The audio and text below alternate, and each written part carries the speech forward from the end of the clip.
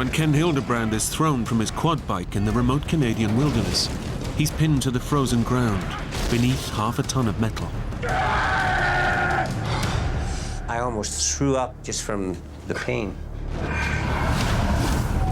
Injured, alone, and exposed to all this savage region can throw at him, Ken must battle to stay alive. All he can do is hope that someone finds him before he either freezes to death or the predators closing in on him move in for the kill. My chances were very slim, very slim.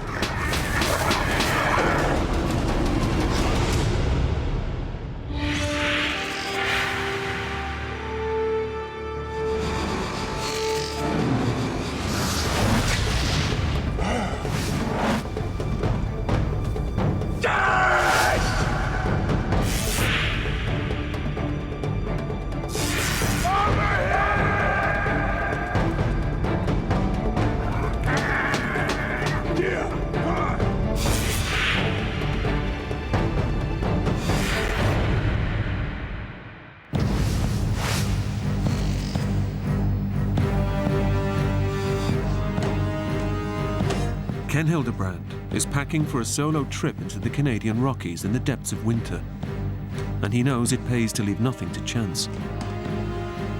Some guys on the rescue squad and that call me Mr. Gadget because they always thought that I carried too much. And they used to always say, well, if we need to go on a rescue, we always want to be paired up with Ken because he never gets lost. He always knows where he's at, and he can survive.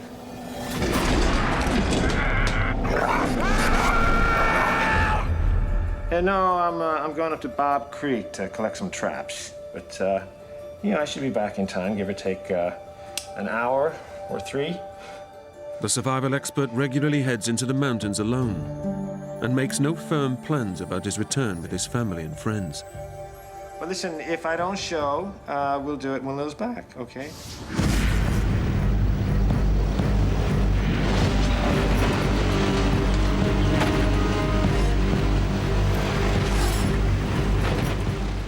Ken is a registered animal trapper, and this trip is to check up on beaver traps that he set the day before.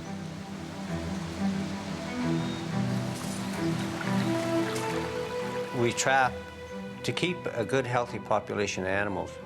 And beavers are a rodent. The goal is to try and keep beavers from overpopulating. Ken loves the great outdoors, and nothing stops him from enjoying this vast wilderness, not even his disabled leg. I had polio. I had over 20 operations when I was a child. I mean, I was never supposed to walk. I threw the braces away and everything else, and I said, I'm going to walk. I'm going to do whatever normal people do.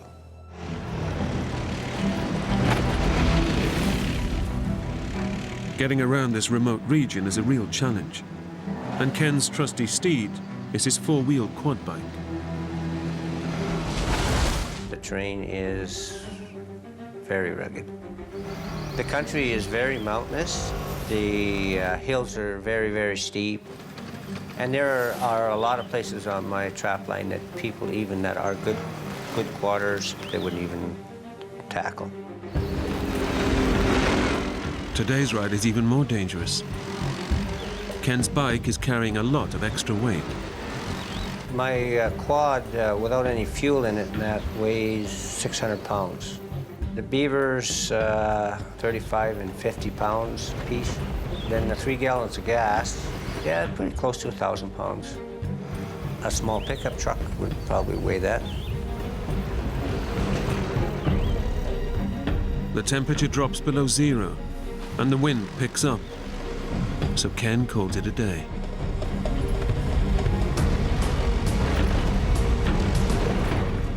The wind was blowing at least 80 kilometers an hour.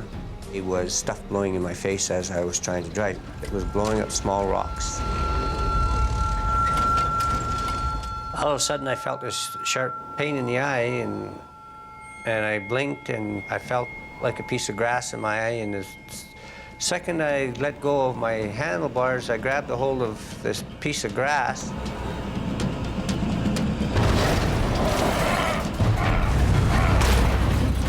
And the bike started going up and over. I was on the way down and I could feel the bike was following me over. It's just that there was nothing I could do.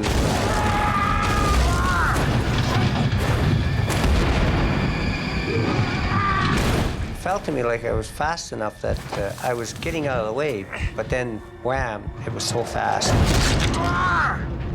It just knocked me right face first into the dirt.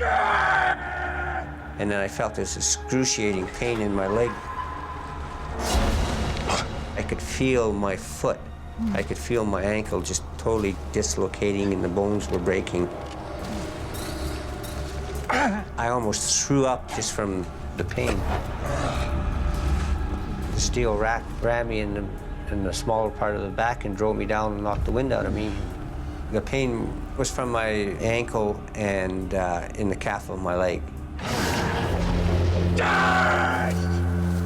I couldn't push and lift myself enough to move the bike.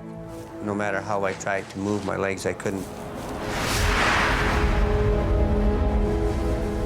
The heavily laden quad has pinned Ken to the ground in the middle of nowhere.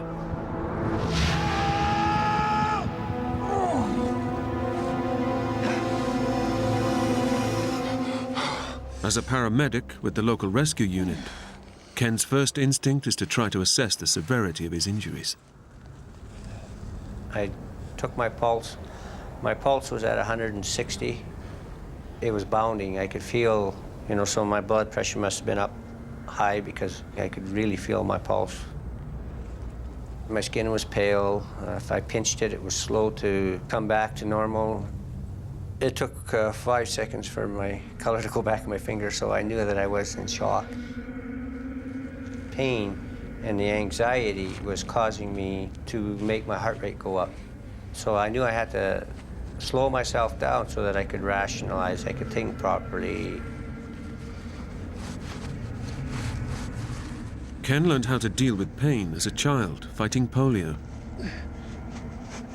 I kind of mentally block it out. It's amazing how much pain I can actually block out. Ken cannot reach his legs, which took the full impact of the crash, and he can only imagine the kind of damage that's been done. My first assumption was that, yes, I dislocated my ankle for sure, possibly crushed it. I thought that maybe I had done a lot of damage to my right knee because it hurt like hell. My polio leg is not very big. I can actually put my hand around it like this. When it smashed down into that ground, I thought for sure that knee was done. The weight of Ken's quad bike and survival gear exerts enormous pressure on his injured legs, causing excruciating pain.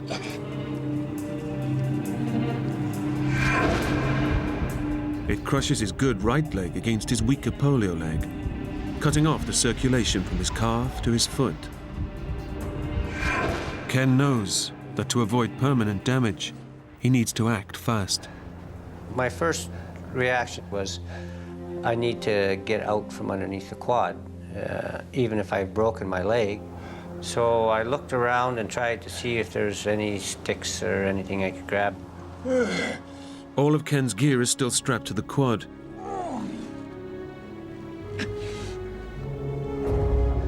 Only his axe has fallen clear during the crash. But it's tantalizingly just out of reach.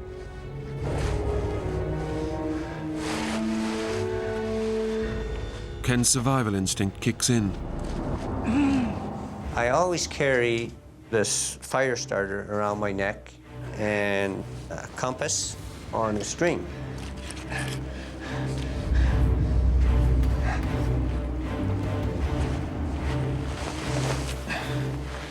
Getting his hands on the axe could mean the difference between life and death.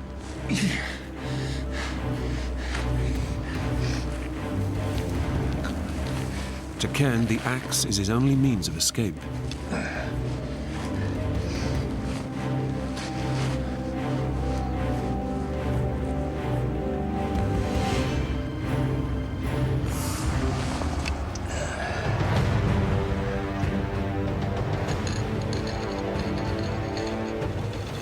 took me several tries or more to finally catch the butt of the axe handle. I thought right away, well, maybe I can use my axe as a leverage to push the quad off of me. But, trapped face down, it's impossible for Ken to get enough leverage on the axe handle to lift the quad. Now I think, okay, I'm stuck here. I'm actually trapped. But when you're in that situation, you got to try something, and if that don't work, you got to try something else. I was thinking, well, if I can reduce the weight on the quad, maybe I'll have a better chance of getting out from underneath it.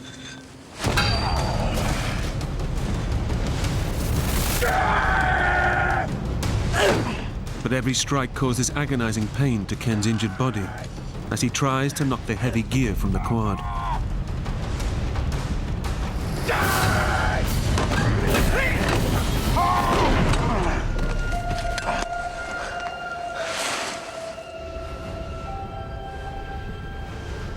And then I thought, if I can perhaps maybe pile the beaver up, stick the axe in there on the corner of the rack.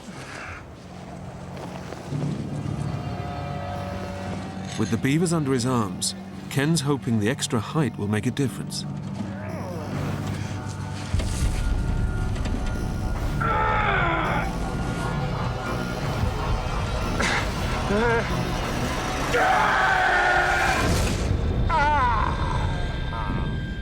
It seems to be working. The quad moves a fraction of an inch. It felt so good. I mean, it still hurt like hell, and it felt like the bones were broken, but at least that steady, constant pressure was relieved. Fueled by adrenaline, Ken decides it's time for a make or break effort to free himself.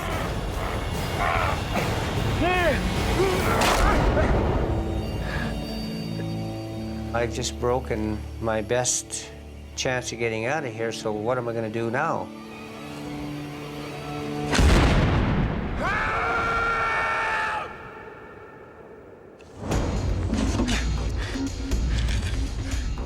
Ken is now completely trapped in this Canadian wilderness. He has to come up with another escape plan if he's going to survive. Now I thought, okay, the axe is broke, the handle's not as long. Perhaps now I can get underneath there and chop and hack away some of the ground. If Ken can loosen the soil beneath him, he might be able to work himself free. But weighed down by his quad and the equipment, it's a near impossible task. You try chopping like this here in a little space. It's a challenge. Because I couldn't get underneath my leg. I kept trying to get underneath, but every time I tried to chop to get underneath it, I'd either hit the ground and the axe would ricochet into my leg, or I would just hit my leg.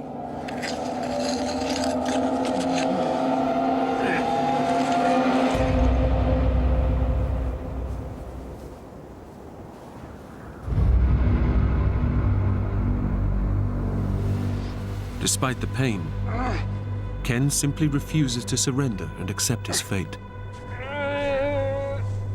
When you're caught in a survival situation like that, your attitude has so much to do with it. It's very easy to give up, to think that, oh, it's all despair, there's no hope. As long as you don't let those things get in your way and you stop and rationalize, it's surprising how many little things that you can do.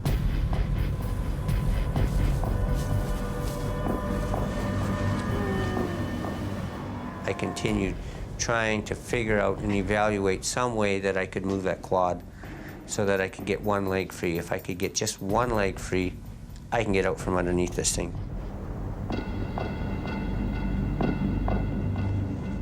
Despite his ingenuity and effort, Ken begins to realize he may have to spend the night alone in the freezing Alberta mountains.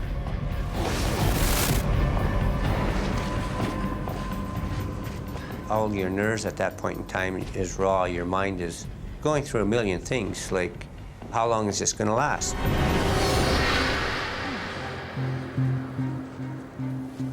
I tried every which way possible and thought of what if I could do this, or if I could get that, or... After 5 hours, I had exhausted all my options.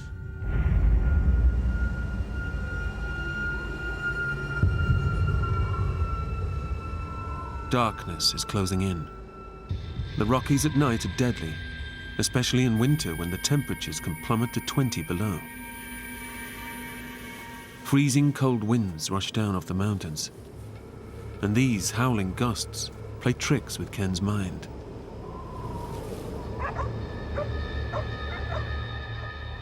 I'd hear something and I'd stop. Now, am I really hearing that, or am I not hearing that?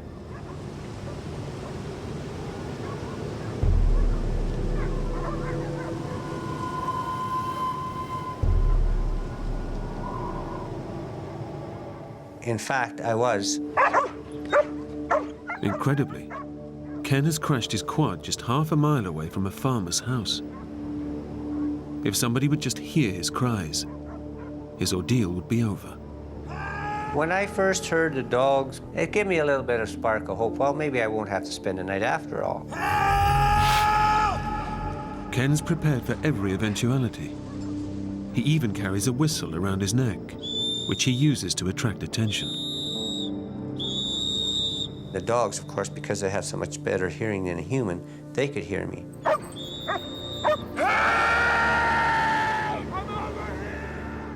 But his distress calls are drowned out by the high winds and go unheard by human ear.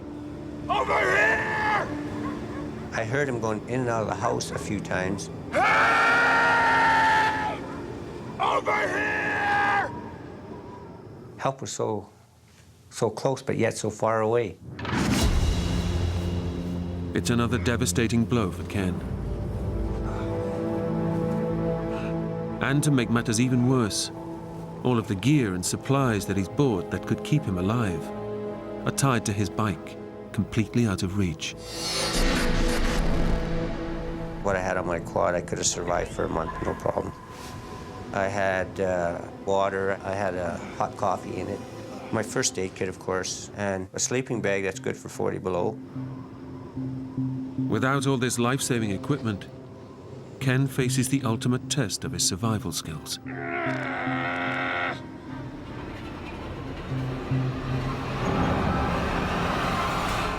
The temperature is already 11 below, and with the wind chill, it feels even colder.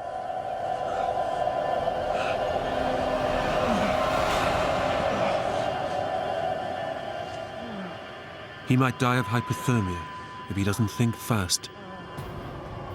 I knew that the wind, the cold could kill me easily in a matter of probably half an hour or less if I went to sleep.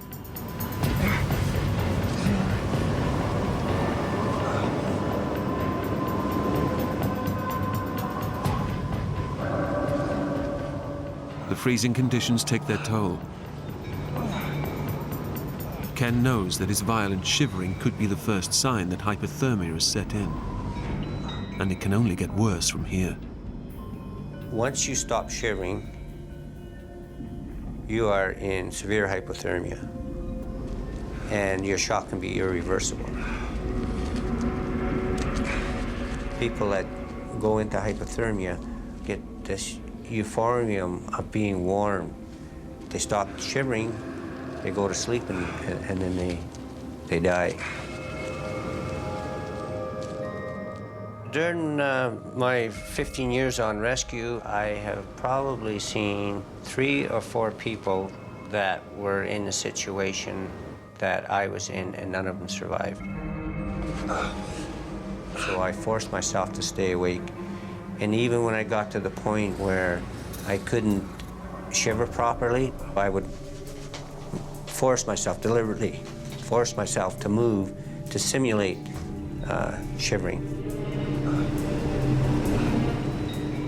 I knew I needed to keep my body heat from going into the ground. If Ken skins one of the dead beavers, he might be able to slide its fur underneath his body for insulation. But there's a danger the smell might also attract predators. And with his axe broken, he's powerless to fight them off.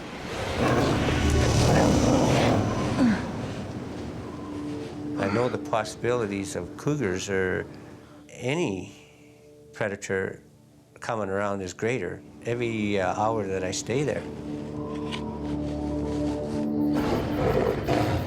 Had I been attacked by a cougar, my chances would have been 0.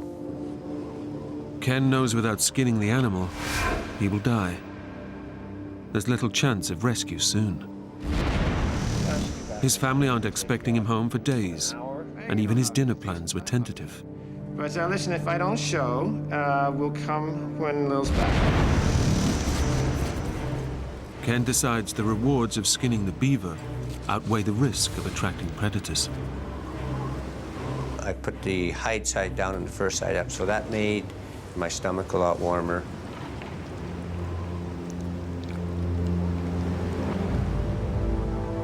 The temperatures continue to drop, and it's another 8 hours until sunrise. The beaver's pelt gives him some temporary relief, but at a cost.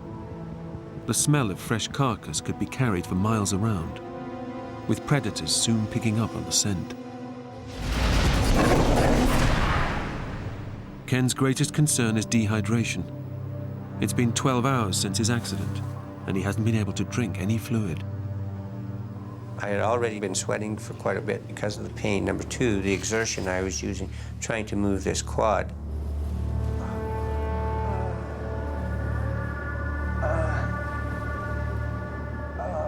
His body is losing water rapidly, and if he's unable to replace it, he will die.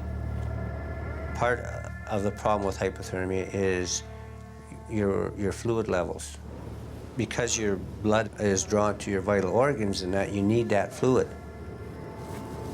I had the stuff on my quad, but I couldn't reach it.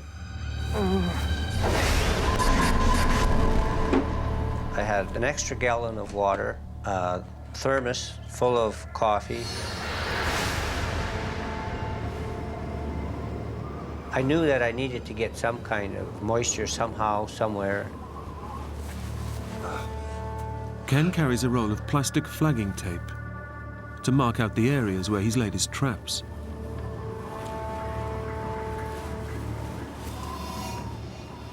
Now he has an idea that he can use it to save his life.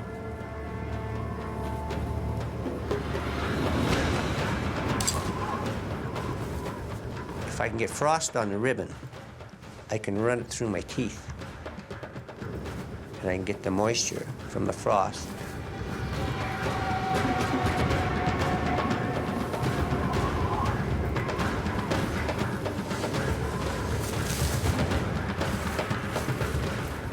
I don't know how much moisture I got from it, but it was enough to keep the inside of my mouth a little bit moist at times.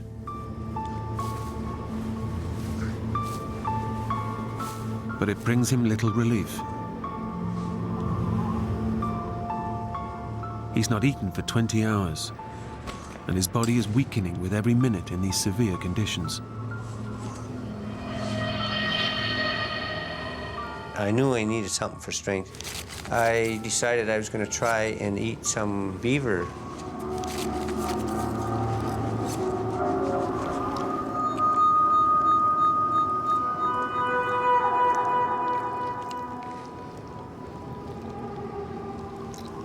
It was like meat that's crystallized, partly frozen. So that probably in itself probably helped me to kind of gnaw it and get it down. But it wasn't the pleasantest thing that I've eaten.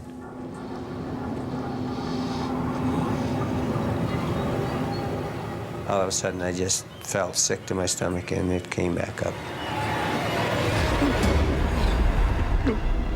So I thought, well, this isn't good. I'm losing more bodily fluids. Every decision Ken makes now could mean the difference between life and death.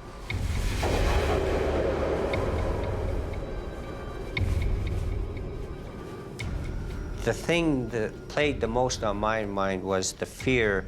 I didn't want somebody in my family to have the anguish of finding me and, you know, partially ate by an animal or something. You know, who knows what can happen once you pass away.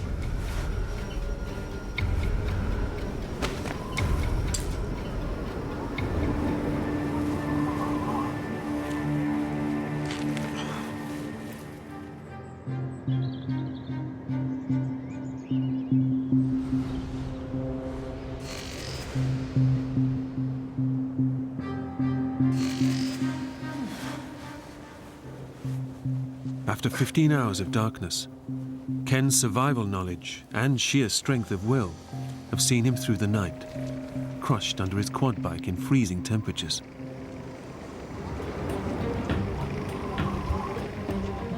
Suddenly, the early morning silence is broken by a welcome sound.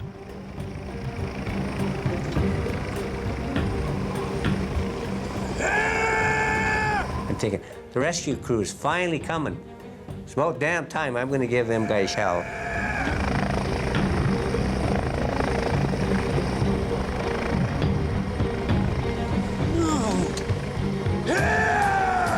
And it flew off in the distance.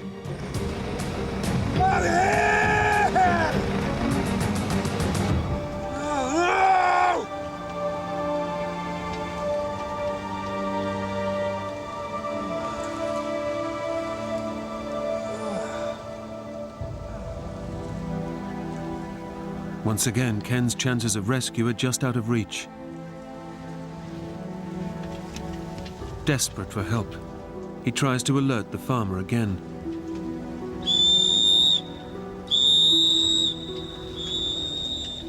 The farmhouse is only half a mile away, but Ken's desperate cries go unheard. I was just exhausting every possibility that I could try and use. One defeat after another.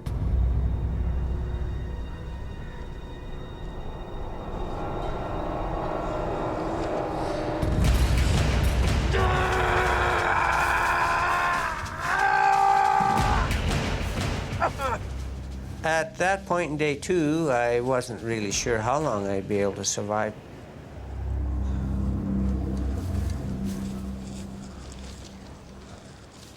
Ken's second day passes slowly, with his survival kit just out of reach, and the chance of rescue so frustratingly close. All he can do is lie and wait, and get what moisture he can. He's still covered in the scent of fresh meat, and the dangers of night threaten again.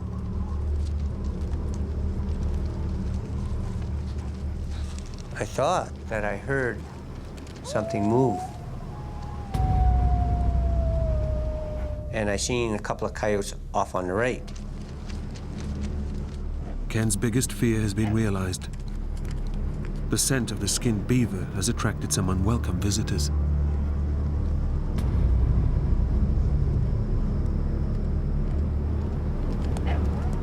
Even from a distance, the coyotes can see that Ken is trapped and can't move.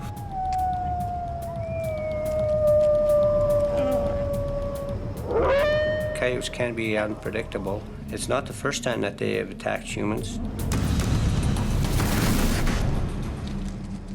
When I heard coyotes messing around, I thought there was a possibility that they might get more aggressive. My soul, my Savior, God to thee, how great thou art.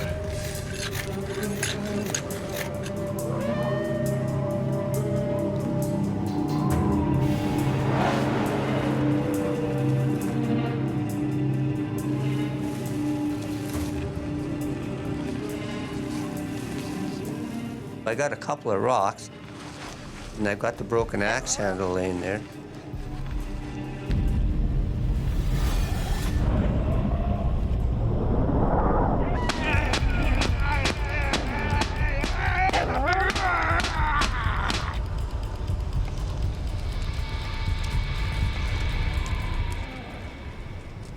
I thought, how long that would last, who knows?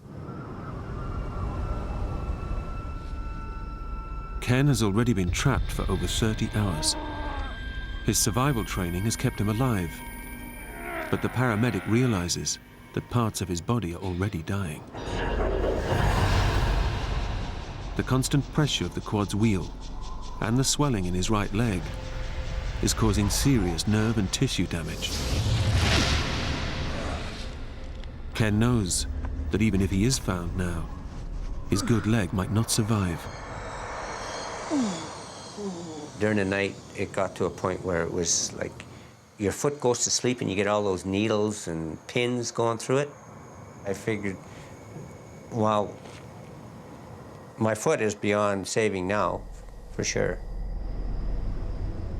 The hopelessness of his situation starts to take its toll. We just finished celebrating my granddaughter's birthday. I was thinking about that quite a bit because my daughter had videoed me dancing with my grandkids.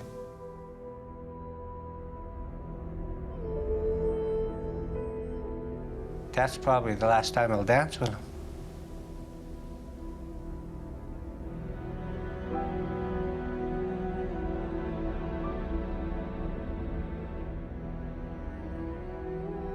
I'll be missing out.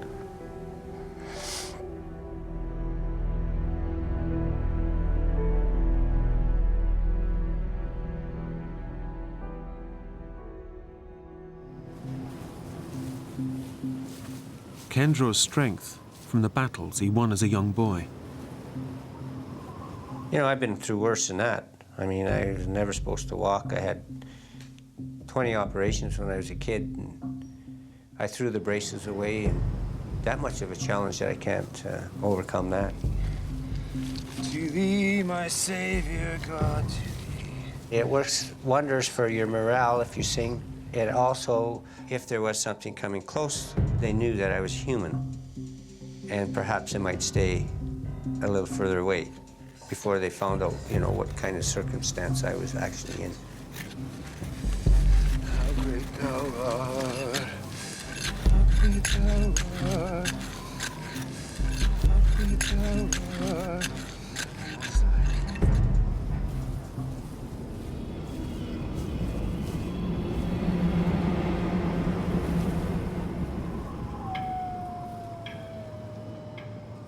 Just before daylight, they came back.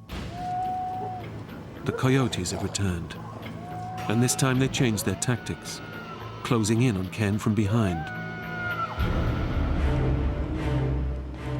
Unable to see them, Ken can only imagine their next attack. You can hear them scratching, and you can, quick pitter-patters of feet. And then you hear a little yap. And then you can hear some more feet, so you don't know whether they're 200 yards away or whether they're right behind you.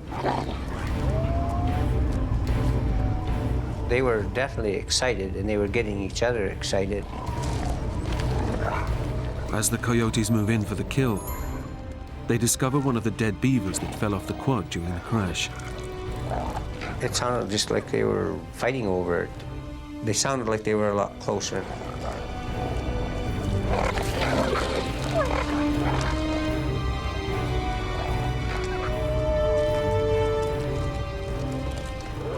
Now the coyotes have a taste for blood, and Ken fears he is next on the menu. What's next? Are they going to get more aggressive?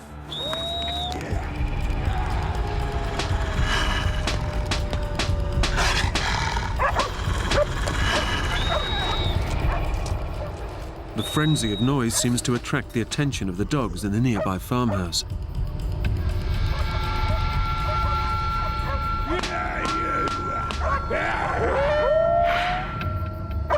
But once again, high winds muffle the noise from human ears.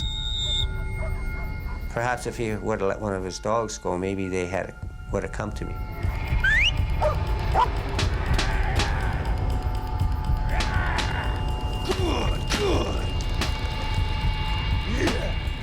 The noise seems to scare off the coyotes for now.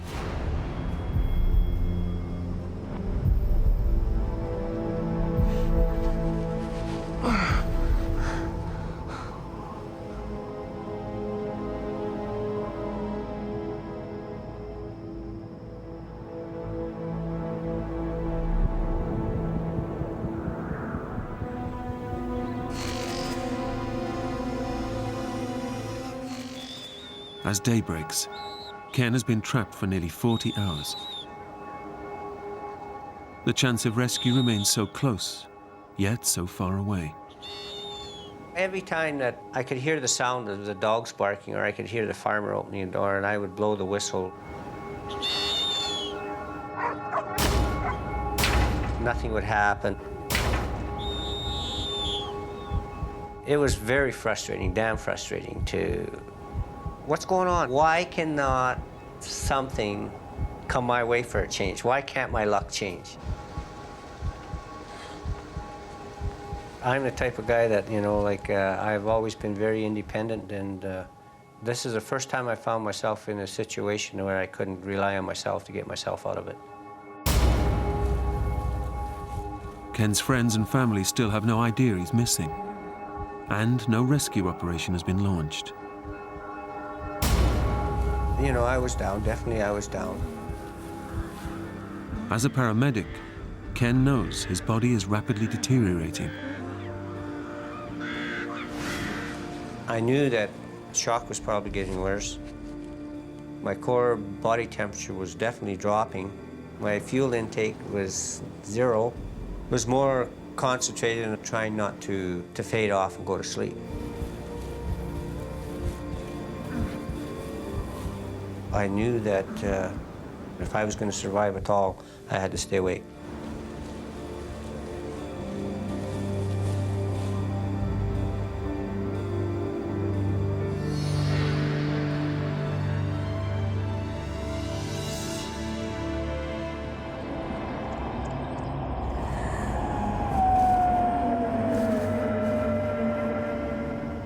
Just before dark again, the coyotes came back and there was a few more.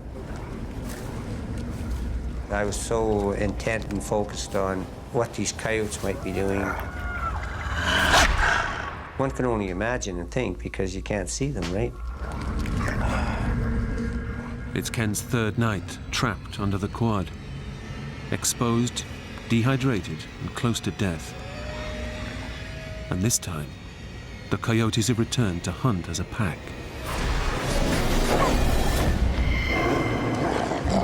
They're well versed at their attack tactics. They would have tried definitely for my face or my throat because that was the most exposed. If you're swinging one way, they would try to grab you from the back. This pack have already tasted fresh meat, and they're craving for more. If I couldn't scare them off with the whistle and hollering, my chances were very slim. Very slim.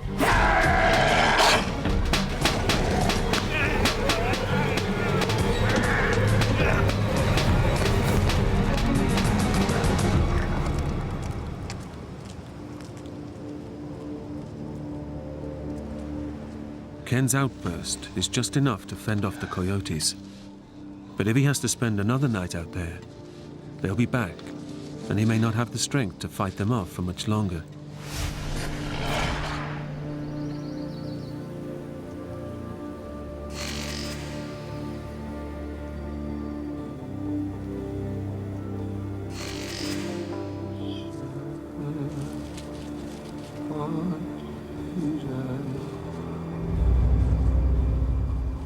For the full 4 days, I never slept. I consciously made sure that I kept myself awake because I know from experience the wind, the cold could kill me easily.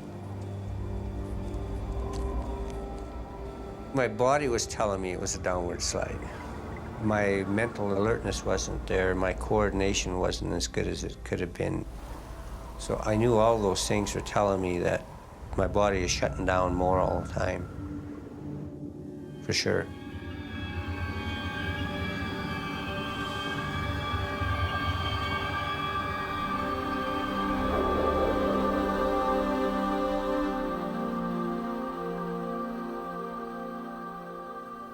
My family was my primary focus.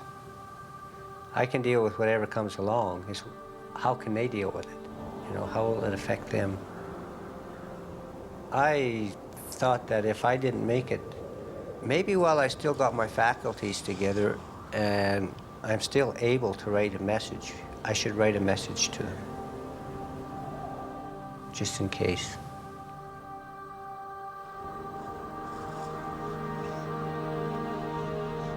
Well, I told him I was sorry.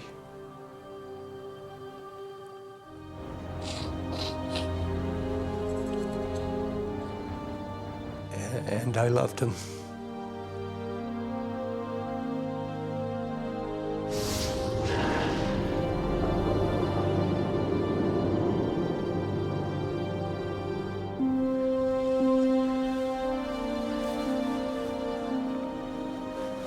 I took my glasses off and I laid them in front of me, and I thought that, well, maybe, you know, just maybe I could get a little bit of rest. Finally, I actually closed my eyes. On the fourth day of battling pain and fear, of forcing himself to stay awake, to fend off dangerous coyotes and hypothermia, Ken finally lets go.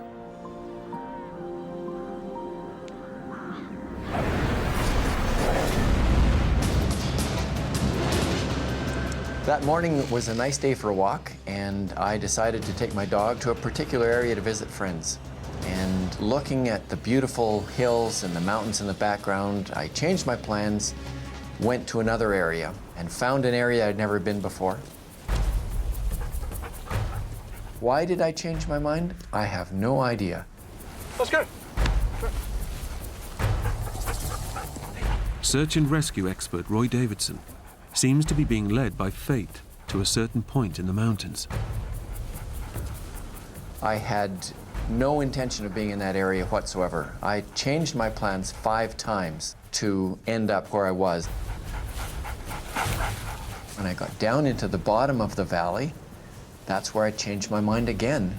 Let's go. Come on. Come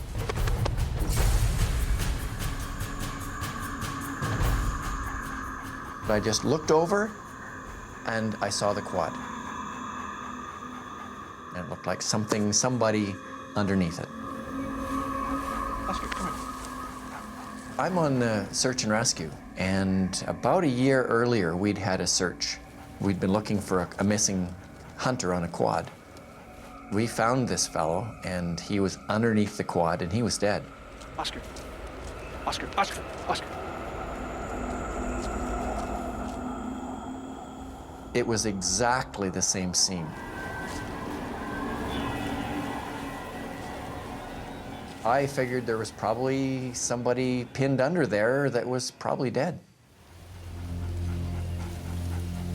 I'd heard something, and is my mind playing tricks on me, or is this real? Are you all right? Did I go to sleep? Am I dreaming, or?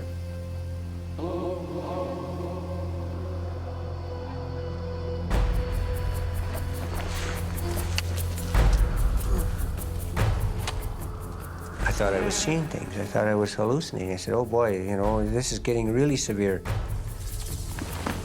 Is it real? What's your name? Ken Hilderbrand. I felt blessed. I felt lucky to be alive. I don't have to say goodbye to my family. The relief of like when they lifted the quad off of me, it was fantastic. You know, I just can't describe how great it felt, but it was short-lived. Come on. I tried to move my legs, and then I realized that I couldn't move my legs.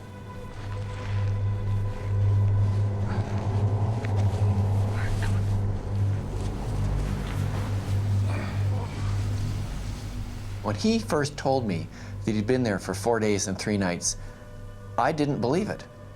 He was very calm. He was very businesslike. He knew what he had to do. He thought his legs, or at least one leg, was broken. What were you doing out here? That was probably a place where the quad wheel was sitting on his leg and the flesh was frozen. I'm just gonna put this on. You've done that before. I knew that for 2 days I didn't go to the bathroom anymore. I knew that, you know, I could have liver damage, I could have kidney damage. I think the reason that Ken survived is he's tough. He's one tough dude.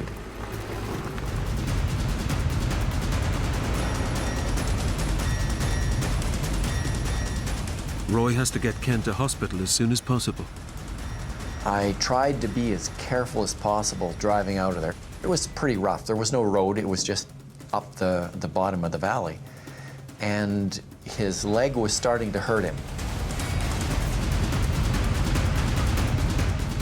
It was probably hitting the bumps and stuff where I felt circulation going into parts of my legs and that I could actually feel. And it's ironically that the pain actually felt good. I don't know how to explain it. It just, I wasn't down, but I wasn't, you know, jumping for joy like you think a person might. Because I knew I was still alive, but I knew I had a ways to go yet before I was out of the woods. How far, I wasn't sure. And I knew I wouldn't know until I was in the hospital.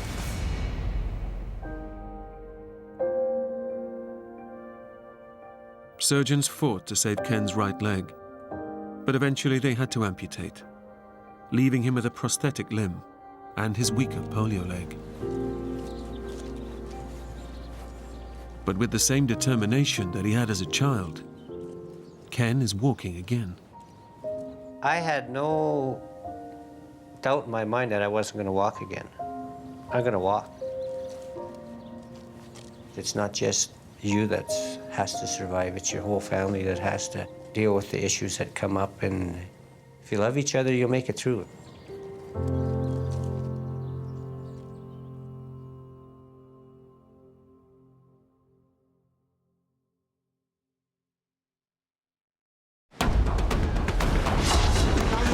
Best friends Troy Driscoll and Josh Long are only minutes into a fishing trip when a violent riptide drags them out to sea. It has no mercy. I mean, it's gonna kill you regardless if you like it or not. The boys spend 6 days battling for their lives. And without food or water, they're pushed to the limits of survival. I just simply asked Josh to kill me. I didn't want to be there no more. We don't want to die yet. We're too young to die.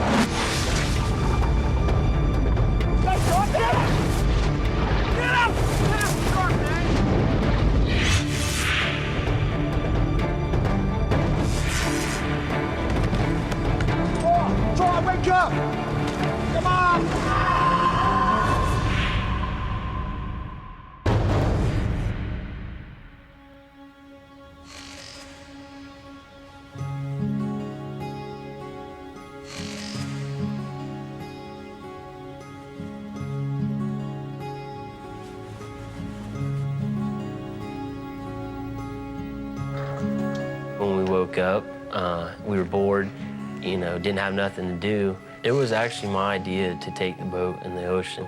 We can paddle it, I'm sure. You know, what can go wrong? Josh, What? let's take the boat out today. In the river? Screw the river, man. Let's do the ocean. Shark fishing. Troy, shark fishing? Troy was just, you know, like a younger brother to me. You know, he stayed probably the whole summer at my house. Come on, man, be great. Get a new pole, get in the boat on the sea, catch a shark, you're set. The best thing about Josh is he'll always be your friend. Once he commits as your friend, you know, he's gonna have your back. He'll never leave you. Let's go fishing. What's the matter with you? Well, here she is. My baby. First time I saw the boat, I laughed because I was expecting, you know, something a lot nicer. It's a project, you know, it floats. She's looking good. Troy, do you want to go fishing or what? Yes, I do.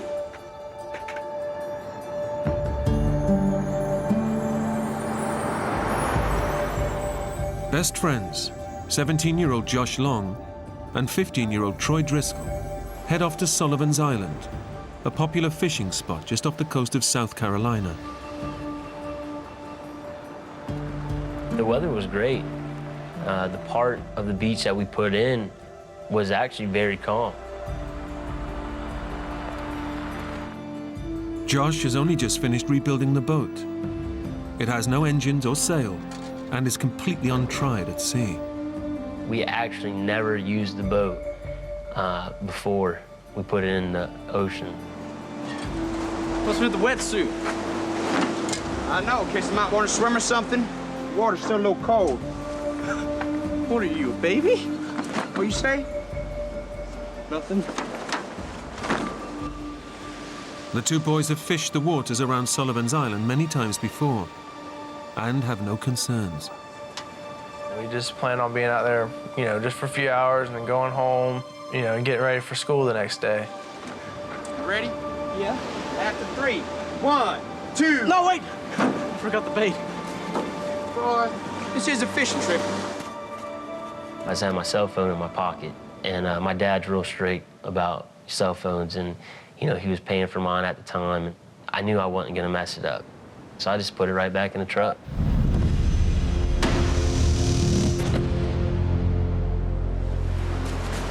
You ready? Yeah. 1, 2, 3, pull!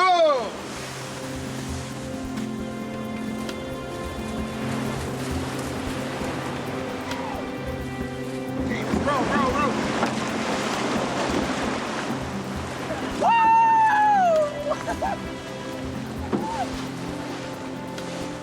We kind of got an idea of, hey, let's go paddle between those sandbars over there.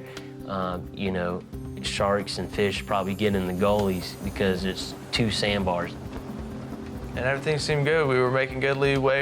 You know, he was paddling on the front and I was paddling on the back. I was having fun. I was bouncing up and down. Wow, man! Whitewater style. But in their excitement to go fishing, the boys don't check the Coast Guard warnings.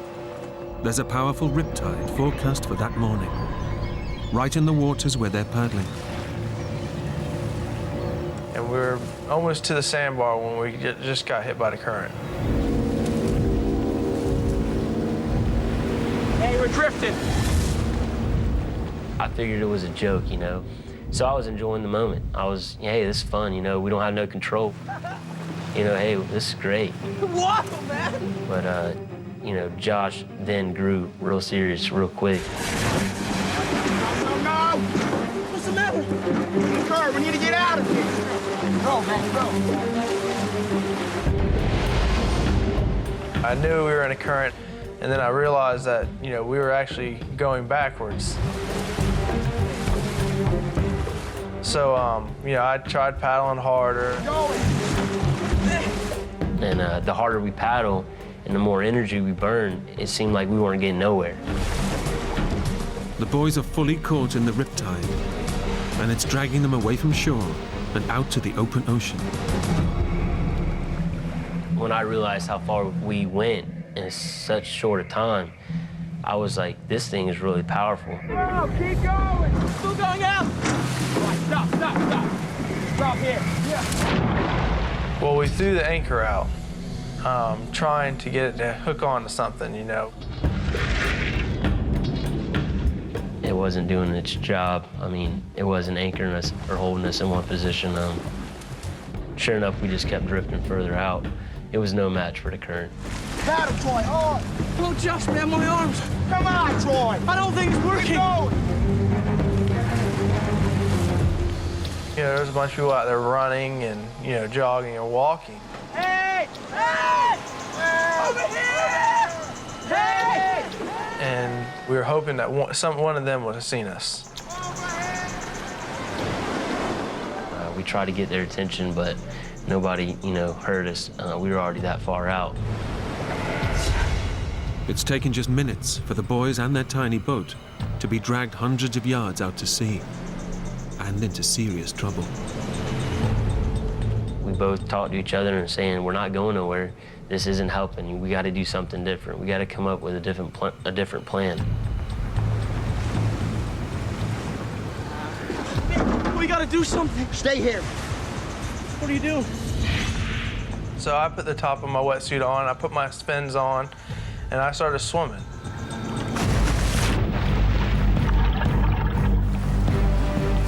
Josh's plan is to swim to the sandbar with the anchor rope and then pull the boat to safety. In a panic, Troy also tries to swim for the sandbar, but straight away feels the force of the current. John! John! I was almost there, and then I look back and see Troy struggling.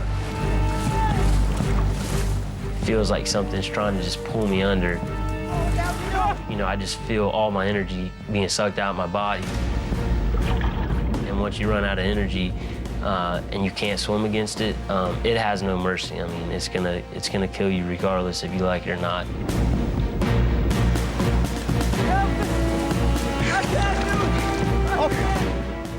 I just told Josh I can't do it. I went under again!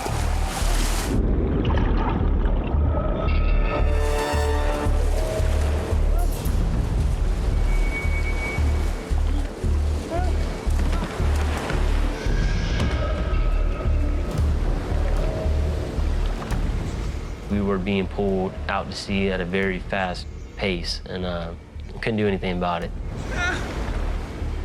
Just 20 minutes after setting off on an innocent fishing trip, the two schoolboys' day out is going badly wrong as they're dragged out into the Atlantic Ocean. Alone in a tiny boat, they have no water, food, or mobile phones. And their ordeal has only just begun. John, get him! Just kill him.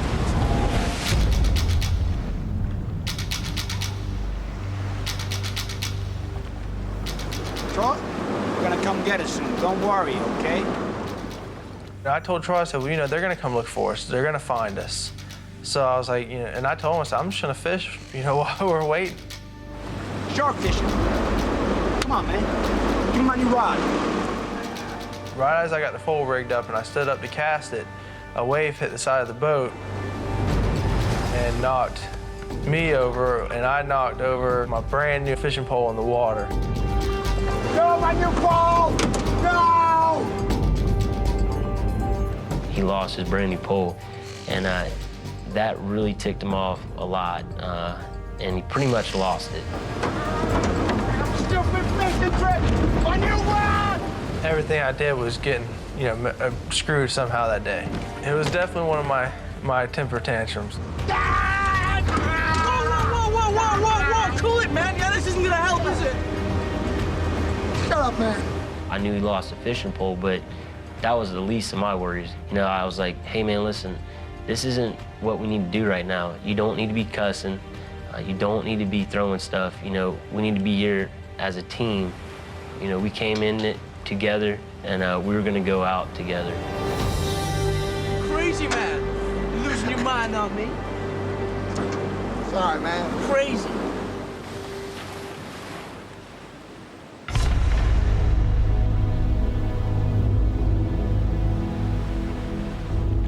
As dusk falls, and with no sign of rescue, the boys begin to take stock of their situation.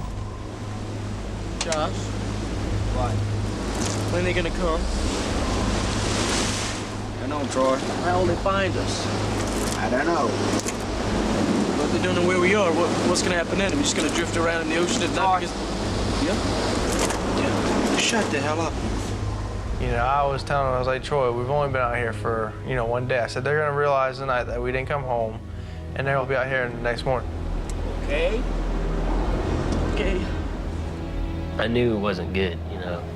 We don't see land, we don't have a cell phone, and we don't have food or water, but it's the first, you know, couple hours into the trip, so somebody's gonna realize, okay, the boys are not home, something's not right, and we need to go look for them.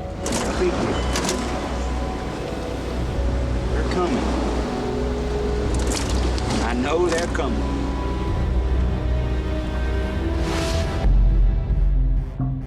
boys haven't been seen for over 10 hours. And back on shore, Josh's father calls for help. Hello, is that the Coast Guard station? I want to report my son and his best friend missing. They were saying, where did the boys put in at? That was their first question. They want to know where, what the description of the boys and where they would have put the boat in. I mean, we have no idea where they went. No, they didn't say a thing. Yeah. The Coast Guard can't mount a search until they know exactly where the boat was launched from. Okay, thanks. So Josh's father now begins his own search to find where the boys might have entered the water. I had no idea where the boys were at, and very, very concerned that we haven't heard anything, no calls, and we kept searching until past 4 o'clock in the morning. Josh's father first checks the river, where he believes the boys have gone fishing. No, Connie. I checked the river, but nothing.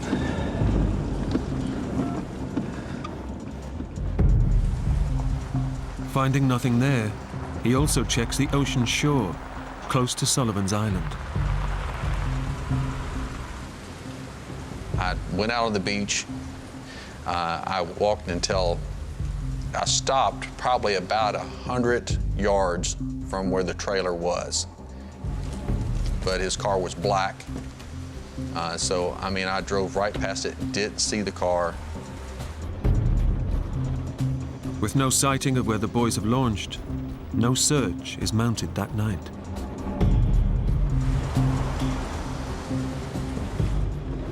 Hi, Debbie. What? What, they're not going to launch anything tonight? Or anything at all? Really? All right.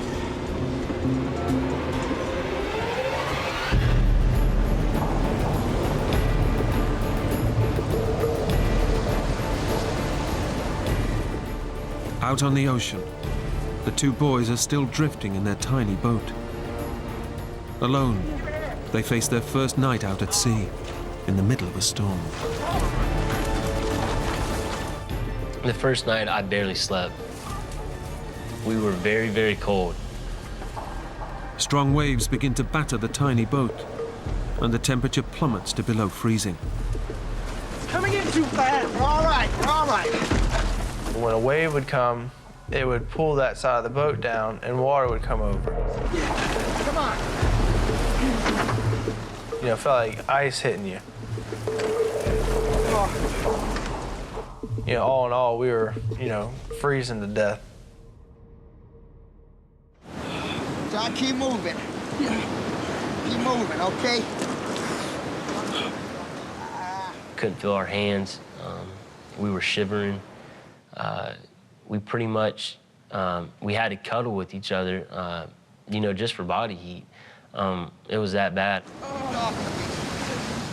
Suffering the extreme nighttime cold makes the boys realize just how much peril they're in. Panic turns to terror as they face up to the reality that their lives are in real danger. The first night was filled with a lot of emotion. Our mood, you know, went from being, okay, we're gonna get rescued to, okay, you know, why are we still here? There should have been a boat, there should have been a helicopter, you know, what's going on?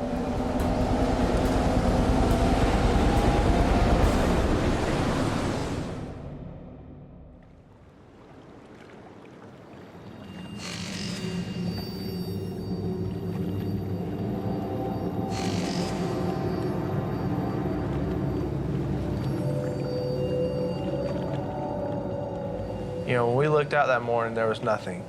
We realized that we were, you know, so far off that we were gonna, you know, the land was now out of the option. I did a 360 as I twisted around and saw nothing but waves and ocean, and there's nowhere to go.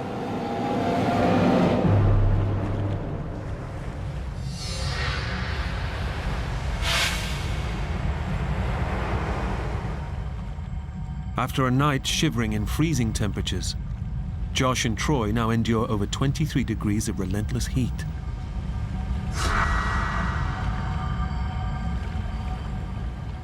We had no shade. Anybody who knows, who's been in salt water and their clothes dry after being wet, it's really crusty, salty. It was wear and tear on our skin.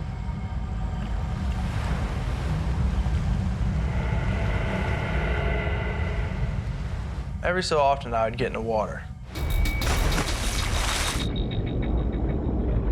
Just basically cool off in the water.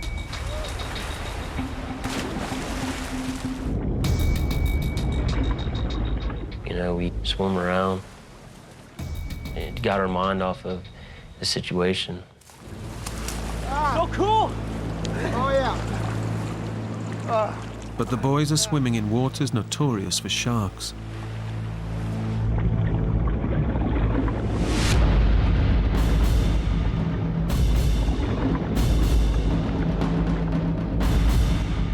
All of a sudden, we look down, and there's a shark that raced up and hit the boat. The boys realize their predicament with seconds to spare.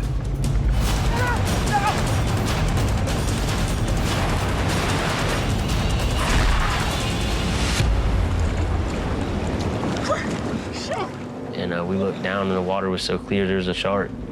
It was a good size. It was about 7, 8 feet. There was a few of them just circling under our boat. So we were like, that's it. We're not jumping in no more.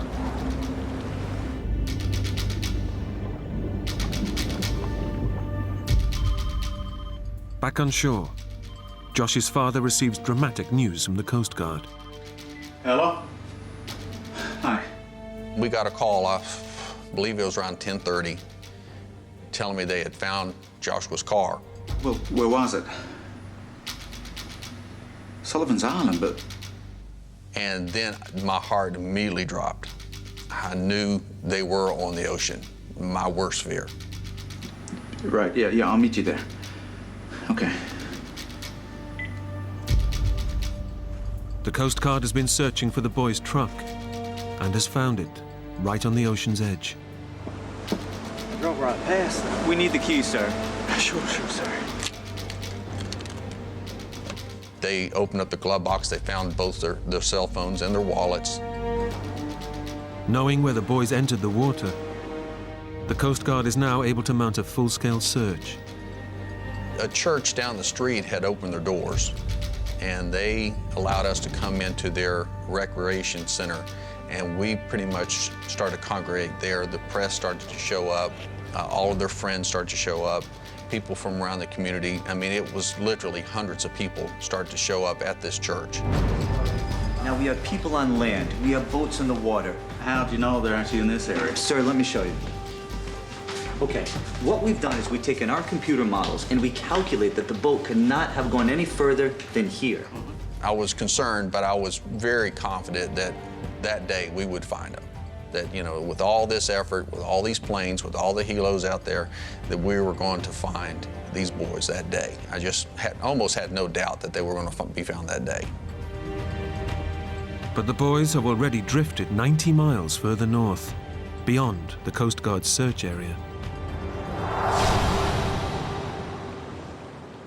Out at sea, Josh and Troy are battling the elements. They've drunk no water for over 24 hours. So thirsty. And are experiencing severe dehydration. Their bodies have lost over 3 pints of fluid, causing muscle cramps, headaches, and extreme disorientation. They're desperate for something to drink. Very hot. I mean, there's pretty much no clouds in the sky. As the day progressed on and it got hotter, the water was very clear.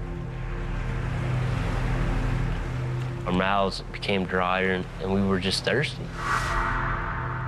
So it was almost tempting to drink.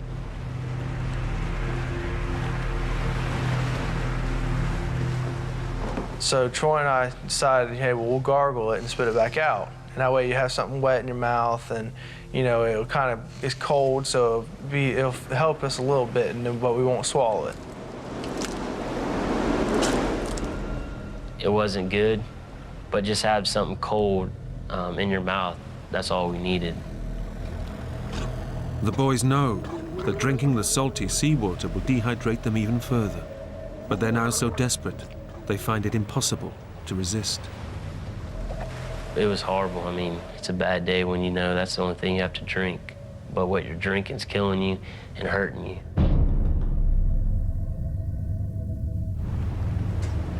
Weakened by dehydration, the boys are also suffering extremes of weather.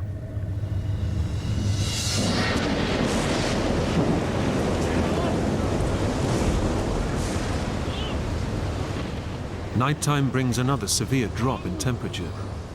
And with no protection against the biting cold, the boys have only each other's body heat to keep themselves warm. We got to stay up. We got to keep ourselves dry. Let's cuddle. Let's talk to each other. Let's communicate. Let's make sure we're okay. Stay with me.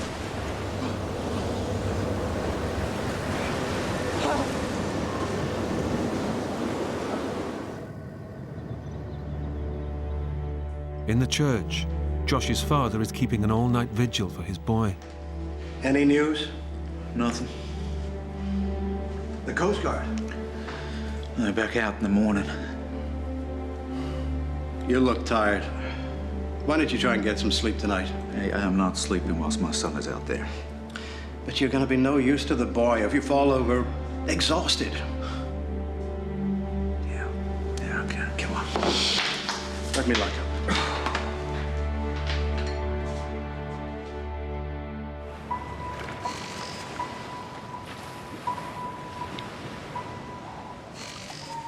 The boys wake on their third morning with a sense of despair. Then, on the horizon, a ray of hope finally appears. Hey! Hey! Help! Help us! Please!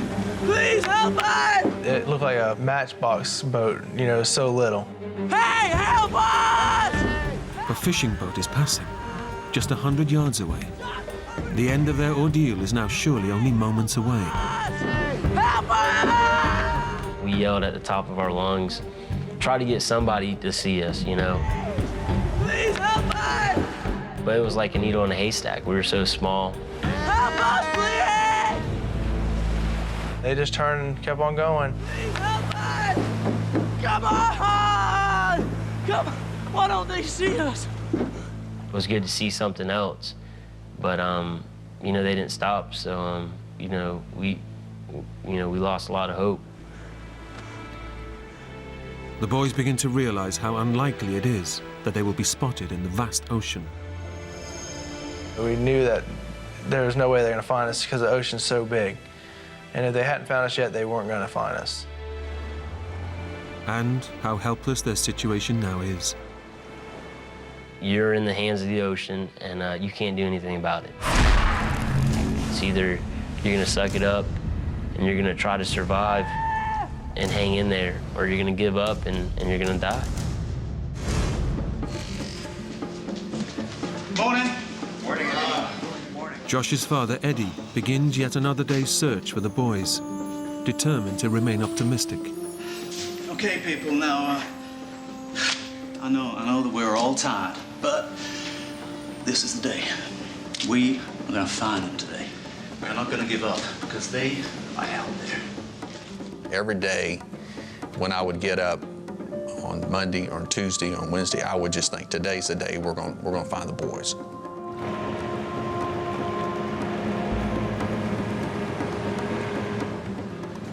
As well as the Coast Guard search, Eddie also keeps up his own lookout on the ocean. Well, the search got bigger every day. I mean, because we knew we had more distance we had to cover. The boat could have traveled more distance every day. Despite a massive Coast Guard and community search, there's still no sign of the two boys.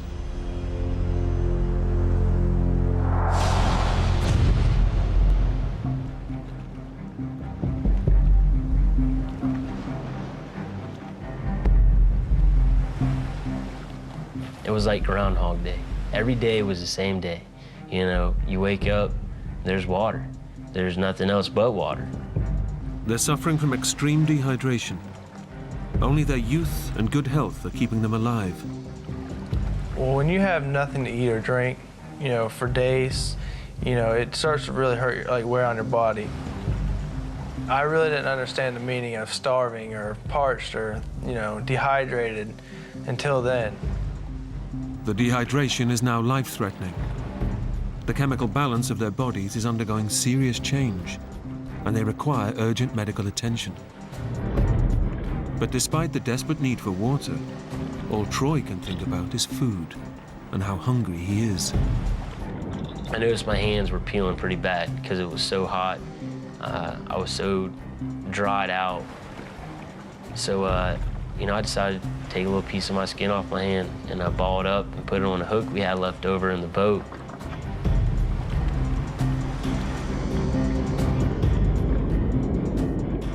And, you know, I kept doing it, and the little fish every time won. It's not working. The boys failed to catch any fish. But Troy is now so desperate, he's prepared to eat almost anything. You know, I had to have something in my mouth, something that had texture, some type of meat. Troy, what are you doing? Nothing. Why you got the knife? I'm gonna do it, Josh. I just need something to eat. What? Don't be sick. Well, I seen him over on the side of the boat with a knife in his hand, and he was kind of just touching it to his skin, but he wasn't like cutting it. He was just touching it, see how sharp, I guess, it was. What the hell are you doing? What's the matter with you? Will you do it? What? Do it, Shut please. up, man. So I asked Josh, you know, can you please cut my finger off, you know? With me looking away, just go down on it as hard as you can. Please, shut up. Please do. You ask me that again, and I will knock you out. Do you understand? You crazy? Cut your own finger off? What's the matter with you, Troy?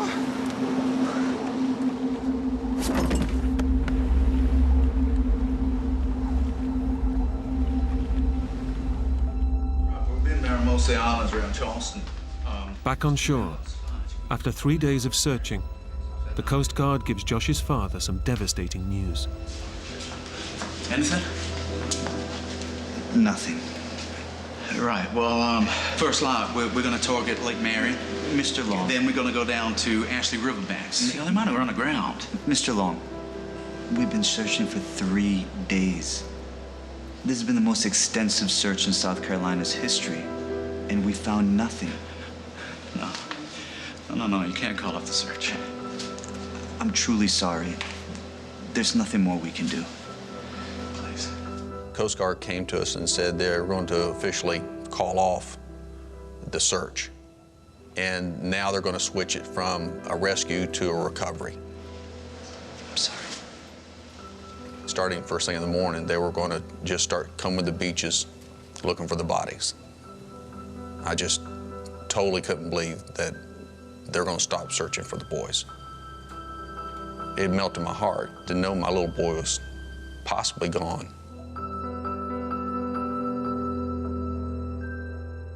Knowing the Coast Guard has now called off the search, Eddie is left with little more than his faith.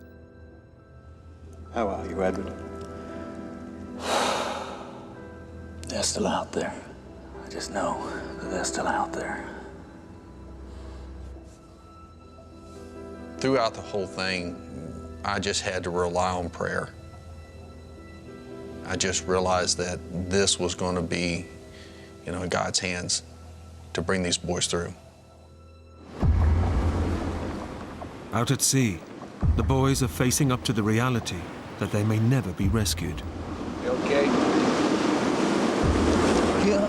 I didn't think I was gonna ever have a future. I thought my 15 years on the earth was it.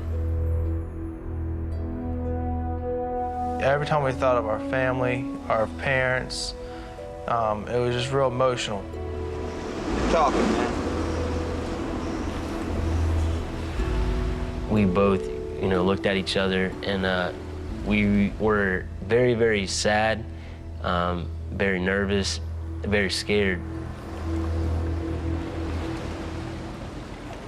We were both trying to doze off, and I fell asleep, and he was already asleep. And next thing I wake up to a sound of an engine.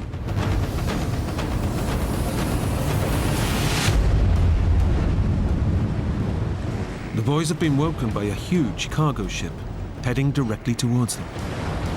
Troy, wake up!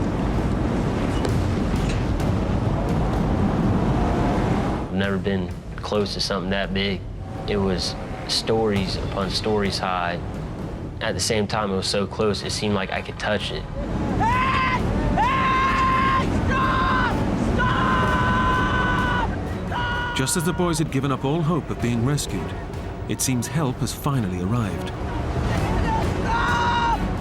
But the enormous ship doesn't stop and is now about to run over them. Come on! Hold on!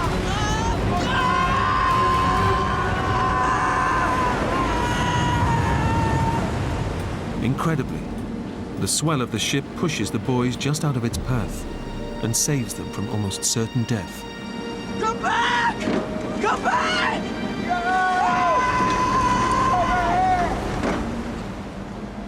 They can only watch as their final hope of being rescued disappears into the night. If they're not going to rescue us, we're only feet away from them. They're definitely not going to rescue us when we're, a couple hundred or 1,000 feet away. It just wasn't going to happen. We were simply a needle in a haystack.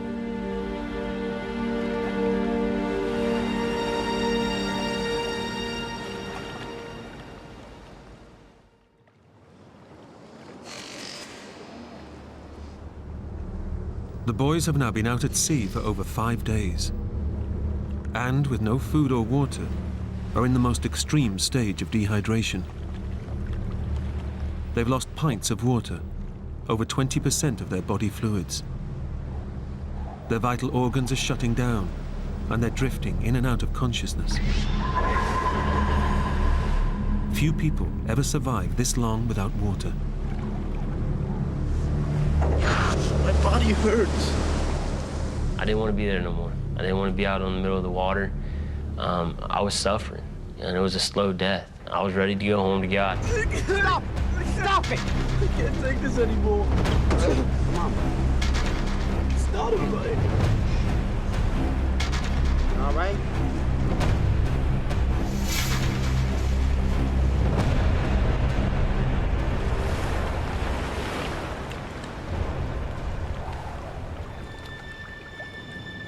Even though Josh tries to stay strong for his younger friend, he's also battling his own demons.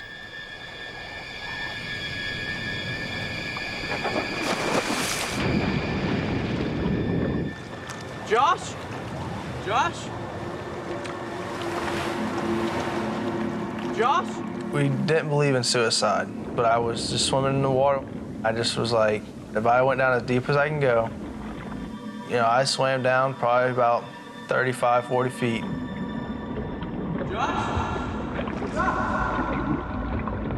Josh! Josh! If a shark grabs me, don't try to save me. I was like, just let him eat me. I'm not gonna put up a fight. And then I thought, what I might lose, what I'm missing out as far as growing up and how my family's gonna move on without me. All those emotions run through your head. Josh! Josh! Josh! What are you doing? I came back to the surface and I was just like, you know what? I'm just gonna let God go when he wants to because I can't do it.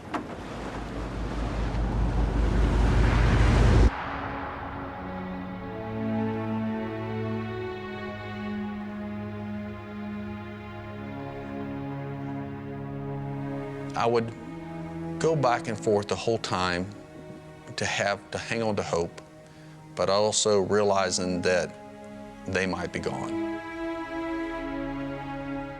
And that was a struggle, and not knowing. And knowing they were out in the water, knowing that if they're out there, what is the condition? If they're not out there, and if they're gone, You know, how long before we can bring a closure to this?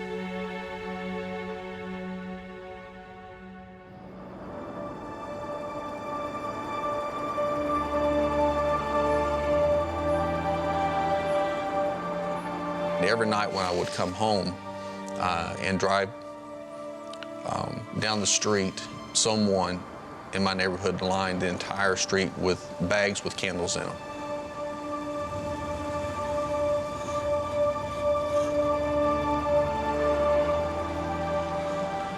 So when I drove home, it took me right up to my house.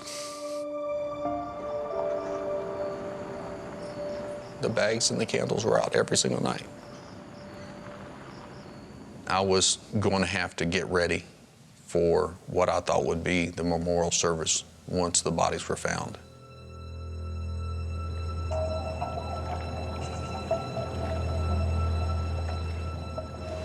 When you get back, forget to work on my truck.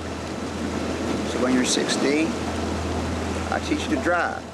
Towards the end of the week, you could tell he was starting to get real weak. He really had nothing left in him. He didn't want to hardly move.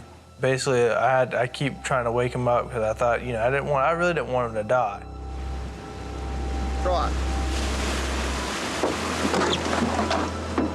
Trot. I didn't want to be in the boat no more. I want to be dead. I just simply asked Josh to kill me. You kill me, will you? Stab me, put an end to this. You're talking crazy talk. I'm done. I can't. Sure. I can't do it, man, never. Troy asked me if I would stab him. And I just told him that there's no way I could do that. Because if Troy had died, I wouldn't be able to come home, even if they did find us.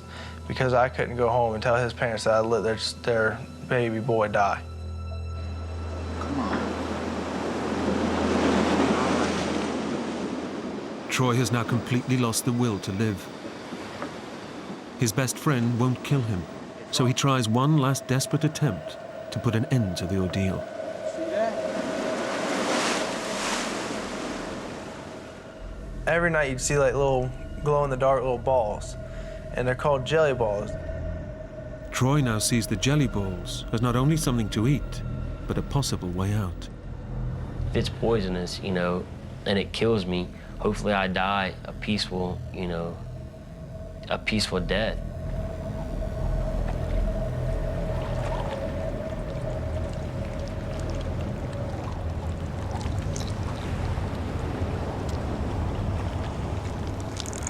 I wasn't just gonna eat a little bit and get real sick and suffer even more. I was gonna eat a lot, and if they were poisonous, you know, I was gonna go out on the first hit.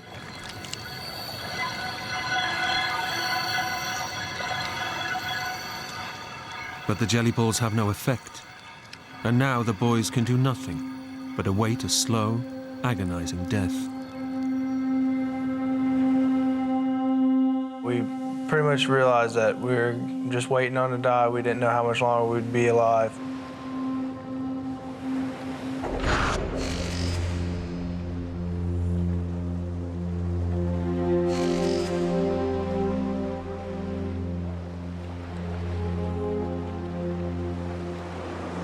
Be over soon. Of course, we both cried, saying, we don't want to die yet. We're too young to die.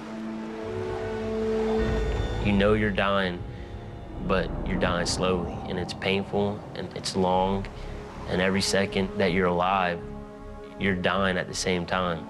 I knew I didn't have much longer.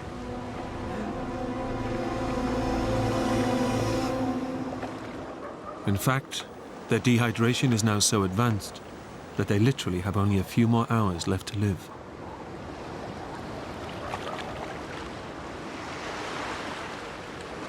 We should write something down.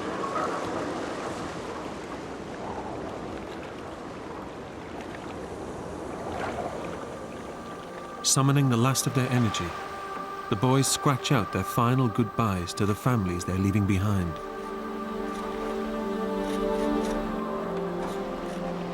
We loved them, and we're sorry, and I thanked everybody for their support. And basically just said that I'm sorry for what happened.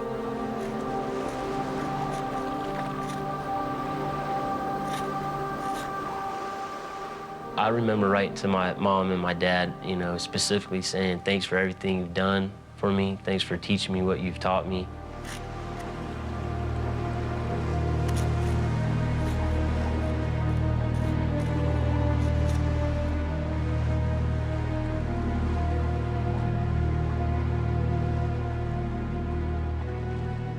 The two schoolboys are staring into the abyss. They've given up on life and can do no more than await death's final call. Josh, I hear something. Well, as me and Josh laid in the boat, I heard the roar of a boat again. It's getting louder. Looks like it is you.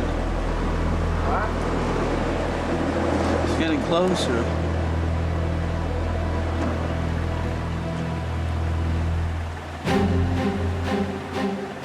I see this huge fishing boat coming straight at us.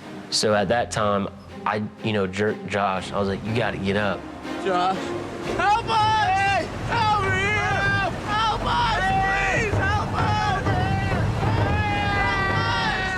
I was crying, but at the same time, it was like I wasn't crying because I had nothing to cry.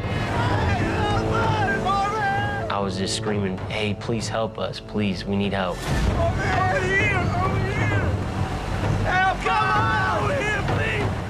The two boys are just a speck in the ocean. But unlike the boats on previous days, this time they've been spotted.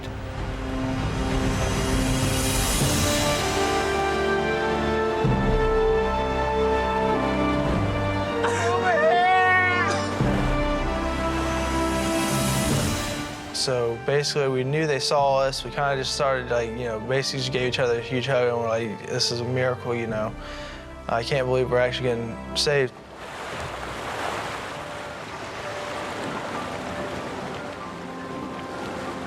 Come on, guys.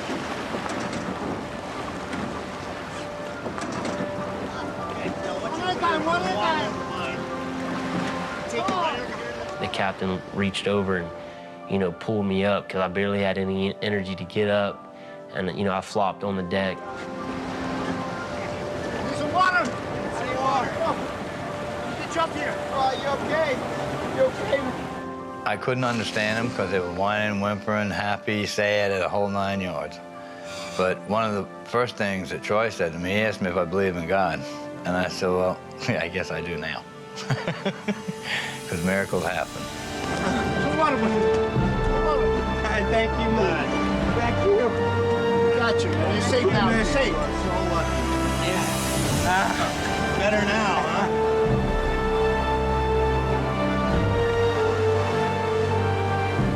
Patch me through to the Coast Guard.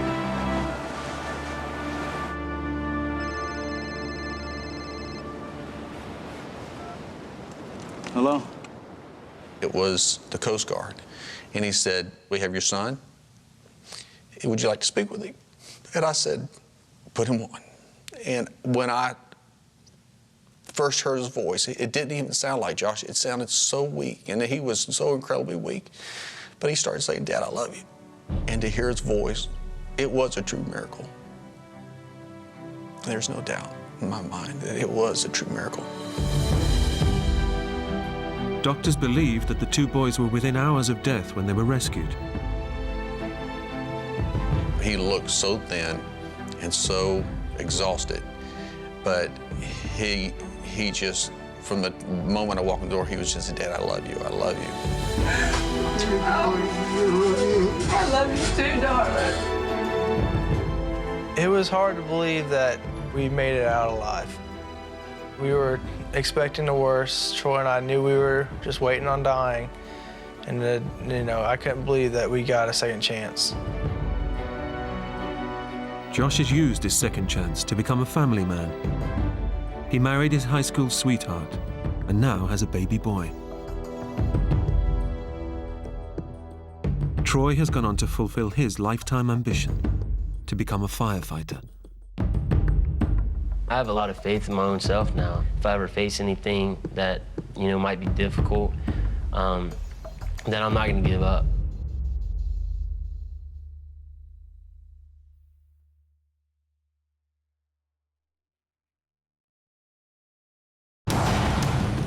Young lovers, Gina Allen and Brandon Day, are on a day trip from hell, lost in a freezing mountain wilderness with no way out. The city dwellers are trapped in a nightmare they cannot escape. We're stuck. We're completely stuck. And just when it seems it can't get any worse, they're plunged into a tale of death and despair, which threatens to engulf them too. If we make a mistake, probably will die. Brandon, hurry!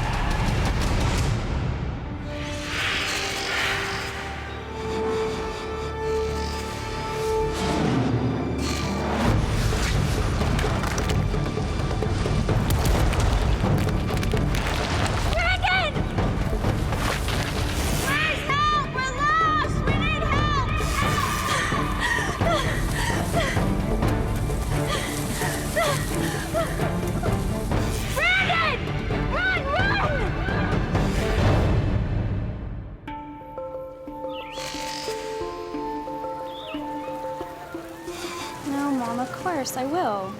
It'll be fine. He's a really nice guy. Jessica knows him too. She says he's very nice.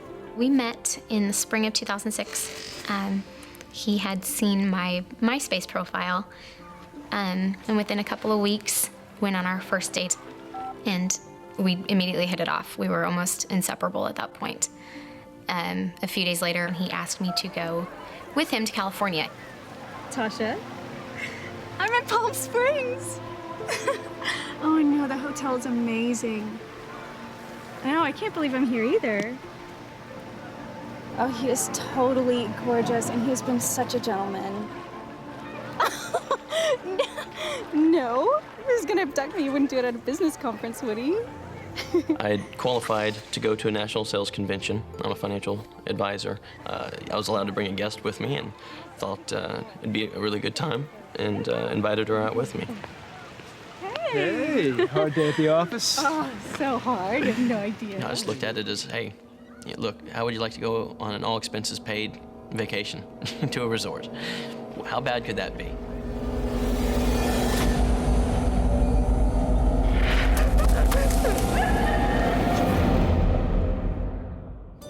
At the end of the convention, Brandon and Gina head out on a day trip to a nearby beauty spot. Intending to be back well before nightfall, the couple dress light. I'm gonna leave my purse here so maybe you could take these for me. His pockets full, Brandon leaves his mobile behind. We didn't think anything of it. We were only going to be gone a couple hours, or I guess so we thought. At 10,834 feet above sea level, Mount San Jacinto is the second highest mountain in Southern California.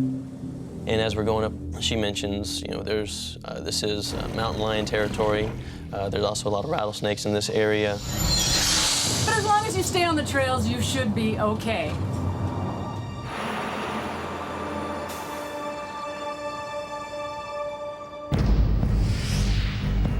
Among the most rugged wilderness regions in the US, Mount San Jacinto is the second highest peak in Southern California.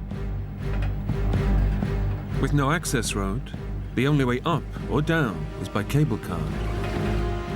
And while temperatures can hit the 80s and 90s on the desert floor during May, the summit is still dusted with snow.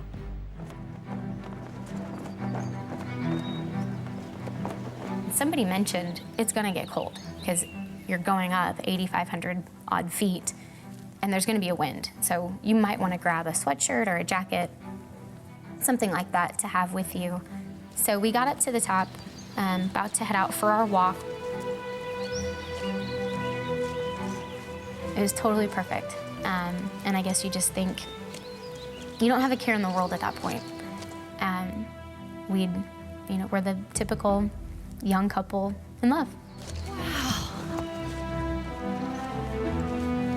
Seeing the snow, I decided, sneaking behind him, that I would mess with him.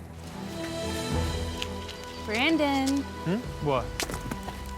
I just kind of turned to him and just nailed him right in the head with the snowball, and that point, it was on. It was just so fun, just throwing snowballs at each other in May. Wait, stop. Listen, What? What is it? you hear that? Sounds like a waterfall. Don't get me mad. So we headed off to go find this waterfall.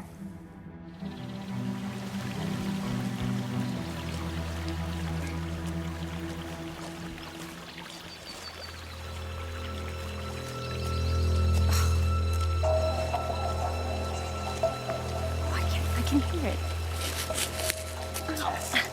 Can you see it yet? Not yet.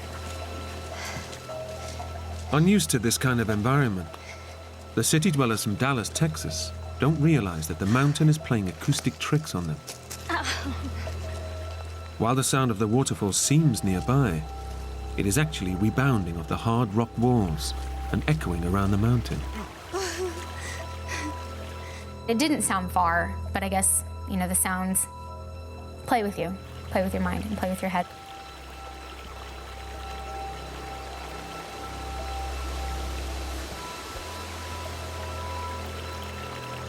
Gotta be here somewhere. Are we there yet? I mean, this is getting to be like a real hike. A little further, Gina. Should be really cool.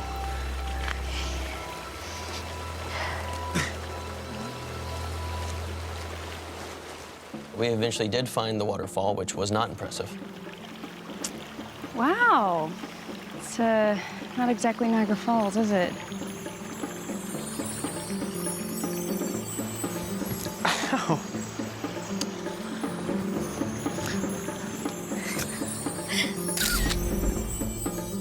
Did you get one? Oh, maybe you don't want to see this one. See? Let me see it. See? We took some pictures, which didn't turn out very well at all, and then decided to turn back. Time should be getting back. Come on. Yeah, we should. Gina and Brandon have 20 minutes to meet their tour party at the cable car station. But going back the way they came is not easy. It seemed so simple when we walked off the path to get to the waterfall. It felt like all we did was around two boulders, behind a tree, and over the top of another boulder, and there it was. So we kind of, you know, retraced our steps, and it was seeming to take much longer. Can you hear that? This way. Can't be far. We could hear voices, but we couldn't really match up with them.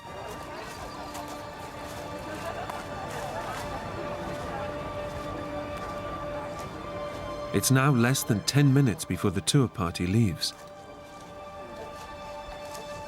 Brandon and Gina can hear the other tourists, but they cannot find them. This way. We couldn't get to them. They seemed to be just right there, and we lost voices. We couldn't hear anyone else talking. And at that point, you kind of, okay, something might not be right here. Meanwhile, the rest of the tour party has descended without Brandon and Gina and will soon return to the hotel. Beautiful, isn't it? Brandon and Gina now realize they've not only missed their rendezvous, they've lost their way back to the station. It's beginning to be a true test of their fledgling relationship. You've got no idea where we are, have you? Not exactly. But at least I'm looking for a way out. He goes, you can sit there if you want to, but I'm gonna keep on moving. I think he wanted to be the big, strong, tough guy that's not scared in front of me. At that point, it was probably important that I sent a little message of, okay, we can't panic. We have to stay focused on the task at hand.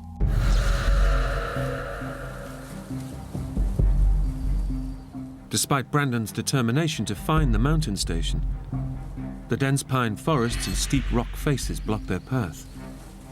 They're tantalizingly close to the station, but they just can't see it. I think we're close. We just need to go a little bit further this direction or this direction. We'll see something we recognize and we'll be fine. That went on for a while, and then I realized that no, I do think we're lost. And so at that point, we decided, okay, we have to start yelling for help. Hey! Is anybody there? Hello?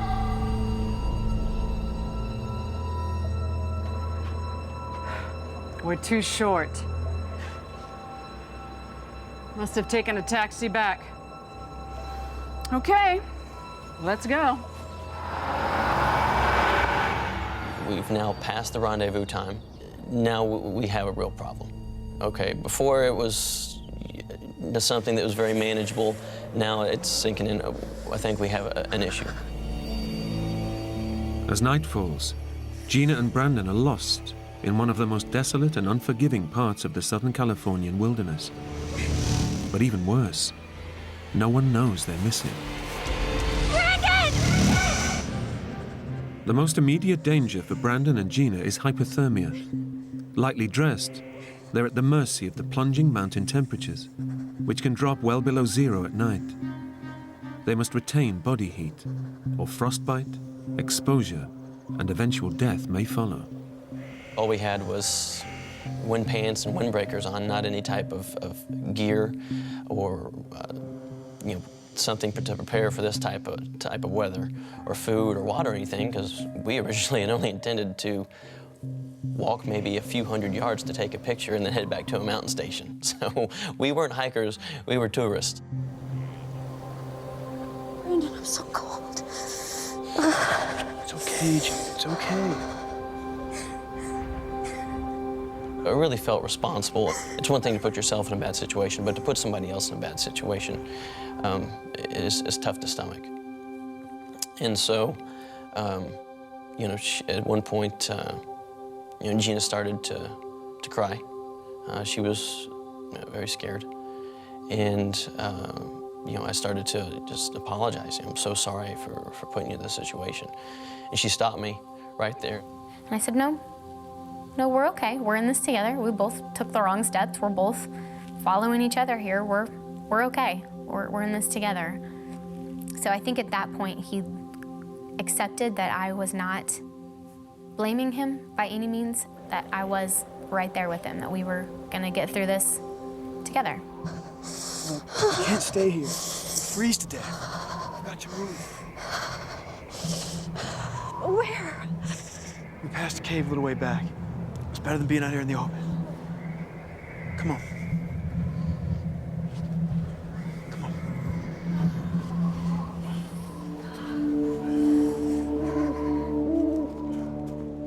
Stumbling their way through the darkness, Gina and Brandon are aware of another very real mountain danger. We had been warned that there's mountain lions and rattlesnakes in these mountains. We weren't really looking to see any wildlife. We were hoping we didn't see any wildlife at that point. There it is. Wait, don't go in there. Why not? I don't know, anything could be in there. I can't see a thing. I don't know if it was just a gut reaction or just instinct or how he knew to do it. He took my camera, which I thought was genius. I don't know how he thought of it. Give me your camera. Camera? It's got a flash, doesn't it? Turn on there.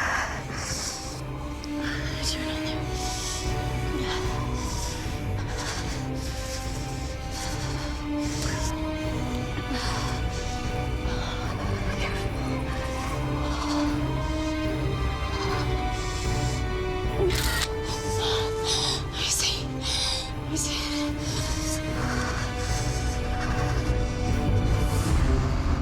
It's clear. There's nothing in there.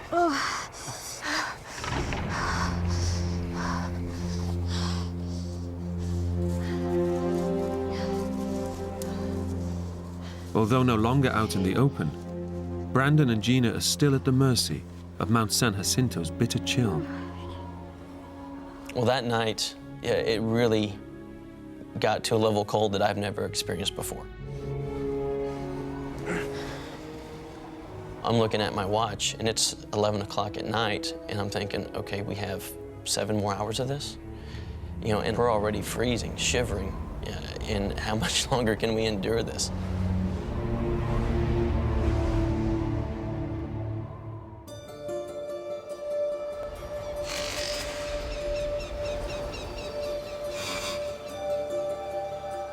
Brandon and Gina survive a long, cold night in their makeshift shelter. Exhausted, they've had nothing to eat or drink in the last 24 hours. Even so, Gina's mind is on more everyday anxieties. This was by far the most awkward date I had ever been on in my life. Here I am with this guy I barely know, and I'm stuck. Now he's going to, smell my morning breath, and he's going to see me without my makeup on, and I have dirty hair, and it's all those classic girl things you think of when you're in a new relationship. Brandon's thoughts are on more practical matters.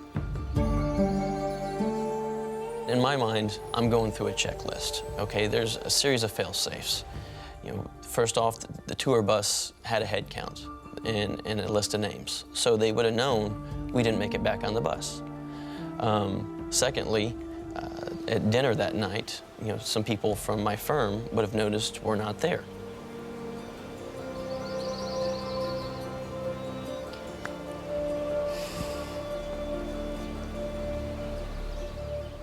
Unfortunately, the fail-safes have not triggered a search. With the convention winding down, Brandon's work colleagues have not noticed their absence.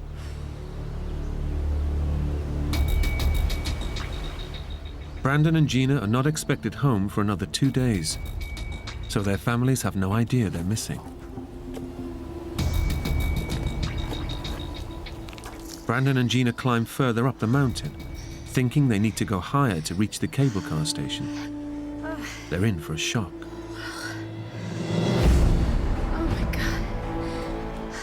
There's no sign of the station. Gina and Brandon now realize they've crossed to a different ridge of the mountain. Hey, look. Look at that tree. There are a lot of trees. No, that was that dead one we passed on the way up from the cable car. We climbed a hell of a long way up. They now know they're more lost than they thought. And facing another freezing night at this altitude could kill them. The young couple need a plan. See that creek? That creek running there? And that heads down towards Palm Springs. Yeah. We made the decision that we're gonna try and walk our way out of here. We're going to try and follow the mountain river, and it has to lead out somewhere. Let's go. What Gina and Brandon don't realize is that between them and the river is some of the most treacherous terrain the mountain has to offer.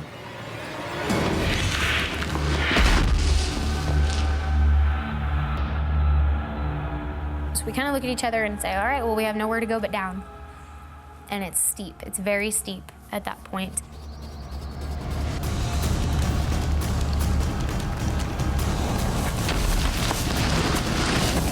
We slid on our butts, I guess, with one leg straight out in front of us, the other leg bent up. And we moved. Definitely shook loose some of the rocks around us, which got a little frightening. A boulder about the half the size of a suitcase goes tumbling all the way down, and then you hear that just hit the bottom of this rock face. If we make a mistake, we're either dead or we're hurt to the point to where we probably will die.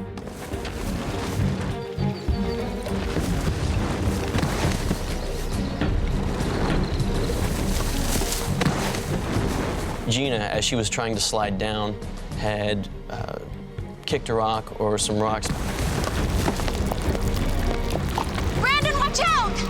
And here it's coming straight for me, straight for my head. Brandon! No. Where are you? This thing probably missed me by about a foot and a half. I'm okay. That was really, really close. Oh my God. The mountain is too steep and treacherous to climb back up. Brandon and Gina are now committed to sliding down the rest of the rock face, despite the danger. No, no, no, no, no. Takes us the better part of a day, and around 4 or 5 o'clock, we finally make it to the bottom. It's the first water Brandon and Gina have drunk for over 24 hours. Water could prolong their survival, but with no source of food, their health is already deteriorating, and their judgment too. They think that following the river will lead them to safety. They have no idea what lies ahead in this hostile wilderness.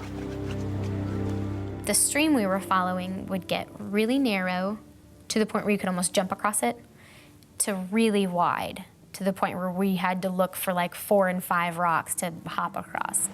And you essentially kind of play leapfrog, trying to just hop on rocks to get your way over. You know, the last thing you want is wet feet. Under normal circumstances, getting wet would be an inconvenience. But with night approaching in the cold mountain environment, it could spell disaster for Brandon and Gina. We get to a point where I'm leading, and I'm going down like a downed log. And I guess it's something that I learned through my years of cheerleading, is that you think light. You train your body to think light. I made it down safely, but he's 60 pounds heavier, might not support him the way it supported me. Instantly, I'm soaked from the thighs down. In wet clothes, Brandon is now at real risk of hypothermia. With no cave to shelter in, the couple need to think fast to prevent the creeping cold of night from freezing Brandon to death. I'm gonna get these shoes off. So at that point, I guess my nurturing instinct kind of kicked in, I guess, to take care of him. Then we huddled up again to keep us warm, and she sat on my feet throughout the night, trying to help keep them warm, because I was shivering pretty good throughout the night.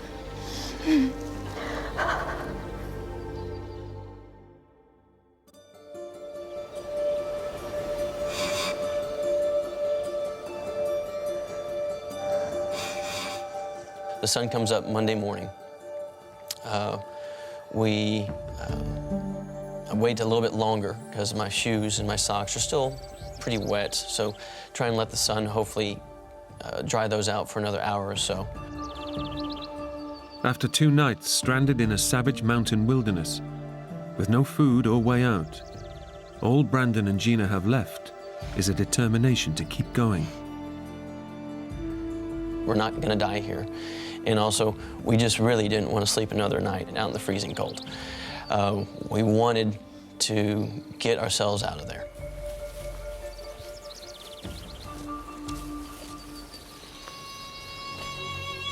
Now at this point on Monday, we haven't seen or heard anything or anyone. So we have no evidence, no reason to believe a search has started. At that point, it seems surreal that we haven't heard anything, but that's the situation we're faced with. And I think we had come to accept that for whatever reason, that a search wasn't coming, or at the very least wasn't started.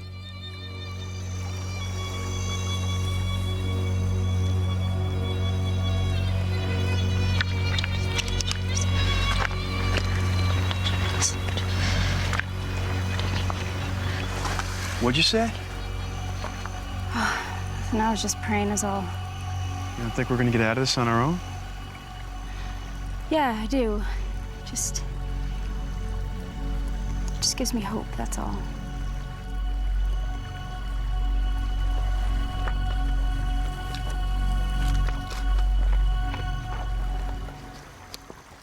But Gina's prayers are going unanswered.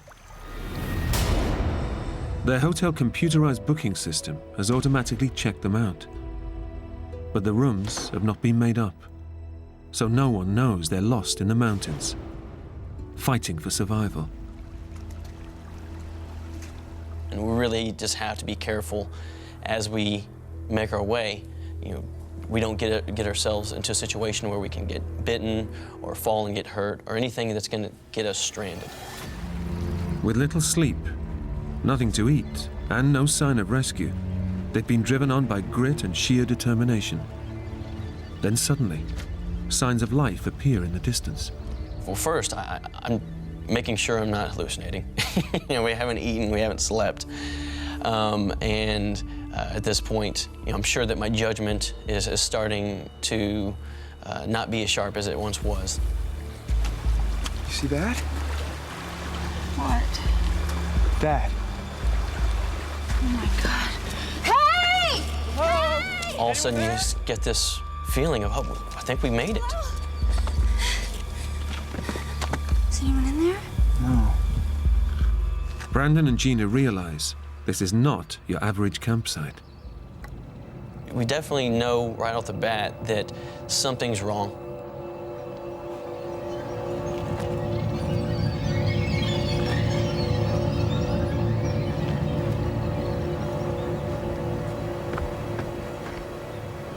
Stuff had been buried a little bit by dirt, and at this point we're realizing this is not a good situation. We don't hear anybody, we don't see anybody. It's just a very ominous feeling. Hey! Hey, Brandon! Look at this. So we start going through the bag, the contents of the bag. We're discovering these maps. We had no idea really what we were looking at, but just that there were some sort of maps. And there was obvious writing in the white space.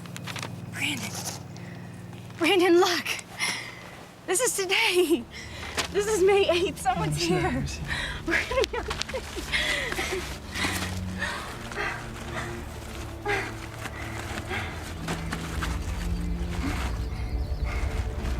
No, Gina.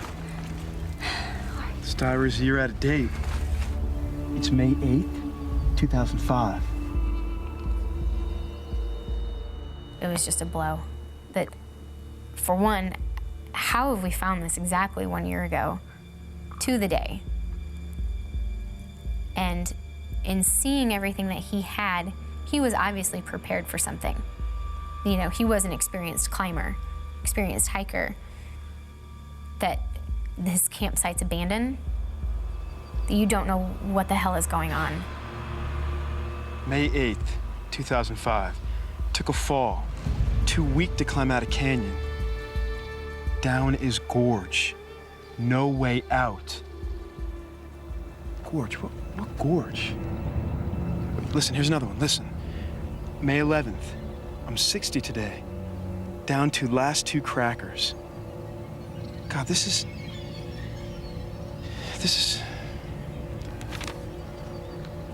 Here, May 14th. Heading down to creek for water. Goodbye and love you all. I'm looking through the bag and I come across all of his identification. I see his name is John Joseph Donovan, and he's in his 60s from Virginia. And I come across his driver's license, his credit cards, his debit cards, his everything. Gina, these are someone's last words. Gina, we've just read someone's last words. That was exactly a year ago to the day that we found this campsite of somebody saying goodbye to the world. And now here we are in the same place exactly a year ago to the day.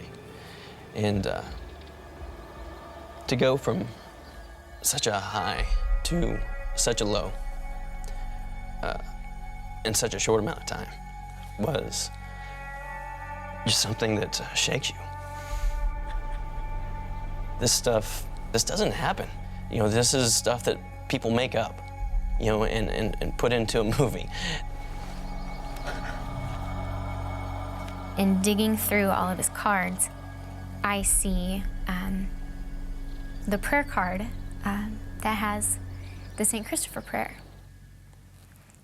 And that's when just too many loose ends were tied at that point, that St. Christopher is the patron saint of travelers. And I had been praying to St. Christopher my whole way along. His penmanship was very much like my father's, and my dad's birthday was May 7th. And it's just all kind of coming to a head. At that point, I can't take it. It's too much. And Brandon is continuing to read, and I'm starting to freak out.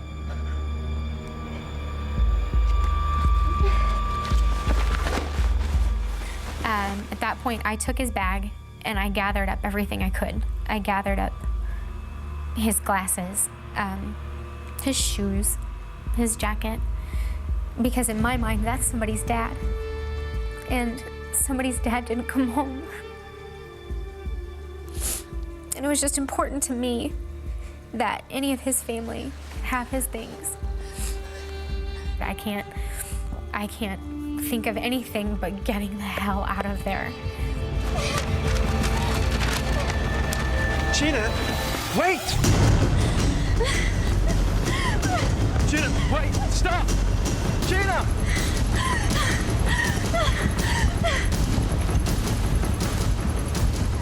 It's just a mess. We're losing all sense of cool, which we'd maintained our composure the entire way, and that was a breaking point.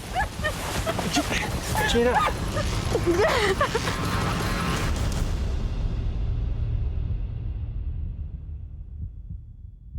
And, Brandon came up and grabbed me and just kind of said, breathe. Just breathe and settle. We have to settle. And, just that look in his eye, I knew that he was afraid for me. And we kind of just took a moment to maybe try to gather ourselves a little bit. And all you can hear is this rush of water. For Gina and Brandon, the horror story they find themselves in is unrelenting. What is it? What? What's it? Again, the water gets us every time. That's a waterfall. Come on. So we get closer. We make our way back around some big trees that were close to the water, make our way around.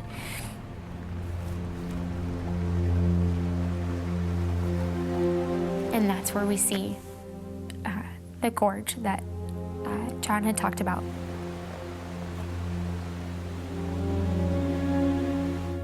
And we're stuck.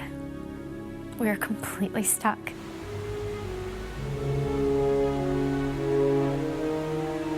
He had the maps, he had the compass, he had everything, and he couldn't get out. So how the hell are we?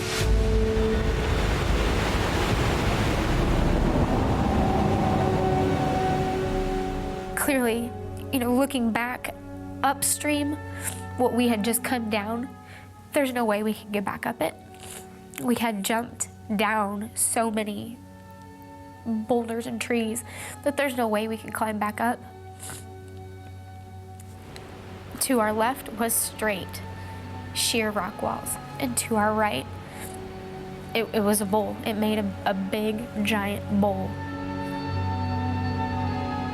To know that something so beautiful was so dangerous, it's just so hard to put into words. That feeling of seeing all this tremendous beauty and I'm stuck.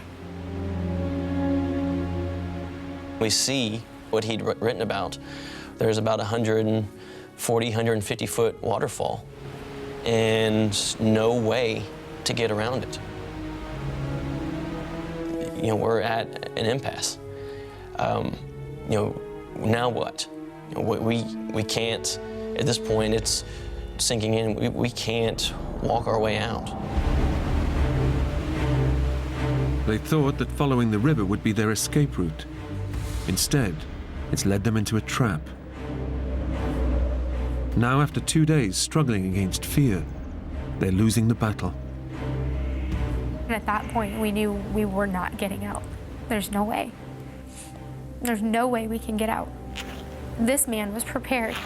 He had everything he needed. We were not prepared for anything. We just had on our running shoes. We had chapstick, a digital camera, sunscreen, and running shoes. And this man was prepared and he couldn't get out. It's very defeating, very defeating.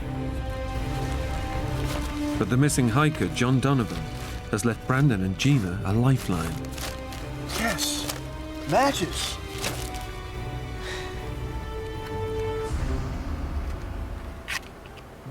Think they still work?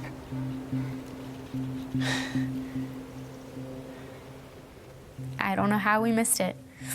That throughout all of his things, bag inside a bag, inside a bag, inside a bag, he had another little bag of wouldn't strike anywhere matches that were still dry. By some miracle, they were still dry. And we decided, okay, let's start making fire.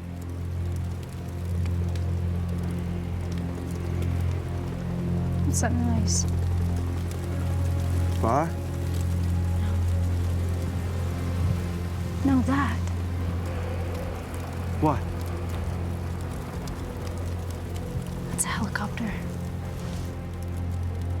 It's the waterfall. No, it's the waterfall.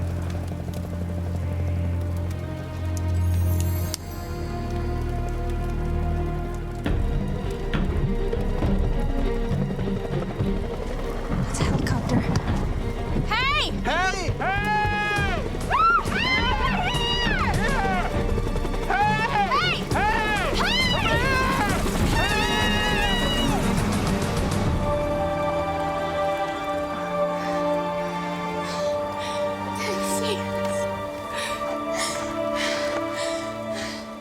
The young couple have no idea whether the helicopter was ferrying tourists or looking for them.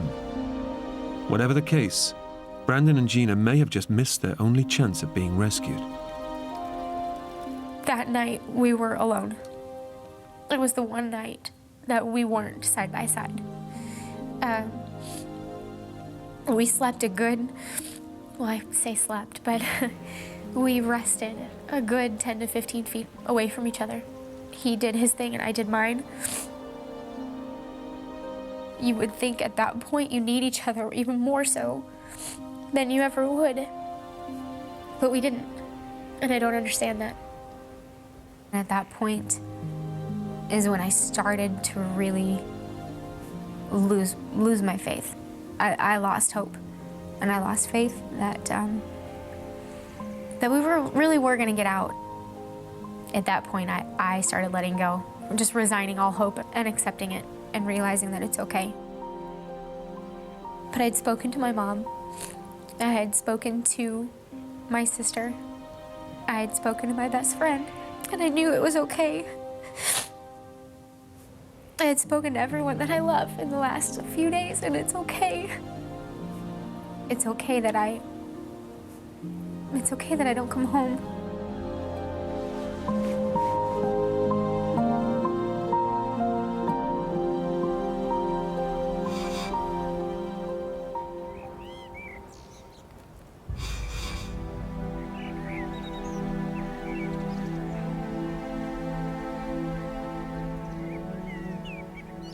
Tuesday morning, we felt by far the worst we had felt since we'd been out there. And just standing up from a crouched position was difficult. Over 4 days, the young couple's physical resilience has driven them on, but not any longer.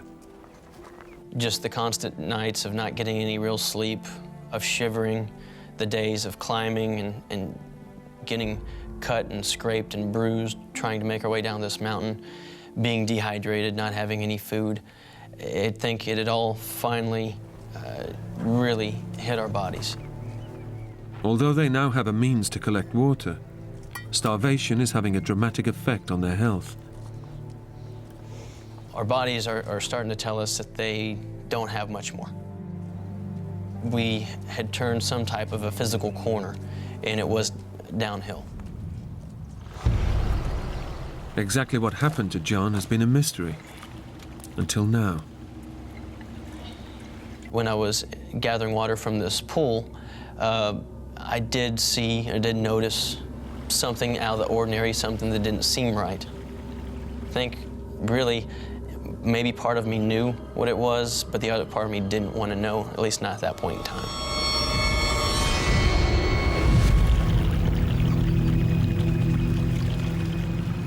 For Brandon, the discovery of John Donovan's body is the last straw.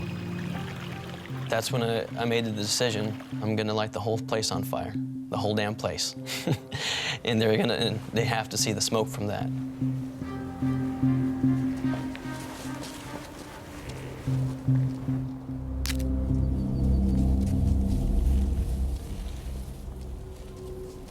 We only have so many matches. We don't know how many times, if any, that we'll see another helicopter. So this was our last bullet. This was our last shot. Come on, come on.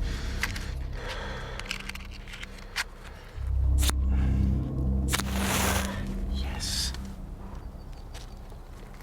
Come on, come on. Yes. And it took much faster than I anticipated. Made sure the fire caught, and within 60 seconds, it's a large fire and getting larger. No.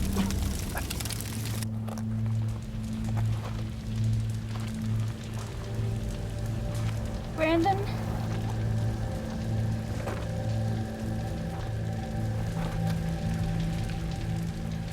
Brandon?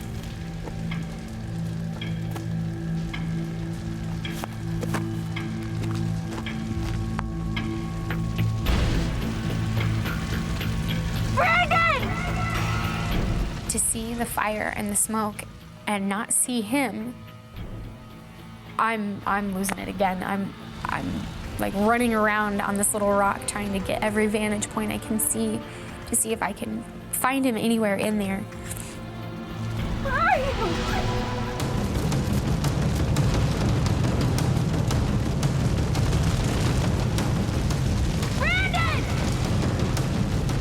And finally, I see his little head moving through the mess, and the flames are getting bigger. And I'm just, hurry up, get up here, get to me. Brandon, hurry!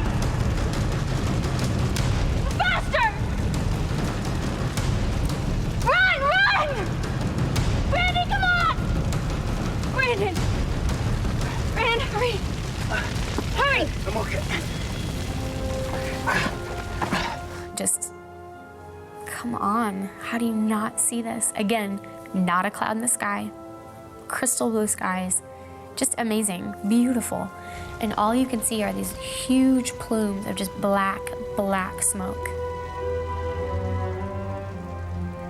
It burned for about 45 minutes or so, produced a great deal of smoke. There wasn't a cloud in the sky. And the thought was, I mean, they have to see this. I mean, if they don't see this, what next? We just kept on putting our hope in this. This is our last shot. And we watched the fire begin to smolder, and eventually wasn't putting out nearly the same smoke. It basically burnt itself out. And now about an hour's gone by, and we still don't hear anything. We don't see anything. And so the thought starts to creep in both of our minds of, that was our best shot. What are we gonna do next? I'd always tried to be positive that we were gonna find a way out. There's gonna be a search for us. There's gonna be something. We just have to keep, ourselves safe, and we're gonna be okay. But now here we are, in a spot where we know somebody's died. And what are we gonna do?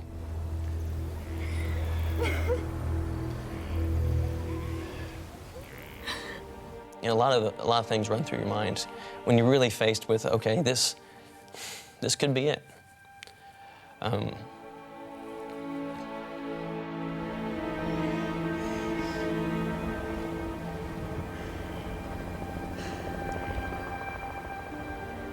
And it was the most beautiful sound we'd ever heard, because coming up from the valley floor is that sound of a helicopter.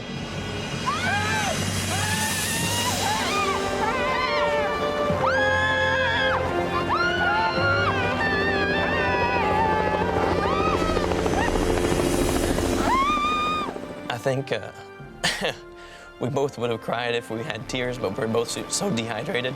We didn't have enough moisture in our body to come up with tears. But, you know,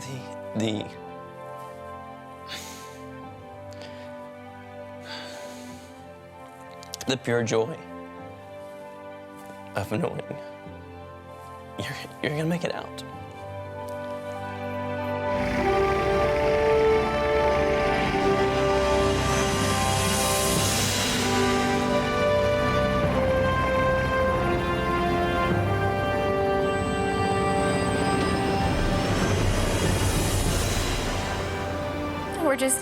We're hugging and we're kissing, and it's just, we know we're going home. It's just such a feeling of just pure joy that I don't even know how to formulate the words. I don't know what to even say. It's a pretty amazing feeling. And if we hadn't had that bag, there would have been no way out. And to know we're really going home after 4 days. I remember turning to him and saying, I said, you saved my life. Because he lit that fire. And if he hadn't lit it, I don't know. I hate to even think. I don't let myself think. I don't go there. We're just so thankful to John Donovan for you know, his sacrifice. And you know, his last action, even not being on this earth anymore, was helping 2 people. So,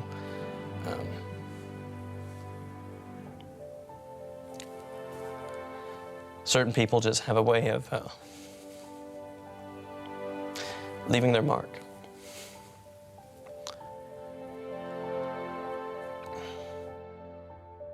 John Donovan's remains were recovered 3 weeks later.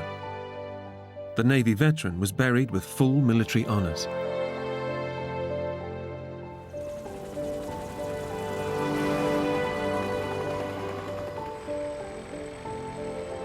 Gina and Brandon stayed together for 2 years after the ordeal, and then separated.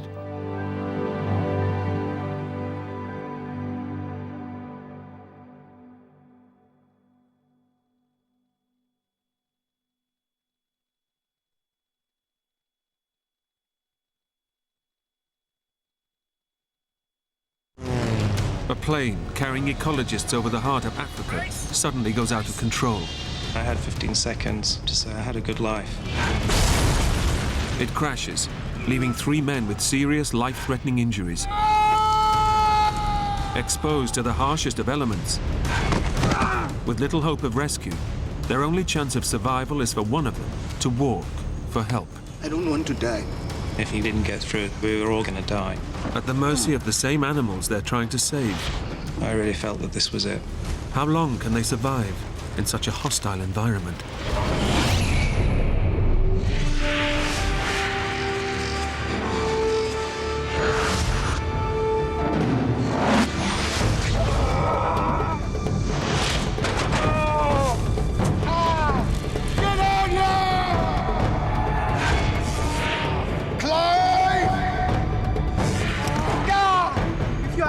Can you hear me?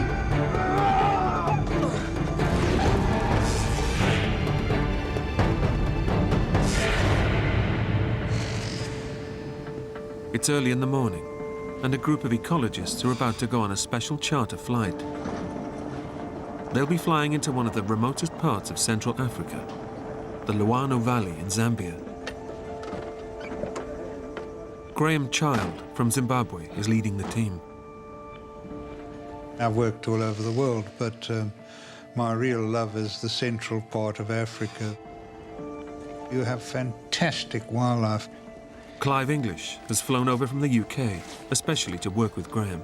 The chance to do this work with somebody like Graham was just a real opportunity that nobody would ever turn down. Come on, the weather's perfect.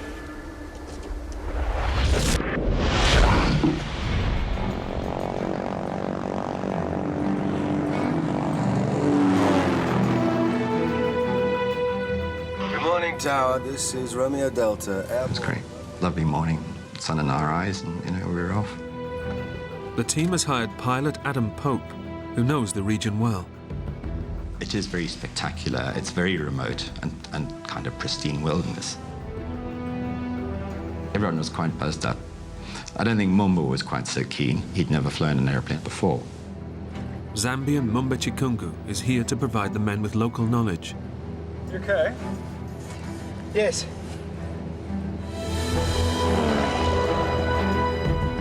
The men are planning to establish a conservation park in the area. And the aim of this morning is to spot large herds of buffalo. As we flew around, we saw about 6 or 7 elephants. We were really looking for buffalo. They are usually quite plentiful, but I wasn't finding them.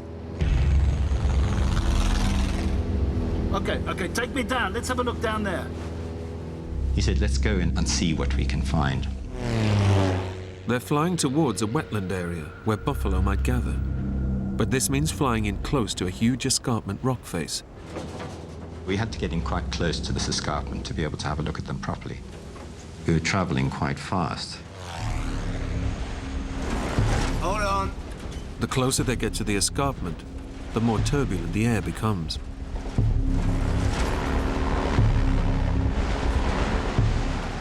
I noticed that the airplane seemed to be descending. Then suddenly, the air sucks the plane downwards.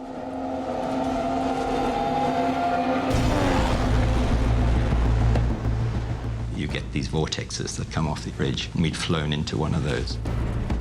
At full throttle, Adam attempts to pull the plane up over the oncoming escarpment to escape the vortex. I was trying to keep the airplane going at maximum revs to keep the nose up. The stall warning came on.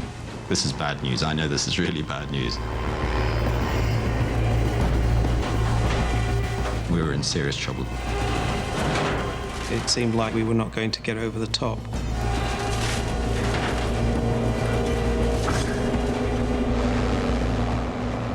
Just seconds before impact,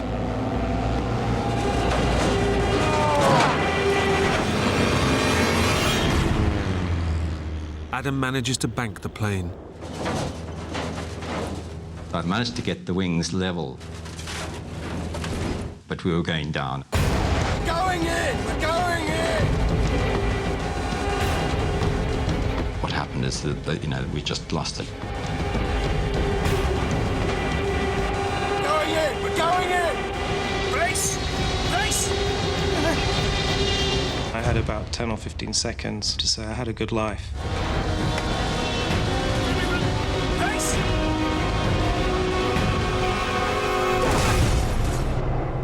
And then we hit.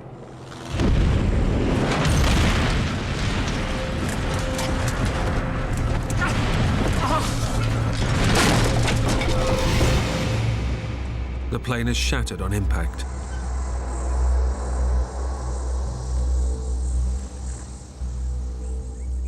All 4 men are trapped inside the fuselage.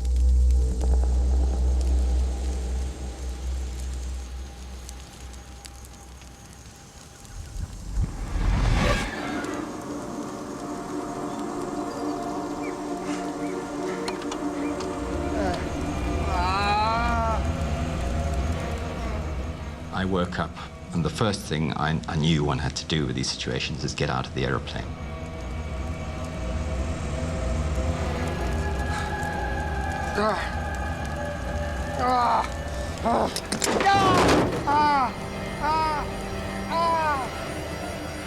Get up! Get up!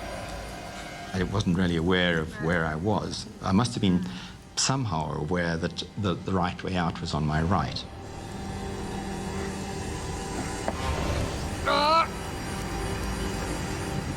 Pilot Adam struggles to free himself from the wreckage. He's in for a shock. I landed on the wing, but then, there was this huge pain.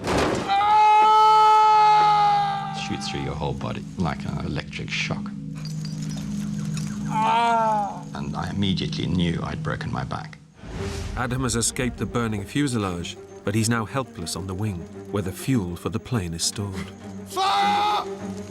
As fuel leaks closer to the flames, we still had a significant amount of fuel on board, and I was lying on it. the smallest drop could ignite the fuel tank, turning the plane and all 4 men into a fireball. Fire!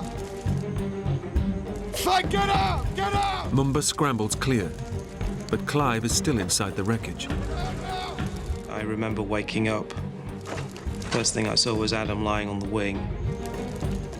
I smelled aviation fuel. I thought I had to get out of here. Get out! Get out now! It was hot and it was horrible, and there was just carnage everywhere. There was a very steep slope, and I just rolled down the hill.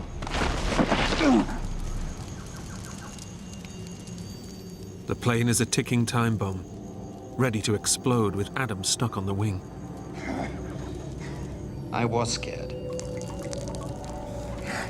I thought, this is not good. There was flame coming out of the engine. There was a fair amount of fuel leaking from the wing. Fuel is very, very explosive stuff, and the slightest spark or flame, the whole thing fireballs.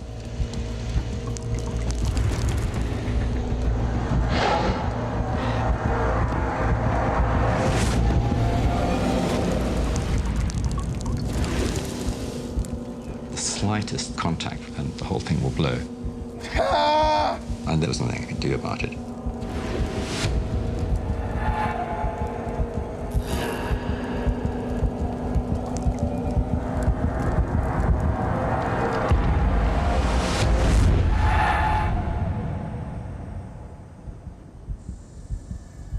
Miraculously, the fire burns out.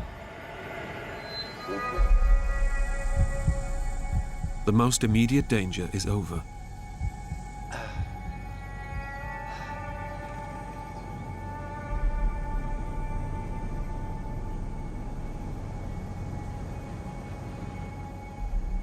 Clive!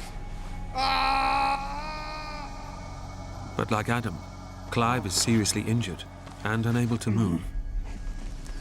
I just had this terrible pain, as if someone had stuck something into my back. I was just writhing on the ground, looking for a position that would give me some relief. On impact, Clive's spine was twisted backwards and his vertebrae crushed together. Despite fracturing his back, he's managed to roll 70 feet away from the plane. I felt a little bit guilty that somehow I'd panicked because of fear of explosion and just tried to run away from that as fast as I could. Adam! Clive has no idea if his colleagues have survived. I could see the plane, but I couldn't really see any detail. I couldn't see Adam. I could just see the plane from where I was lying. Adam! Clive! Adam, are you okay? I'm on the wing! I kept calling to Adam, who just kept asking me if I was all right, and I said, yeah, I'm okay. So I knew that Clive was alive, but in serious pain. While Adam and Clive are both injured, Mumba is lucky enough to have survived relatively unscathed. But Graham is still missing. I couldn't see or hear anything from Graham at all. Graham! And I thought he was dead. Can you hear me? I mean, I really did think he was dead. Check on Graham.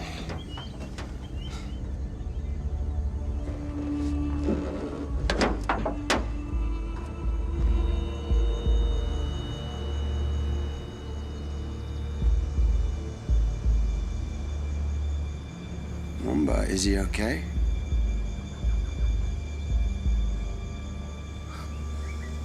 Mumba, is he okay?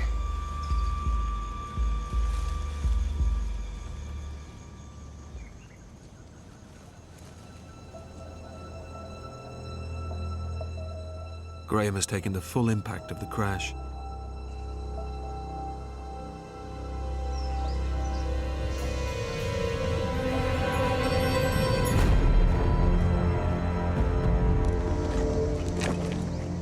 Is he okay?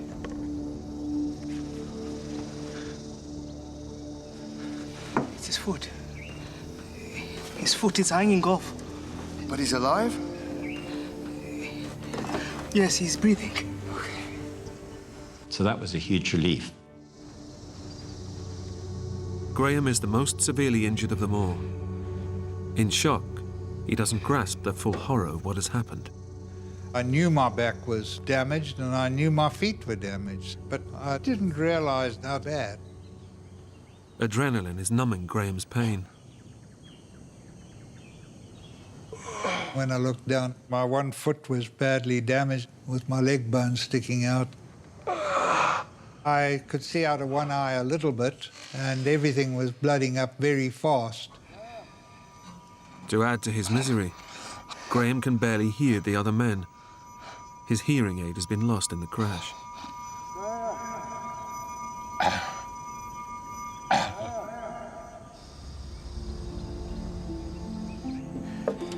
You hit bad. I'm afraid I can't feel my legs.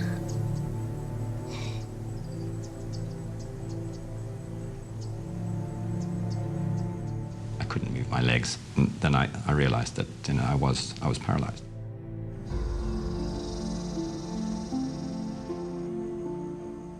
You're lying there. You're the pilot. You are responsible. You know, these guys are your responsibility. And I was thinking, you know, Graham is in dire straits. You know, he needs help. We need to make radio contact. We need to contact Lusaka. Okay. Remember, you need to switch the radio on. It's a massive risk. With the plane soaked in fuel, one spark from the radio's electrics could trigger an explosion and kill them all. But it's their only hope.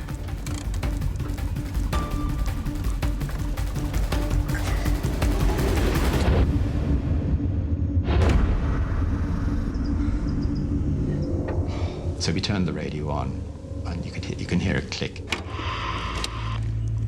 Mayday. Mayday. Can you hear me?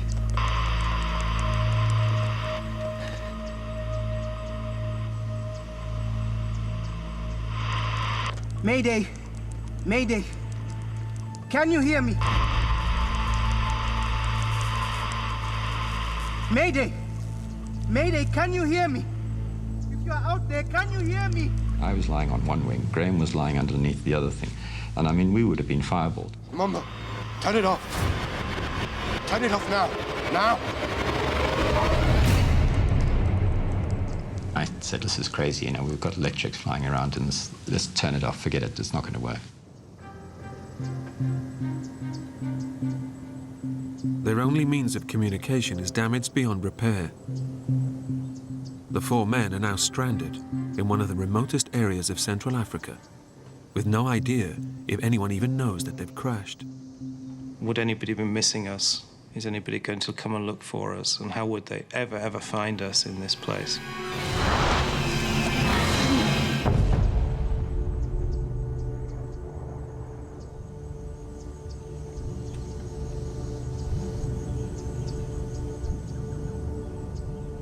They now face a new danger. Exposure to the blistering African temperatures, which can rise to over 100 degrees. The sun just bearing down on you, you couldn't get out of it, you were exposed. It certainly felt as if I was burning. 3 hours since the crash, the intense heat and lack of water is beginning to take its toll on the men. It was so hot that we all needed water very badly. Without water, the men will soon begin to suffer extreme dehydration. You can survive without food for ages and ages, but you can't survive without water for very long. I wanted Mumba to go into the trees and see if he could find some water. But he didn't want to go into the trees.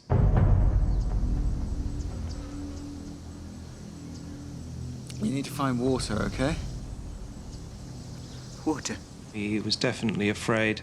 Almost certainly he was in shock and traumatized. You need to get some water.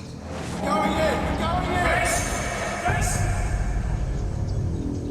You're the only one that can move. Please, Mama.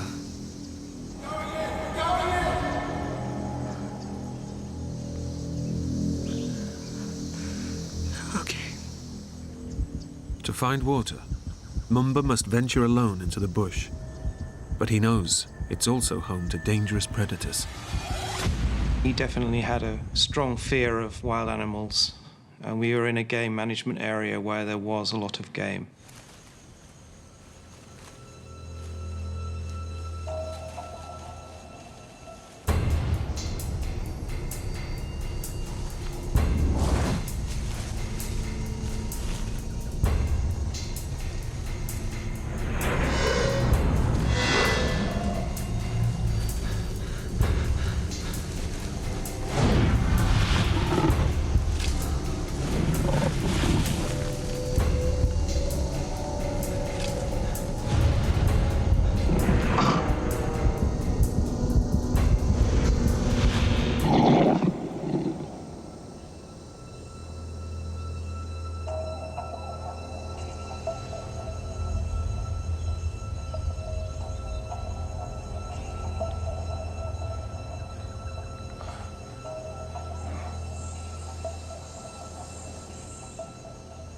I was sort of left in the clearing by myself and sort of listening for him. I was concerned for his welfare.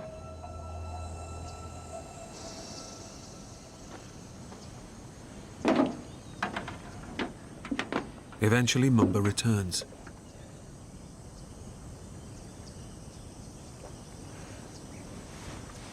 I've managed to find a stream.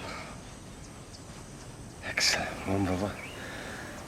Well done. When Mumba came back and said, look, I've managed to find some water, then that was fantastic.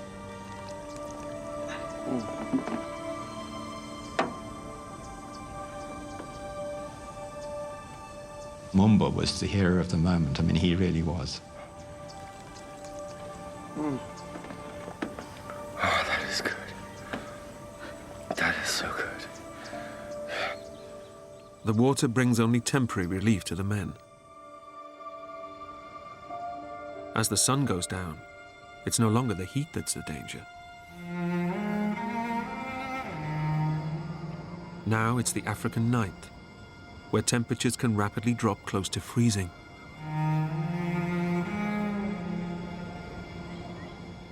Since they'd originally planned to be back by lunch, the men are dressed only in light clothing and are now at serious risk of hypothermia. The problem with us was that we were completely exposed to the sky. It was quite cold. Graham was a constant source of concern. He was older, and he had this horrific broken leg. I wasn't sure whether my foot was savable or not.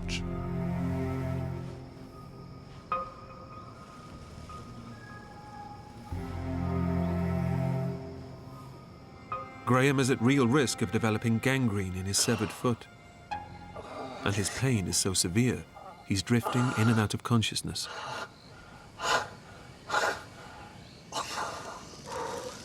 Mumba lights a fire, but at a safe distance from the fuel-soaked plane. It brings no comfort to Graham or Adam.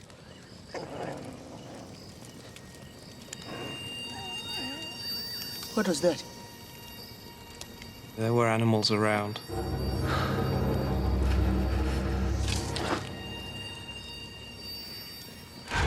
My greatest concern was a hyena coming in and smelling my blood. Hyenas like bloody bits of meat to chew.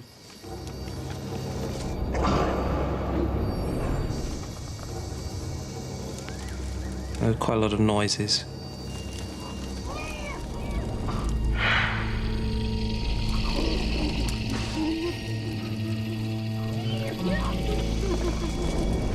Clive. There's something out there. Adam?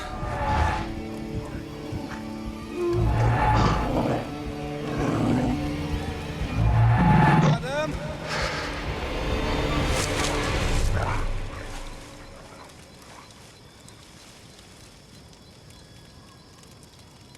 And then it suddenly shot off.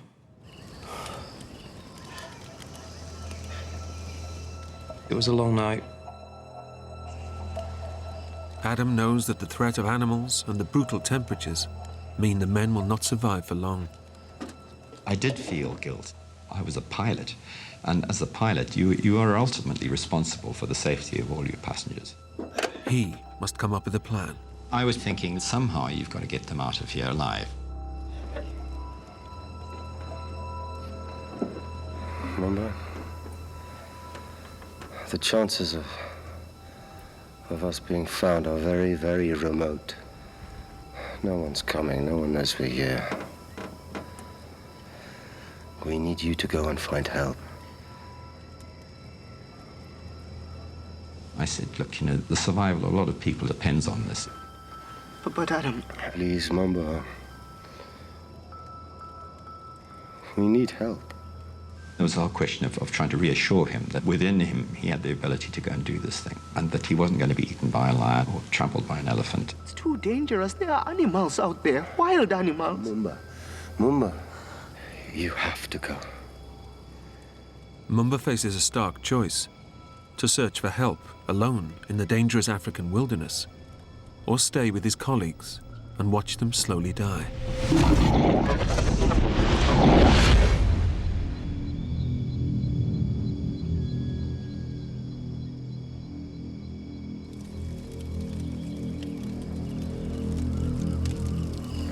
Adam has asked me to go and look for help.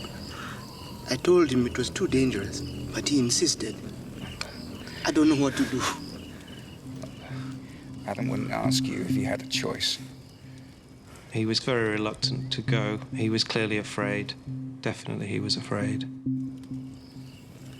I don't want to die. You have to be strong.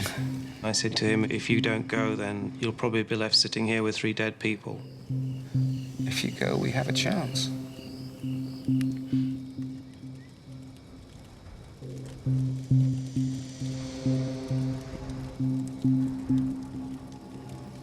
Okay. Get some rest. I don't know how I'm going to sleep tonight.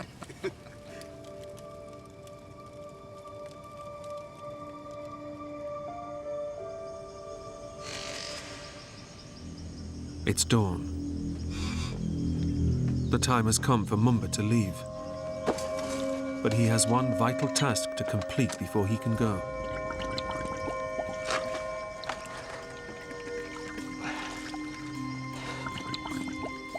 Every drop of water he can collect could be the difference between life and death for his injured colleagues.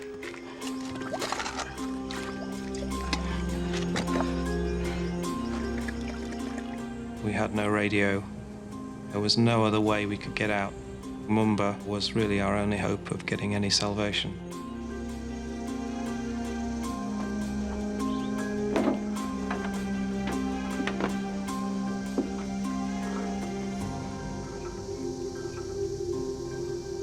Thanks, Mumba. I'm going now.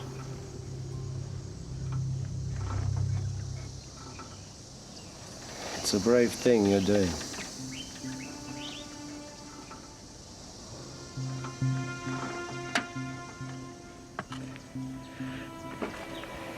Good luck, man. You too.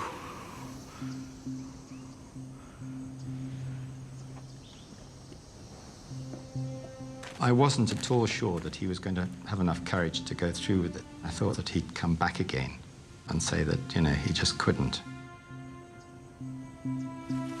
Slowly but surely, he sort of moved out of the clearing and disappeared into the trees.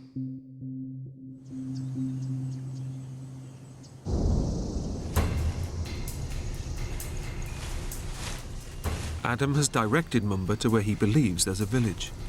I thought that if he just followed that stream, he'd find habitation, that there'd be people there. If Adam is right, Mumba may be able to reach help in a matter of hours.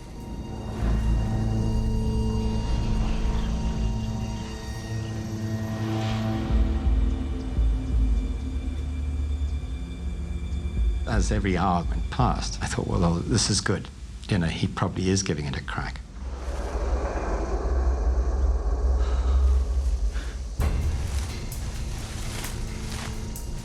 But Mumba is unaware that he's actually heading in the wrong direction, deeper into the African bush and further away from the village.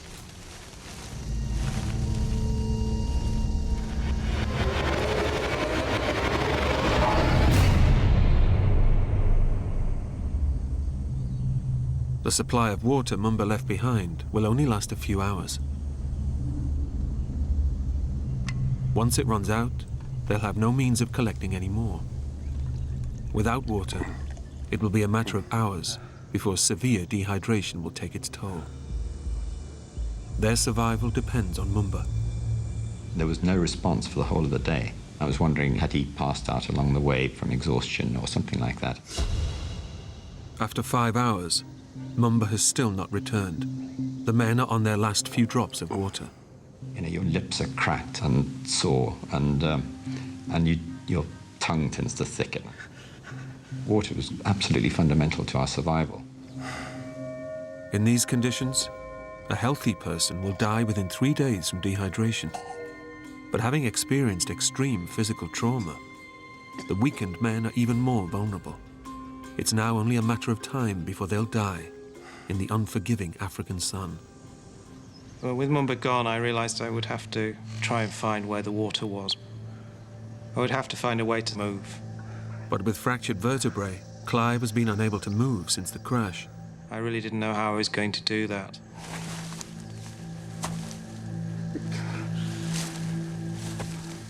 Any kind of movement was very painful.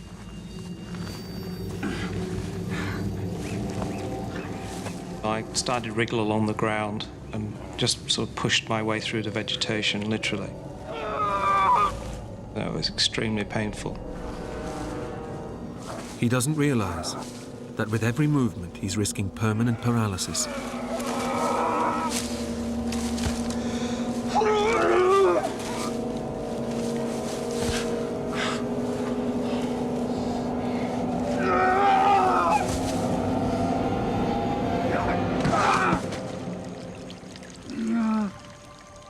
Suddenly, I could hear trickling water. I found a cool, clear spring of absolutely crystal clear water.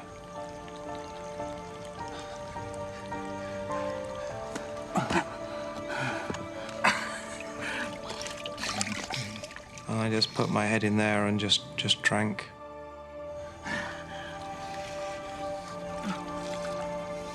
It was absolutely magical.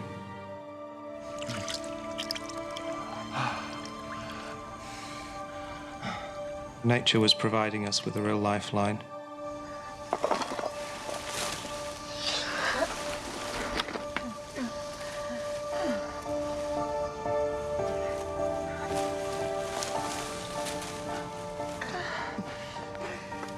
Clive finally reaches Graham. It's the first time he's seen him since the crash, and he's shocked by what he sees. So that was a pretty emotional moment, actually, to see that he was grinning, you know. How's it looking? He clearly had concern for losing his leg. It was shocking to see his leg in that condition. One of his feet had snapped off above the ankle. It was lying on the ground, just attached by tendons. The blood and congealed, it was covered in ants. It looked like liquid tar. I didn't see how anybody could repair that leg. Not bad, huh? And it must surely have been hurting, and he was certainly in pain. For the first time, Clive is confronted with the true horror of Graham's injuries. Time is running out for the severely injured men. 8 hours since he left for help, and there's still no sign of Mumba. Clive knows that their fate is now in his hands.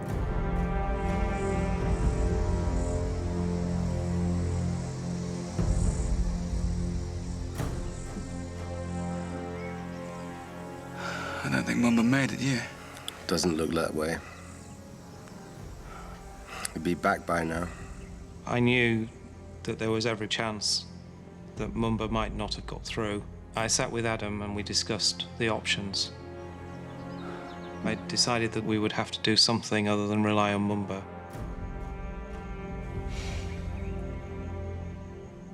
I could see a ridge, but if I could get up there, I felt I would be able to see what was below us, and maybe if there are any villages. If Clive can see a village close enough, he could attempt to reach it, despite his fractured back. I grabbed a pole and then tried to stand.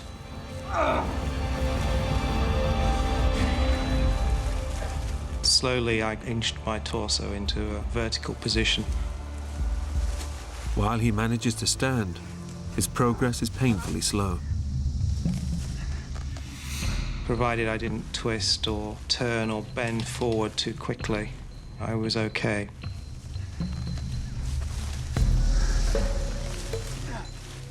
Climbing that hill was just really very, very difficult.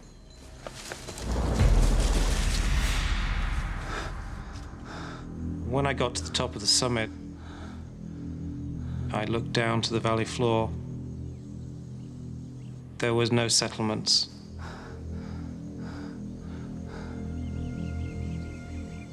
There was absolutely nothing.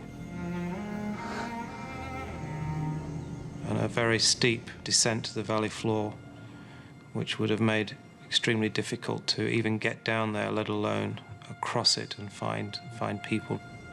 With no village in sight, Clive realizes that in his disabled state, he has no chance of reaching safety. As I stood on the ridge, I just suddenly was aware that I'd put the silver survival blanket in my top shirt pocket and thought this is a good place to put it. But it wasn't a logical decision. It wasn't something that I thought through, I just did it. I thought, well, somebody would possibly see it. It would increase our chances of being spotted. 36 hours since the crash, and time is running out. The condition of Clive's colleagues is worsening as they face another bitterly cold night. Adam had physically deteriorated throughout that day. He was very weak. It was a very cold night, and he just seemed to go into uncontrollable shivers. Adam doesn't know it, but he's now developed pneumonia. His lungs are inflamed and filling with fluid. Without urgent medical care, his lungs could collapse, and then he will slowly die. I was really concerned that he wouldn't last very long. Watching him shivering like that was very tough. As Adam weakens, Graham is fighting his own battle for survival. By then I was beginning to smell a bit because I was beginning to go bad. What Graham can smell is infection, spreading rapidly through his severed foot. The open wound and exposed tendons are deteriorating with every hour that passes. I looked down and there were 3 or 4 big black ants chewing away at the bits of meat and tendon and whatnot on the end of my leg.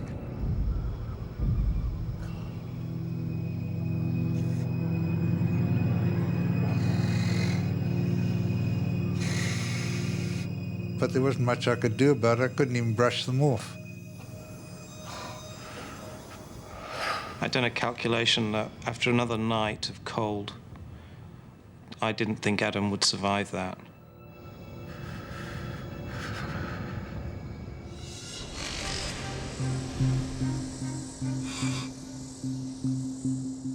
Graham Child is struggling to stay conscious despite the pain from his severed leg. Pilot Adam Pope is suffering from chronic pneumonia. Adam was beginning to get a lot weaker. I was beginning to lift his head to assist him with drinking water. It was quite distressing to see him deteriorating the way he was. I was really concerned that with the heat of the day, he would really suffer yet again.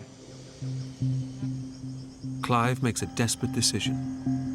He will attempt to reach safety despite his fractured back.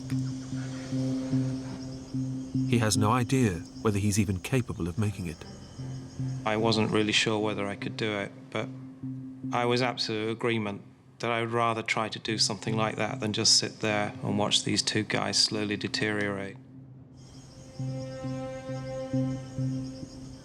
I'd sort of thought about it, But I kind of wanted it to be their idea, because leaving them in the plane and walking away from the plane was almost breaking every rule in the book. But I couldn't see any other way, and as it turned out, neither could they. We'll be waiting for you here. It was quite an emotional moment.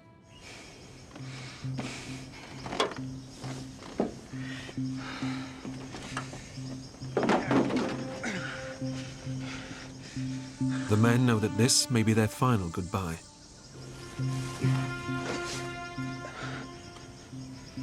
I'll see you soon, Adam.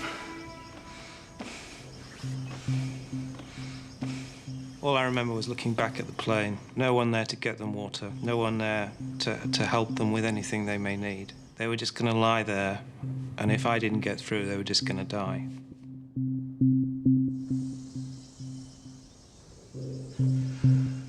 I just remember looking back, thinking, this is it. I might never see these guys again. That was a tough time, very tough time.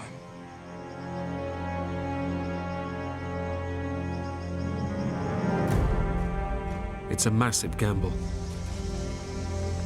Clive is not sure which direction will even lead him towards a village, or how far he will get in the dense African terrain.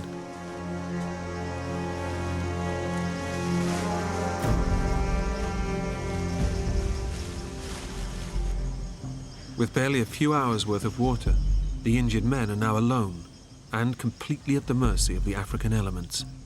As soon as Clive went away, I knew that this was the last act, really.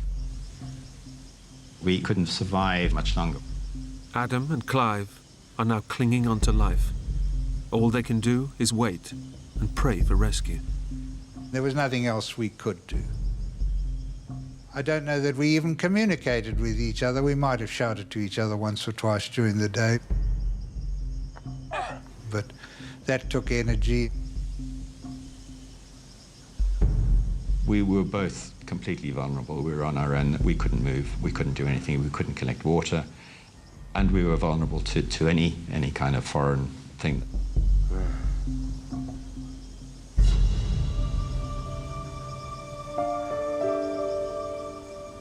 My thought process were on my parents and my brothers to a certain extent, thinking this is not good for them, that, you know, that they must be suffering enormously because of this.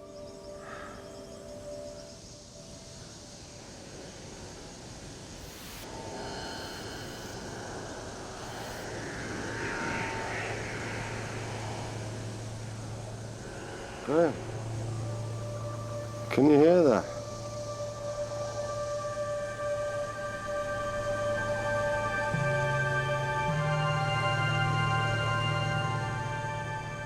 Suddenly, this airplane flew out over the top of us, quite high, and it flew out a little distance beyond us.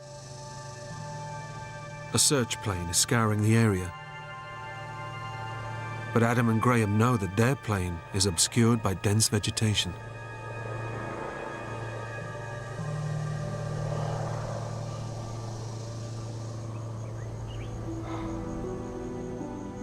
And eventually it flew off. We were pretty depressed. We were lying there thinking, that's probably the last chance we've got. I mean, that was a really good chance, and they obviously didn't see us. Their one chance of rescue is gone. Deep in the wilderness, Clive also hears a plane, but he knows he'll never be spotted.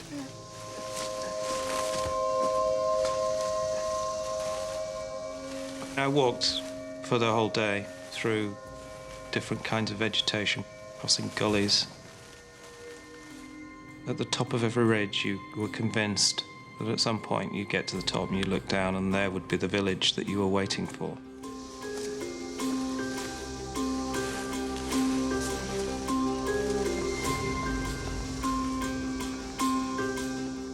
And of course it wasn't.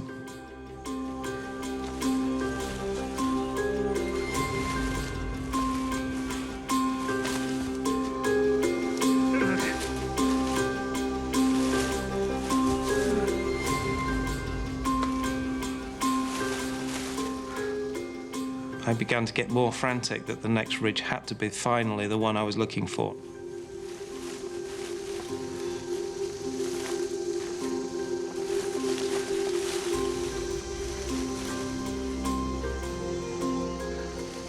And when that didn't come, all the insecurities came out.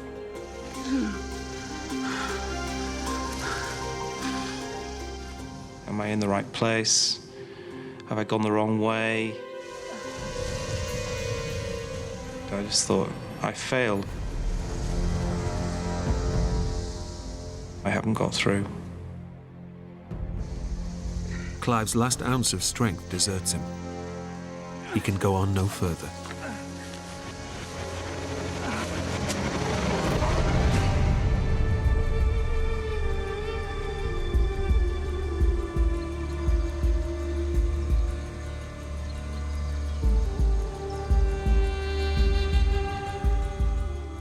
As the temperature rises in the midday sun, there's an ominous sign.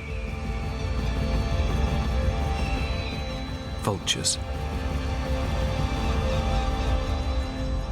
These birds are opportunist eaters, so, they were circling over something they thought would be good to eat. Vultures are scavengers that feed off the flesh of dead bodies. They can sense the men are close to death.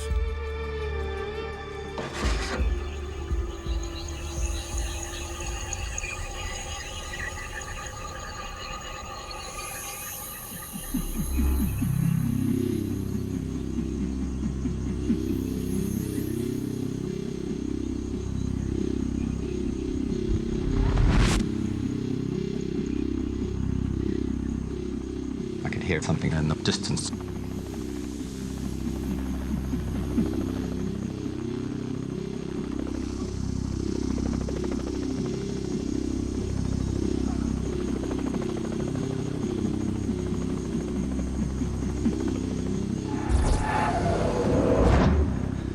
I was very excited. I think the adrenaline was probably pumping as fast then as at any time.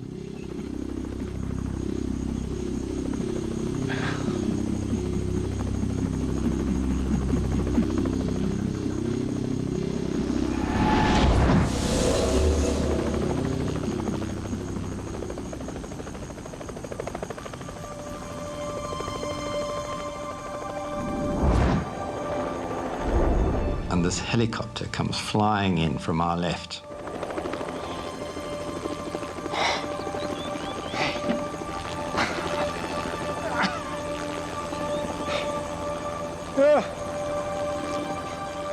The silver space blanket that Clive laid out was spotted by a search plane. With no place to land, a helicopter was dispatched to rescue the men. Atoll Freiling, a volunteer rescuer, was in the chopper. I never forget the pilot saying, "I don't think anyone can survive that." And that's when we saw this hand waving. And I said, no, there's somebody alive down there.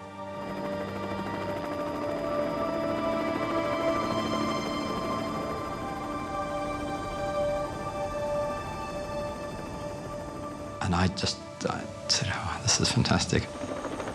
The whole surge of positive emotion that goes through you just seeing the helicopter. And a weight went off my shoulders there. God, this is, it was just amazing. It was just a question now of time, and they'd lift me out.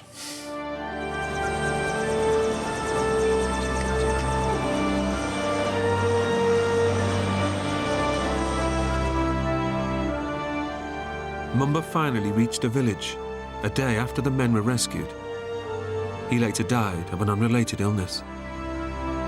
Completely unaware of the rescue, Clive English spent a night alone in the bush before he was finally rescued. He made a full recovery. Graham Child underwent emergency surgery on his foot. Remarkably, his foot was saved, and today he has full mobility. When I saw Graham in the oxygen tent, I just could not believe that he still had his foot. It was just extraordinary that he'd sort of come through this the way he had, and he still seemed like somehow he would just survive. And he has. He has. Adam Pope spent 72 hours paralyzed on the wing of the plane. It took him 5 years to learn to walk again. You know, when I was rescued, there was a sense of regret that a great adventure was ending. You know, that whole kind of experience was now going to be fragmented and shattered, and, you know, you were going back into the real world.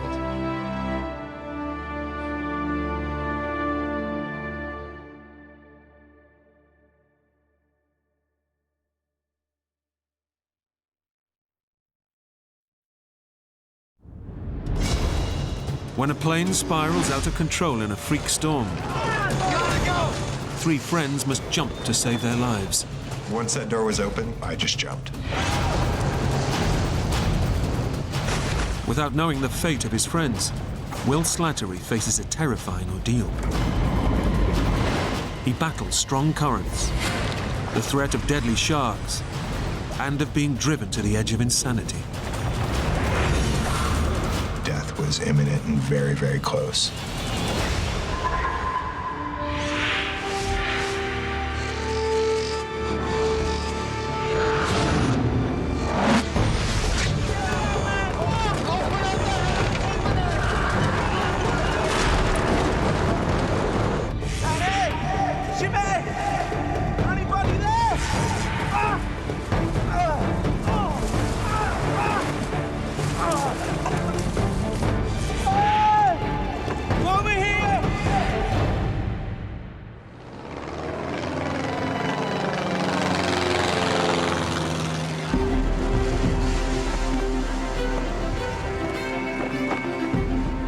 I first skydived in college. Contrary to what a lot of people perceive skydiving as, is a bunch of crazy testosteronic nutbags. You know, it's a very family-oriented sport. It's a beautiful bunch of folks who love the same thing, and floating through the sky, there's nothing quite like it.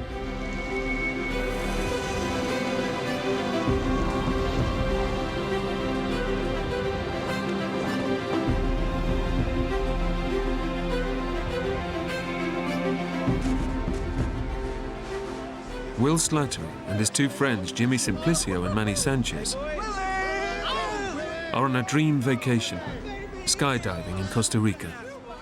Costa Rica is a great place to jump. The sky down there was absolutely gorgeous. It was blue, clear, beautiful. We were all jumping in shorts. It was just amazing, you know, really comfortable skydiving. Just a really good vibe down there. A perfect time away in this exotic tropical location.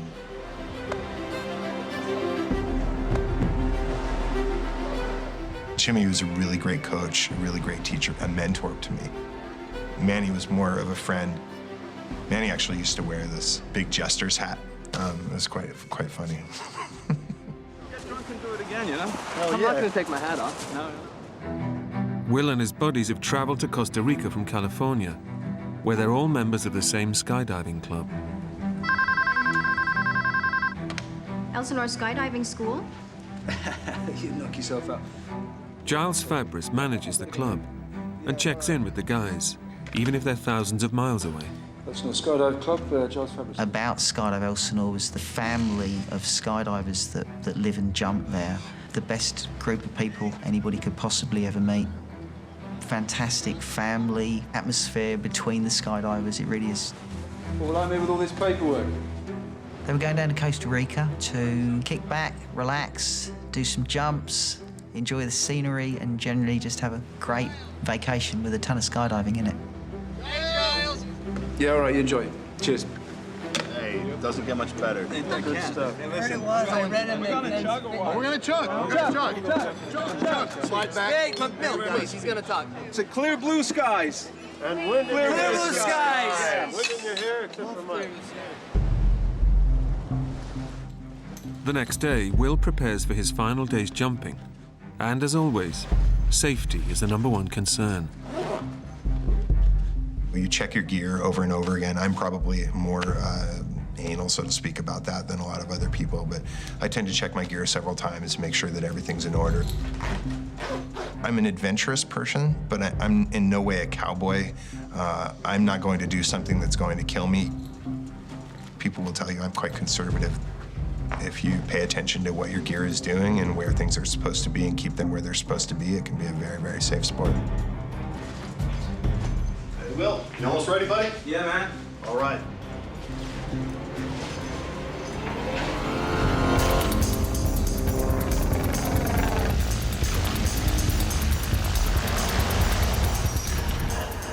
The guys have delayed the day's jump until the afternoon. There's been a storm in the morning, but by lunchtime, the skies have cleared.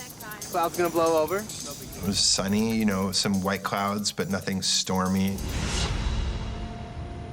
Minus the intermittent clouds, things that day looked like they would be just the same as the day before. Hey, Bradley, what's up, buddy? So we all started getting our rigs together and getting our gear on to get ready to go skydiving. Yeah, good to go. Ready? Let's go, Jimmy, baby. The plane we flew down there was a Cessna 206. It was a small airplane, smaller than probably most cars. All right, my man. Planes for skydiving are generally, they'll take out the seats, so it's basically an open compartment in the back, and we'll sit back to leg, you know, so kind of sit in a row so that we're packed in there nice and tight, you know. Okay, blue skies, safe landing. Fire up, baby. Jump up, ready? Yeah.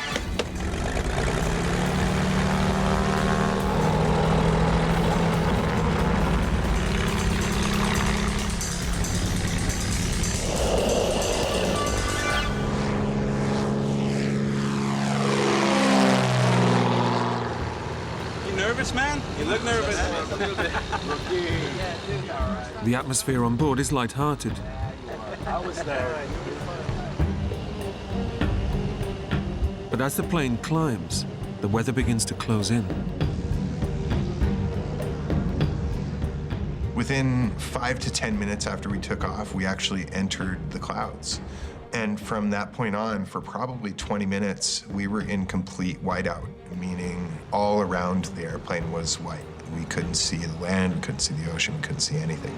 Pretty thick, huh? Freaky. A little bit unnerving, you know.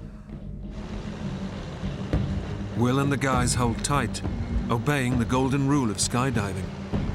Skydivers aren't supposed to fall through clouds. It's just a matter of safety because people can get disoriented. All right, guys, I thought we might find a break.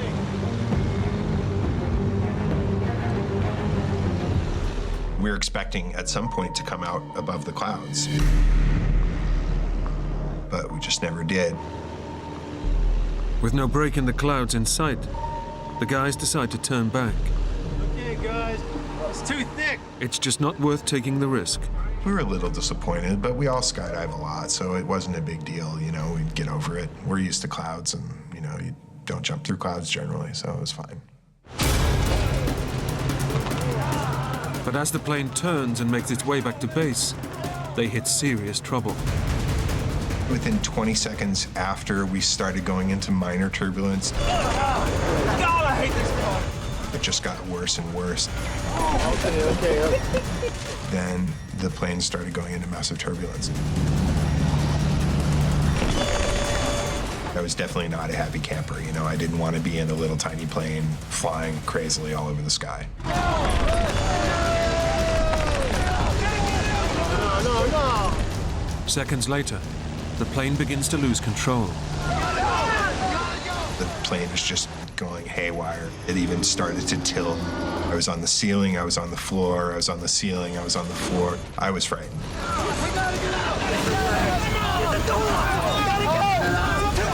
At that point, there wasn't much we could do except ride it out or jump out. Get the lag. With the plane now hurtling towards Earth,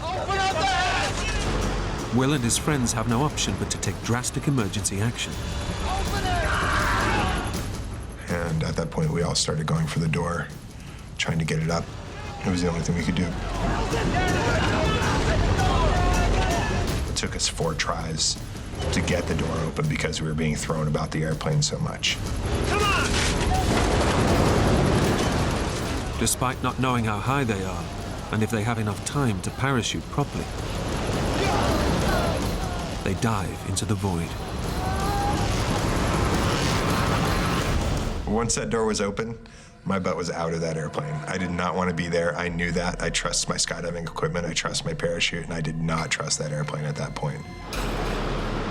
I just got out.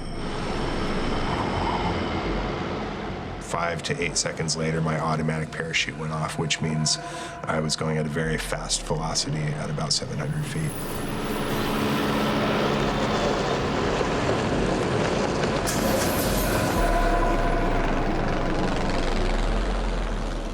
We were very low in very low cloud cover, and it was a shock to me. At that point, I looked around for my friends. I saw Jimmy under his canopy as well, going the other way quite a distance off, and Manny was under his canopy next to me, flying parallel to me. Will is desperate to know that his old friend, Manny, is okay. I kept calling out to him to try and get his attention so that we were coordinated on landing.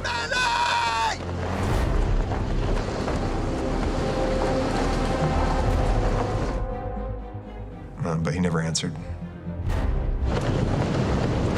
And he was just kind of limp, you know?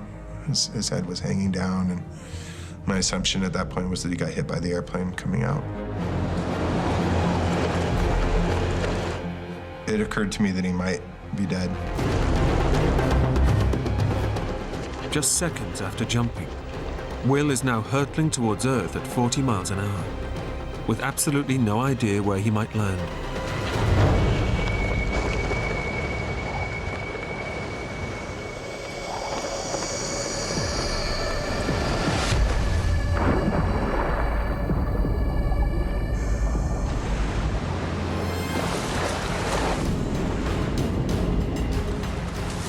The plane crashed in the water behind me, and I looked back and saw the tail of the plane sticking out of the water. I was in somewhat shock at that point. Will has hit the ocean, still attached to his parachute rig, and he must act fast to avoid drowning.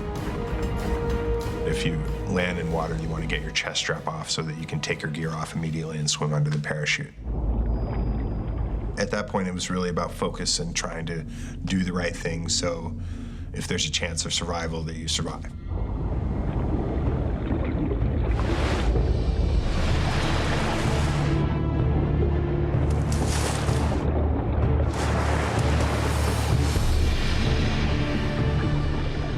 It took me 2 or 3 minutes, and that was a pretty scary feeling because you can actually get tangled up in the lines and drown.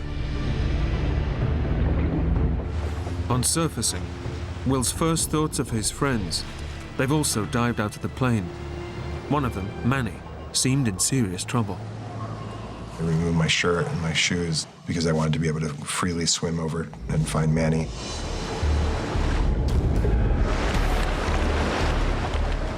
I felt the need to act fast because if Manny was unconscious, then it was important to get to him and keep his head out of the water.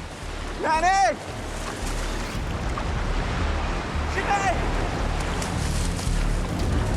Manny!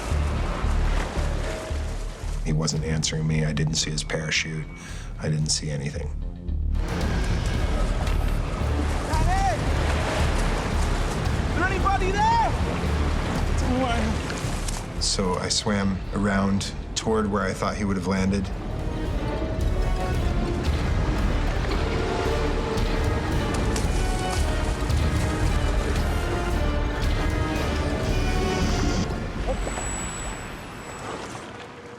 I didn't even see a lick of him.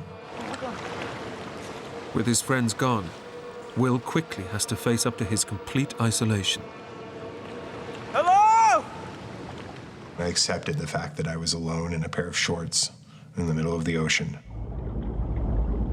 There was nothing. The plane went under. I saw no parachutes, no Jimmy, no Manny, no nothing, except ocean. Stranded miles out in the Pacific Ocean, Will is overcome with a feeling of complete hopelessness. And he can see no way out. I couldn't see land. I saw no boats. I didn't think there was any way I was going to last overnight in the ocean. If I'm going to die, why couldn't I have just gone in with the plane instead of have to struggle out here until I drown? If there's a chance at life, I'll fight, you know? But if I'm going to die no matter what, why stretch it out, you know? Give me instant death. Will knows he's landed in shark-infested waters. I'd remembered what I'd known about sharks being able to smell blood and realizing that I was vulnerable in the middle of the ocean. If they want you, they can find you from very far off. But he begins to replace his fear of sharks for a feeling that they may actually offer him a quick way out.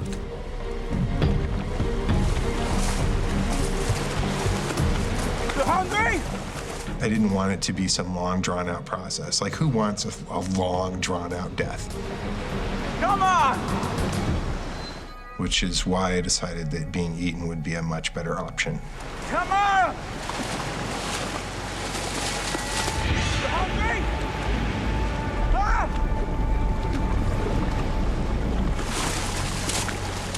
Come and get it, come on!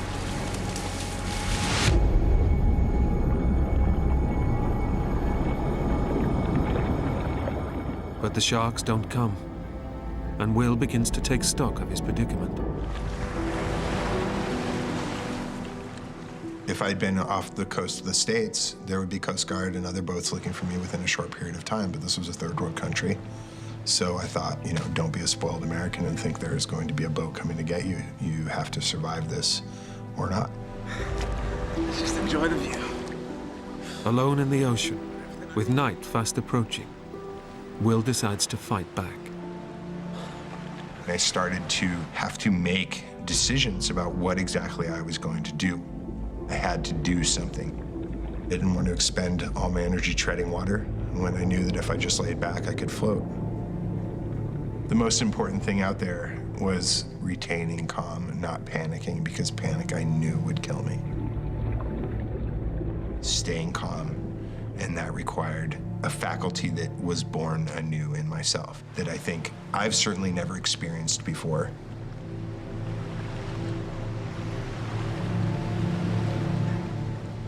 There's something very pure about the action of trying to live and saying, whatever happens, happens, but I'm going to do my best to try.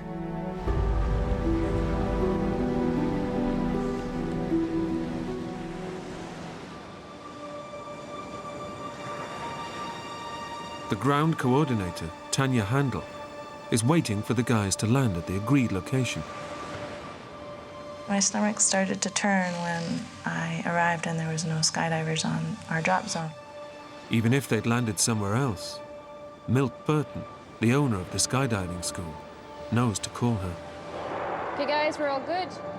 Remember, Milt, call me when you land. Blue skies, safe landing. Milt, are you there? Over. I immediately thought they must have canceled the dive and returned back to the airstrip. Unable to raise Milt on her mobile phone, Tanya heads back to the airfield. 20 minutes later, there was nothing, no one to be seen at the airstrip.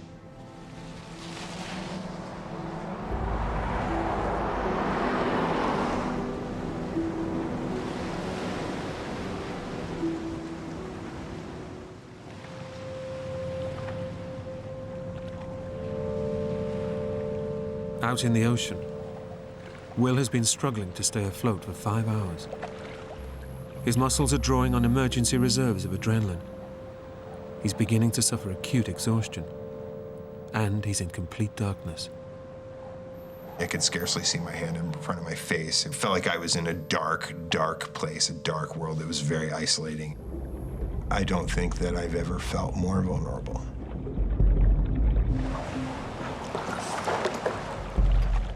But as he drifts alone in the dark, Will suddenly gets his first ray of hope.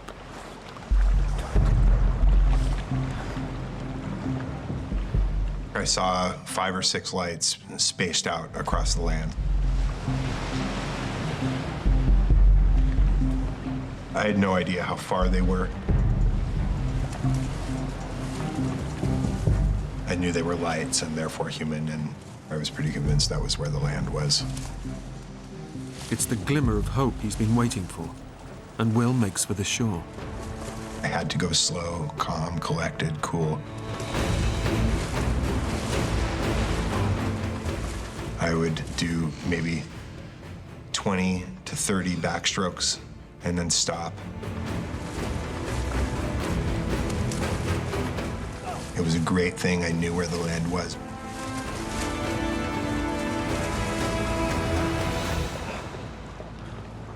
Just as safety seems within reach, the undercurrents begin to pull him further out, back to the ocean, and back into the night. I was exhausted. I was just exhausted. I saw no actual possibility of me getting out of the ocean alive.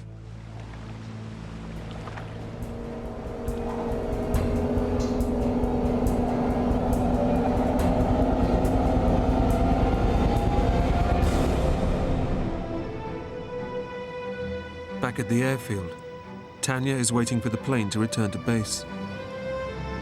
It's been missing for 6 hours, and there's been no sighting of the aircraft. Tower, any sign of them yet? Over. She needs to check the plane hasn't diverted to another airstrip before alerting the emergency services. We were all just praying that they were sitting in some cantina with no cell service and alive. We were just praying that they were alive.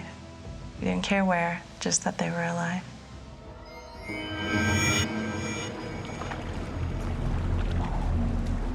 Alone in the ocean, his thoughts turn to the people he may never see again. I thought about family, about friends, people back home, about Jimmy and Manny, certainly. I wonder how they were. Had they survived the initial landing in the ocean, getting out of the airplane, would they be able to survive the night?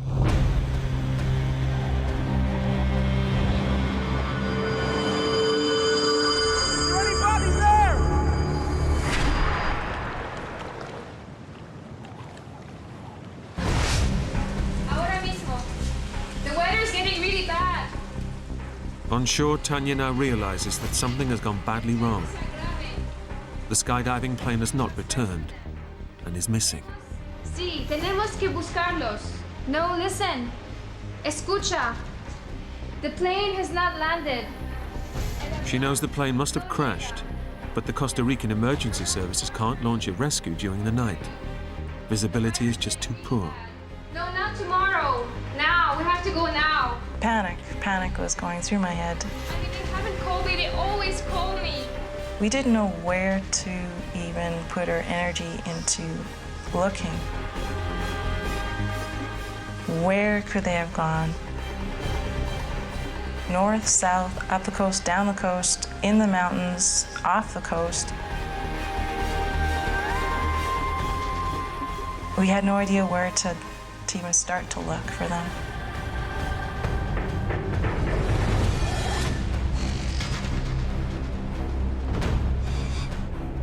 Out at sea, Will's been in the ocean for 9 hours. The water temperature has dropped to 45 degrees. He's rapidly losing body heat and dehydrating even further from the effects of swallowing seawater. As soon as it got to be night, the swells were getting bigger, it was colder, and I was getting more water in my mouth, which I knew eventually over time could be responsible for taking my life. No search has been mounted, and he's fast running out of hope. I saw no boats. It was dark. I didn't think there was any way I was going to last overnight in the ocean. No boats, no planes. I'm dead, man.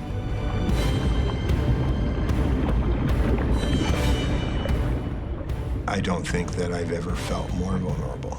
My life, my essence of actually the physical life anyway, was teetering on an edge.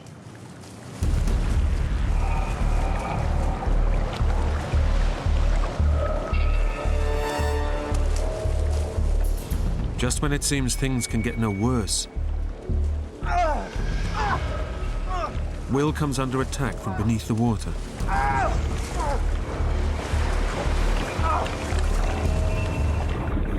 I realized that I was in a school of jellyfish, and they were stinging me all over my back. Jellyfish tentacles contain thousands of tiny needle-like filaments that deliver small doses of venom just below the skin. The pain was excruciating. It was all over my back, my legs, my feet, everywhere. It was extremely painful.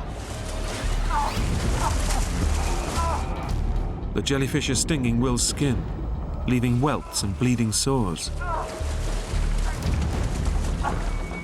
The salt water stings him relentlessly.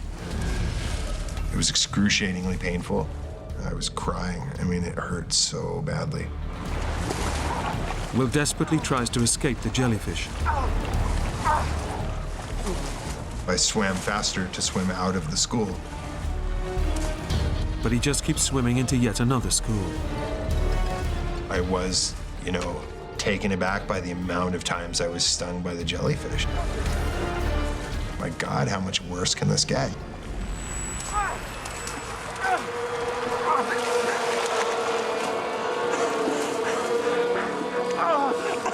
Come on! It was excruciating. The relentless stinging causes Will's mind to wander. What else is in the water, waiting to attack him? Sharks hunt at night, and do I splash around until a shark comes and eats me? It seemed a horror. It seemed...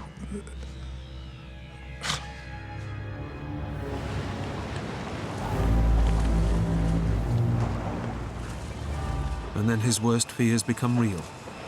There is something in the water, and it's heading straight for him.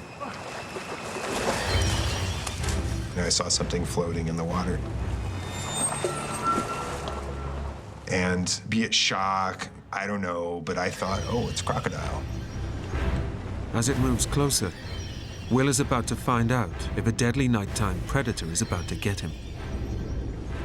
Thought, oh, great, I'll get eaten and drowned at the same time.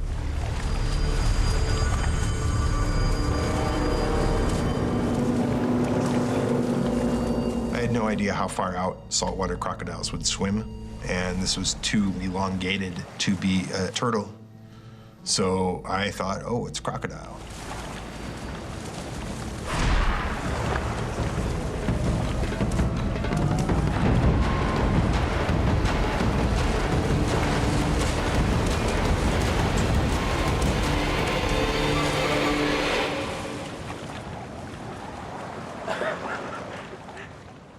I laughed, because who would think a log, a tree, is in the middle of the ocean?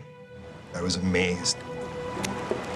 After 10 hours in the water, the floating log is a lifeline for Will.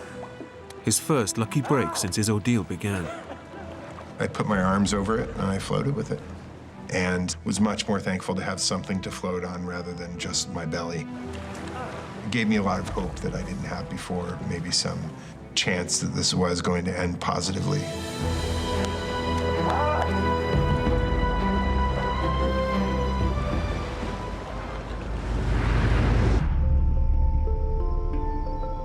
News of the accident reaches Will's skydiving club in California. Giles Fabris here from the club. I know it's late. His friends fear the worst. Will's plane's gone missing in Costa Rica. The first thing I did was the difficult task of contacting relatives and loved ones of the missing. That was one of the most difficult tasks I think I've ever had to do.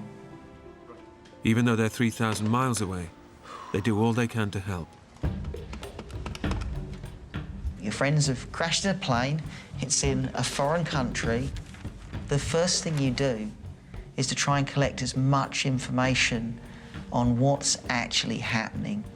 I had an image of my friends being in the water and their life slipping away in the darkness. That was a very difficult thing to have to think about. Then they hear that the air-sea rescue operation won't start until daylight. I don't think anyone's organising a search of the coastline, so we're going to do it, OK? From their base in California, they try to do all they can to help. Get in touch with as many boat captains as possible. We decided that we would start calling fishing boats, calling charter boats in Costa Rica, and to asked them whether they would send their boats out to look for our friends. Yeah, thank you. Yeah. At least I got one boat out. Will has survived 12 hours adrift in the ocean. He's clinging onto the log for his life, but prolonged exposure to salt water means his muscles are beginning to shrink, and he's suffering extreme fatigue. The log was giving me something to float on, but I was exhausted. I was just exhausted. I was certain, because of the amount of water I'd ingested, the amount of pain I was in from the jellyfish, and the fact that it had gotten much colder, that I was going to die.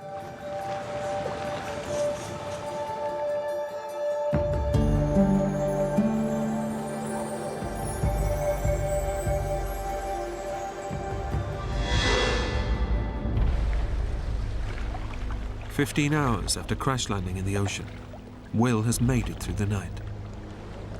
I did fall asleep on the log. I only know because I woke up on the log. I have no idea when I actually fell asleep. I'm sure it was just through pure exhaustion. Morning brings with it a tantalizing sight. It was daylight, and I could see the beach. Oh my God.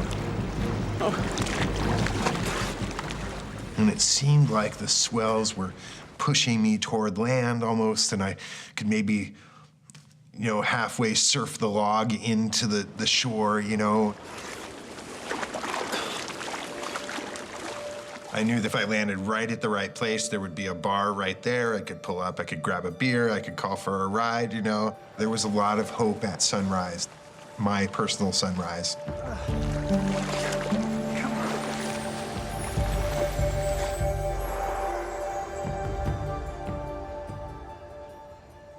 It was a long night. We were pulling data from the internet, we were calling the State Department, we were getting very varied sources back. Even when you have news reports that tell you that the chance of survival is very, very small, there's always a little bit of hope. Hello? And it's very important that that hope doesn't die. It's a frustrating feeling, knowing that people you love are in a situation and you're many miles away trying to do the best you can. Yeah, that's what we thought. It's raining. When your energy's focused on the well-being of your friends, the hours and the minutes tend to disappear. Time becomes kind of distorted. Everything takes on a rather unworldly feel about it. Becomes a very surreal nightmare.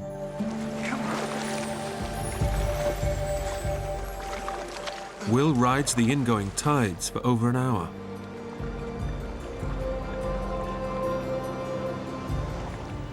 I wasn't making as much progress as I needed to. But the tide turns, and the undercurrents begin to work against Will, pushing him back out to sea.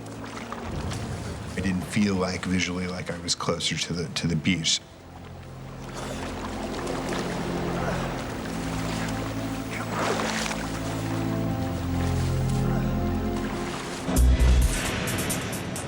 His only hope is the Costa Rican rescue operation, which is now underway. But the currents have taken him miles from where he crash landed.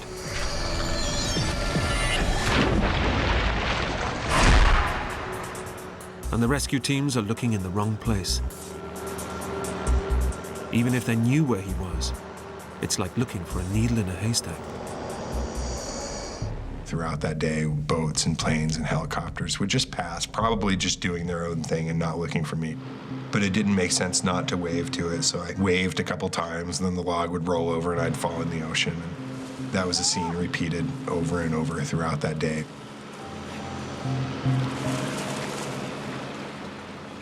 To have other human beings virtually so close, yet literally so far away, both gave me hope and was disheartening at the same time.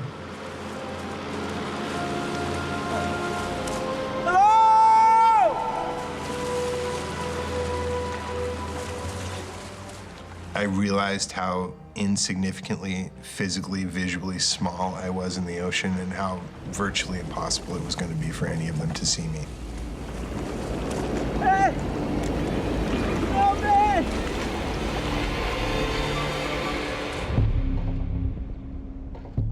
In California, his skydiving friends know that if Will is alive, his chances of survival are now extremely thin. James, anything? No. Getting nothing online. Come on, someone's got to know something somewhere. Okay, we'll keep going. Even in Costa Rica, the ocean is cold. The ocean is pulling energy from anybody or anything that is floating in it. A few boats down that way. Let me see if I can find what I can online. I'll get you this one. As time goes on, the chances of somebody surviving dramatically decrease. It's a pretty big chunk of ocean, so our best chance is still the boats. Fingers crossed, yeah, let's keep hassling them.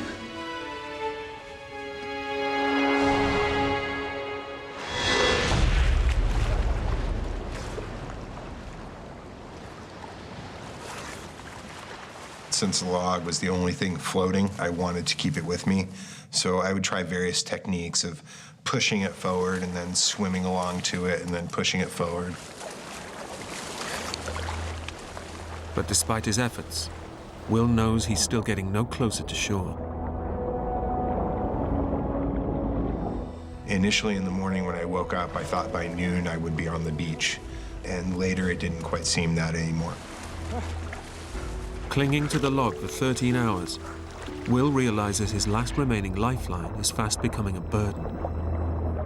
Instead of pushing him towards land, it's riding the undercurrents and pulling him even further out to sea. I thought that pulling and pushing the log along was really not increasing my progress. It was giving me something to float on, but it wasn't really getting me toward the shore. The log that so far saved his life could also end up killing him. It was the only floating thing I had besides myself. I mean, I'd slept on it. That tree saved my life. He faces an agonizing dilemma. Should he let the log go and hope he has the energy to reach shore? Or should he hang on, praying for rescue?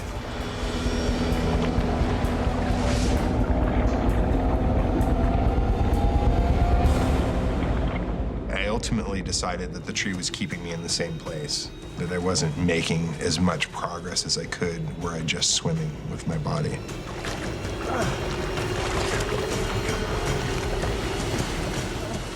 It was extremely difficult to let it go.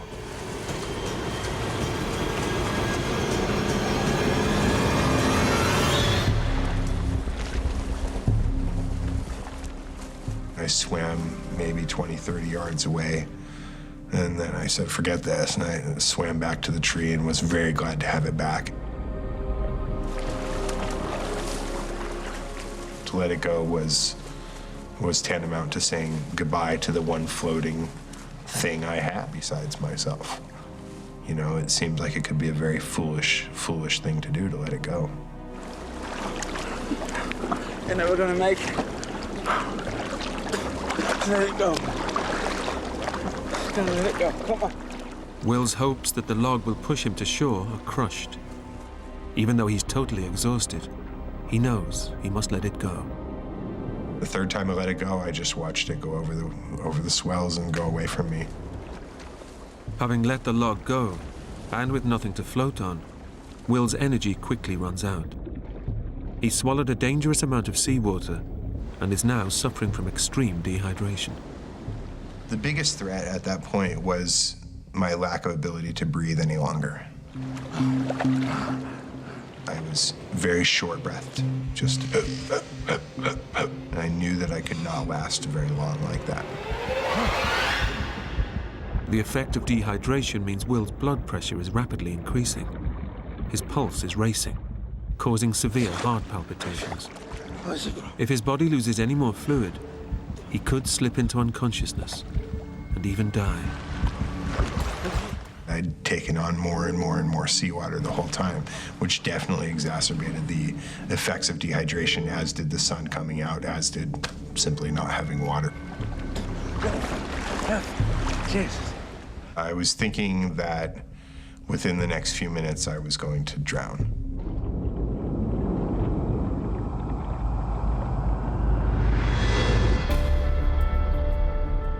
3,000 miles away, Will's friends are desperate to find him. I really wanted to know any piece of information that might give us an advantage in helping our friends.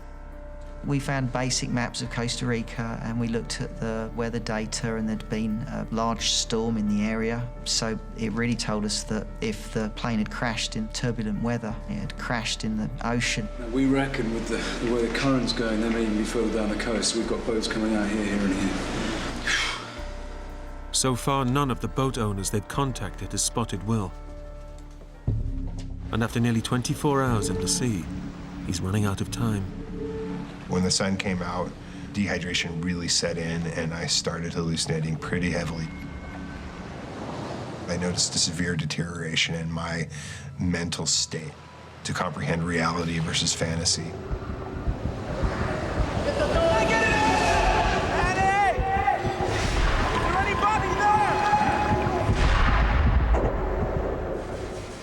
Will has swallowed so much seawater, his kidneys can't flush out the excess salt. His body is gradually shutting down, bringing on hallucinations. I would think I saw a shark fin over here, and I would look over there and, and think I saw something else over there, and I knew that there were turtles there that can just slice you open and eat you, So those things were seeping in. Will's ordeal has driven him to the edge of insanity, and his body is ready to give up the fight. I just felt at that point that I had very little physical and mental energy to keep my head above the water. I had been in excruciating pain from the jellyfish. The swells had picked up. There was more and more water getting inside me. And I just felt at that point like the end was imminent, like it would be a very few minutes off.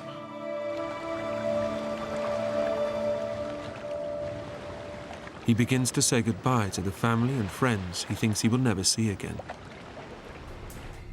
I felt alone from other humans. I felt that I'd left, the other humans, the other people in my life behind. That part of my existence was over, and that I was going to die, and that I hoped that I'd done well in life, that I'd shown compassion and kindness to people, and that they felt that love,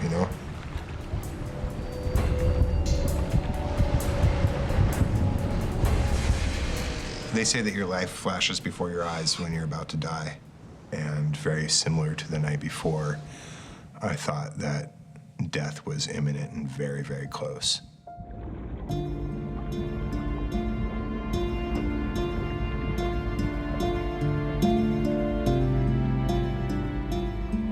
I felt that I'd left the other people in my life behind, that part of my existence was over, and that within a very few minutes I would be dead.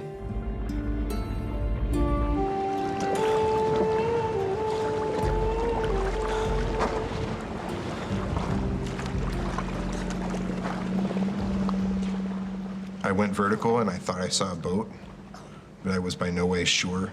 My mind was not together any longer. I was hallucinating heavily at that point.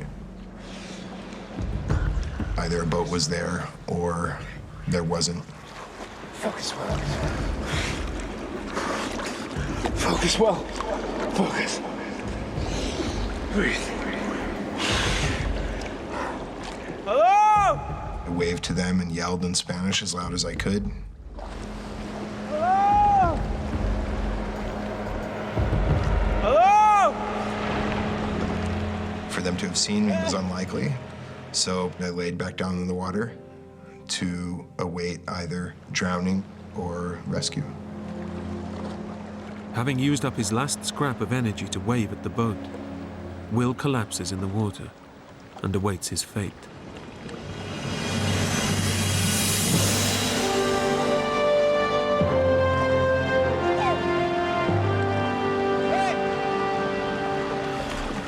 I looked up and saw them, and I couldn't believe it at first. Will has drifted miles from the search area. And by complete chance, he's finally spotted by passing fishermen. He's so close to giving up. His rescues come in the nick of time.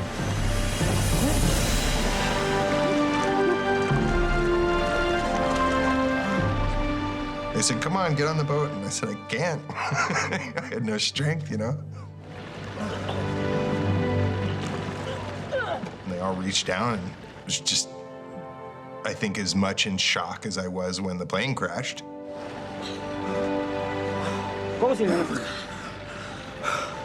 Oh my God.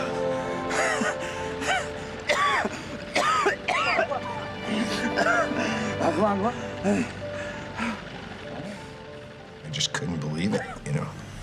It crashed in the middle of the ocean, and my fat, pasty butt made it through 24 hours in the ocean. When I found out Will was alive, that brought a lot of joy. Hey, guys. Guys, come here. It's him, look. It's Will. He made it. Wow, yeah. He made it. Yeah. Awesome. Come on. See? How did you do that? Oh, look. He didn't just survive the crash, he survived the crash and he survived the bloody ocean. I just literally said, oh my God, I'm invincible. And I collapsed onto the boat and held onto this guy's leg until we got to shore. Unfortunately, the search and rescue operation was looking in the wrong places. There were some Costa Ricans that were looking in the mountains. Others were looking in different parts of the ocean. So when they found me, they had a better idea of where my friends were going to be. A report was made that there were more survivors found. As it turned out, that was misinterpreted information on the radio, and that there were no survivors found. Over the next few days, the bodies and plane wreckage are pulled from the ocean. Will's friends, Manny Sanchez and Jimmy Simplicio, along with the pilot and remaining passengers, all perished in the crash. Will is confirmed as the only survivor. Manny was this amazing, almost cartoonish, almost childlike, beautiful human being. And Jimmy really is the same, an enigmatic, amazing character, you know? Kind of a hard ass, but a really beautiful soul at the same time. Did we do the right thing by jumping out? You know, I mean, I did the right thing. Manny and Jimmy did the same thing as I did.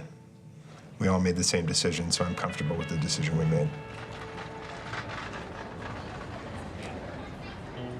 After his 24-hour ordeal, Will spent 5 days recovering in hospital. He's still skydiving.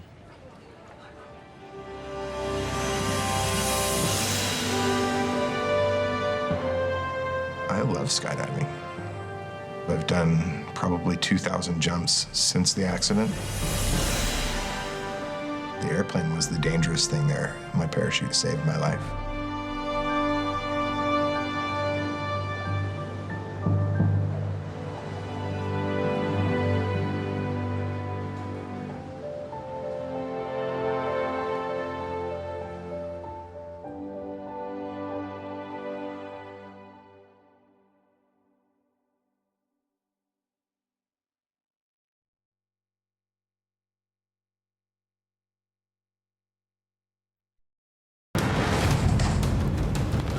Three men set out on the expedition of a lifetime to capture one of the rarest big game trophies, high in the remote mountains of Central Asia.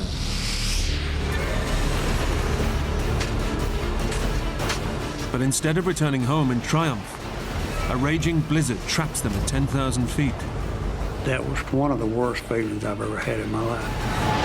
And just when they think their nightmare is over, their rescue helicopter goes out of control and crashes into the mountains. Stranded, they face frostbite, starvation, and death in the icy wilderness. If I don't walk out of here, these 100 people are going to be gone. You don't live through these kind of things.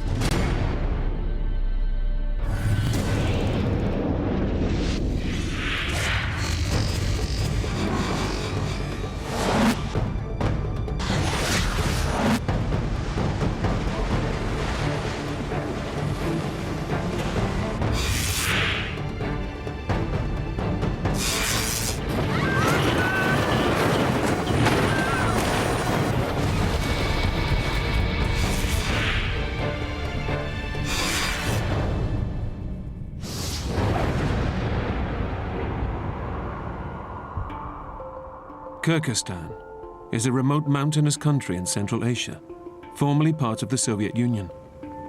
It's here that 3 hunters have come on a trip of a lifetime in search of the rare Marco Polo sheep. The Marco Polo sheep is probably the most majestic ram that you would see anywhere in the world. Spook Span is here with his father, Denny. All right, let's go. The trip is the pinnacle of their lifetime's passion for hunting. We were very much country people. Grew up hunting, fishing, running up and down the creeks and the rivers. Hunting often takes them away from their home in Tennessee, but this is their most adventurous journey to date. I really didn't know anything about Kyrgyzstan, just that it was mountainous. I did know that. Hey, let's have a little wait for the camera, guys. Joining the father and son is Spook's Canadian hunting buddy, Clay Lancaster.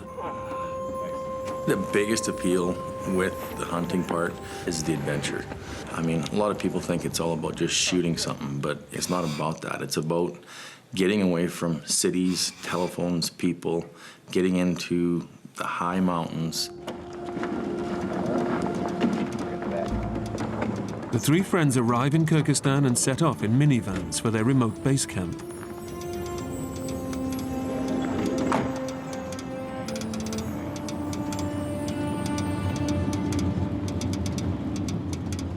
It's a whole 36 hours drive. The journey out to the camp was the hardest part.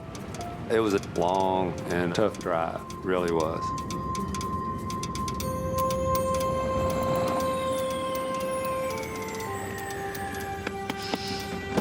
Come on, Clay, rise and shine.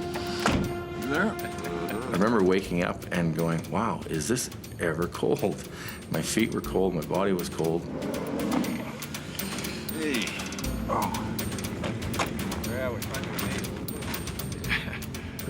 Mountains everywhere you looked, and it was absolutely beautiful. This is it. I felt about as remote as a human could possibly feel.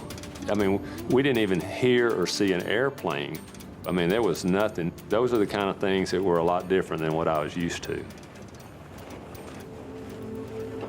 Say, if I promise to be quick, calling home already, Denny? Clay has brought along a satellite phone and GPS in case of emergency. Back in 1 minute. But Denny wants to check in with his wife, Ruby. Hello, Ruby? I called her and told her if we didn't fire a shot that this trip was worth it, because it was probably one of the most beautiful scenes I'd ever seen. Boy, it was worth the journey. Thank you. Hope you said your goodbyes, Denny.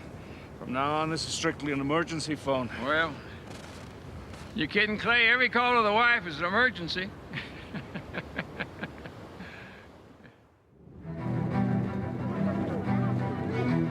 The hunters are on a tailor-made VIP tour, arranged in America.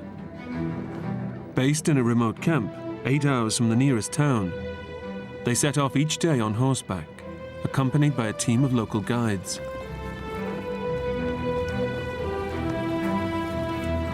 They were extremely friendly, extremely proud of their country, and they really wanted to teach you stuff.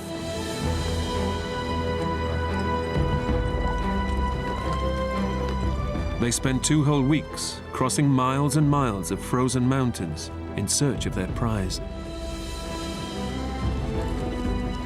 They are a real challenge to hunt, because there's times when you're in, snow waist deep.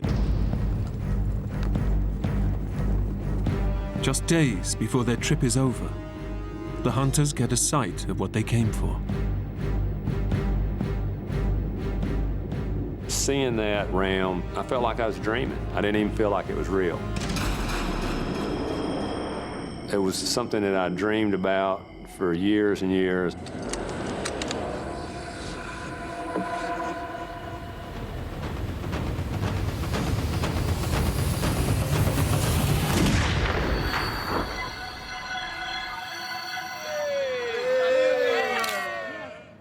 We were real pleased with the hunt. We'd taken 2 real pretty Marco Polo sheep. So that night we had a special dinner to celebrate. It's the final night of the hunt, and the locals are determined to send the guys off with a bang. I don't drink, so I was having a hard time. I told them no, no, no, no, no. Well, they just wouldn't accept no for an answer. And so when they counted to 3 and they all threw it back, I just took the glass and threw it by the side of my ear and poured it out behind me and slammed it back down and shook my head just like it about killed me, you know.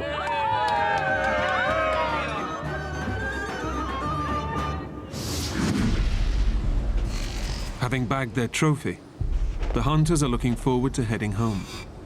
Denny, Spook, and Clay leave base camp to travel on via the nearest town, over 300 miles away. But as they set off on the 8-hour journey, the weather begins to close in.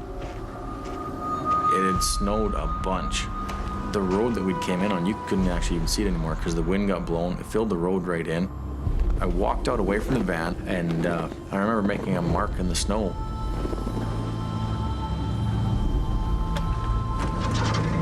What'd you do that for? I said, that's about as far as I think our Volkswagen van's gonna get.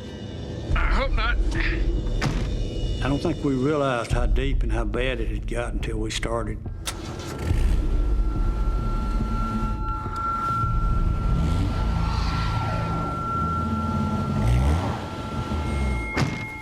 Jeez, even I was being optimistic. The snow is far too deep for the minivan, but the local guides now decide to carry on down the mountains to try and beat the oncoming blizzard. And then that's when they said, oh, you have to get in this other truck. And I remember thinking, surprise, surprise. It was an old military type vehicle. It was wide open, the wind's blowing right up your tailpipe. It wasn't real comfortable in the back of there. This was supposed to be, quote, VIP hunt, and that was part of what's supposed to make it so special. And we'd make a little joke about it, just having fun with it. You know, it didn't feel like much of a VIP treatment. The truck heads off from base camp, but almost immediately, the snow from the blizzard begins to engulf their aging vehicle. But we didn't go a mile till we got stuck really bad. We had to get out and shovel the whole thing out. And we kept shoveling and getting the truck out.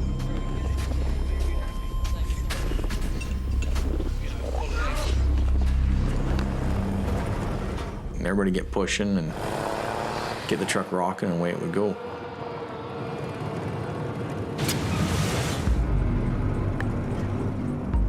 I've been driving a truck since I was, just a kid, and I guess I made the comment that I thought I could drive the truck through the snow.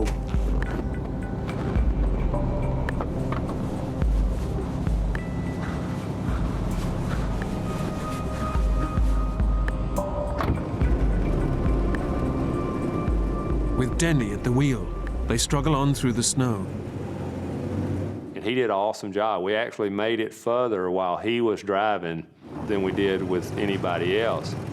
But after a few hours, Denny tires and has to give up. After he started back, he never let me drive anymore. And as the day goes on, they keep hitting snowdrifts.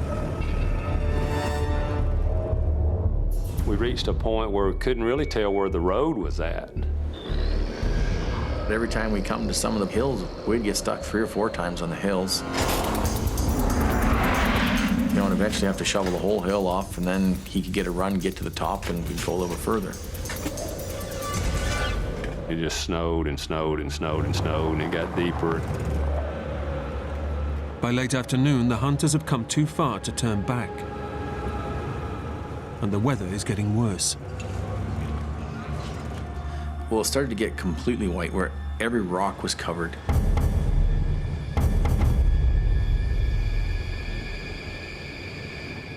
I mean, it was just solid white. The snow was snowing, and nothing looked familiar. You're in this huge, vast valley. we're getting stuck worse and worse and more. As the hours pass, the battle to make headway is taking its toll. The snow got so deep, you'd shovel it out and you wouldn't go 10 yards. We were just too exhausted to try to dig out anymore. I kept thinking, you know, this is starting to get to be a bad situation.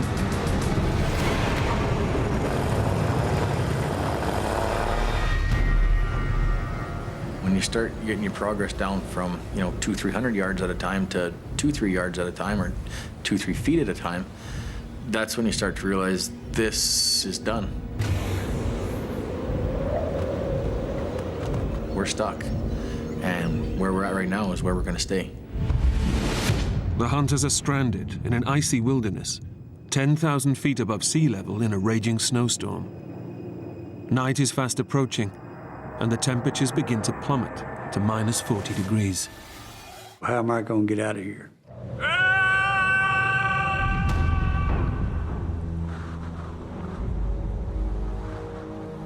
We decided just to stop and spend the night and wait and hopefully figure out a way to get out. That's when you're beginning to get a little bit apprehensive about, you know, how am I going to get out of here? The hunters know they have no option but to stay put in the middle of nowhere. It's gonna be one hell of a night for sure. It did get worse and became a real problem. As night falls, the temperatures plummet. Exposure to this extreme of cold can kill human beings within minutes. With just their snowsuits and a thin canvas, they have to huddle up to keep as warm as they can. I mean, it got down to, you know, somewhere around 30 to 40 below zero that night. The back of the truck was very crowded and it was very cold. It wasn't a fun, comfortable night by no means. I was apprehensive, scared about the cold, being out of food. It was hard. Maybe some sleeping bags down there.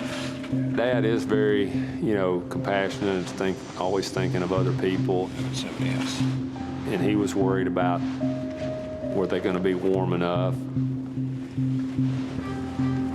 We gave them whatever they needed, socks, boots, you know, jackets, whatever we had that we didn't have on our body ourselves, we let them use. It's okay. As night wears on, the locals sense just how dangerous the situation is. They're getting a little worried. They live there all the time. They realize that people don't go out of their way to come save them, and there's no such thing as a search and rescue or anything like that. Their behavior went from kind of being a jovial, you know, fun, laughing, joking, to now it was just a blank stare, desolate, concern, worry, disbelief.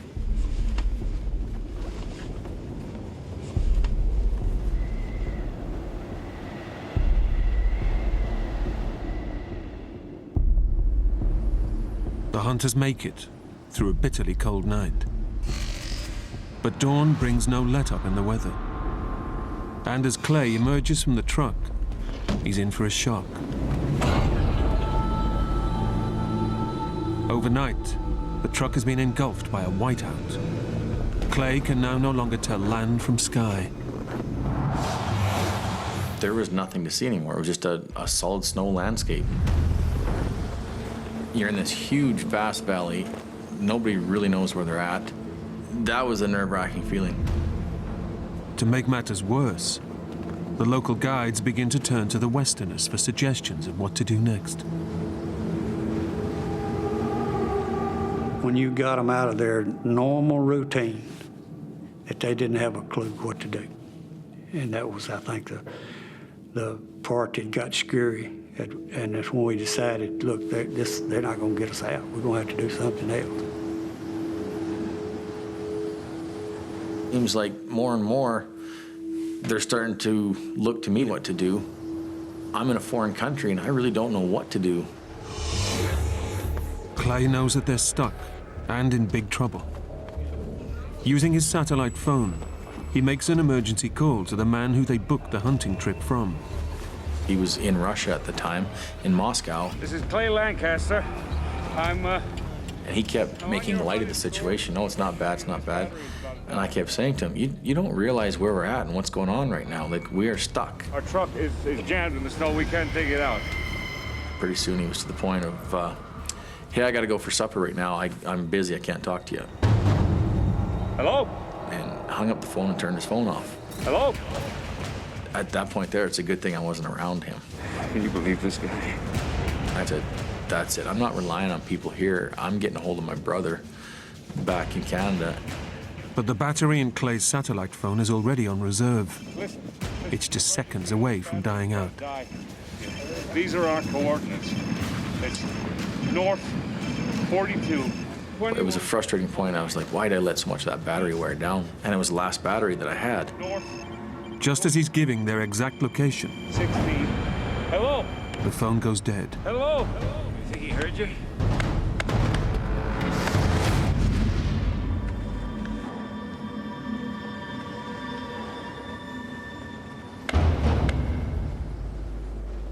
With no phone, the hunters are now completely isolated.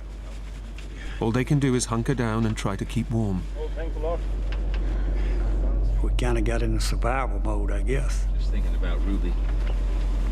Human instincts for survival do kick in when you get into a situation that you have to do something to survive.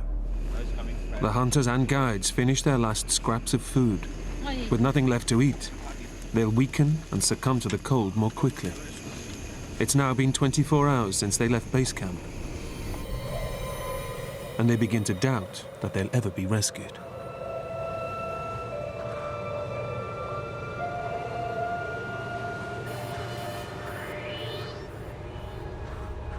At this point, you're wondering, are they going to come after us, you know?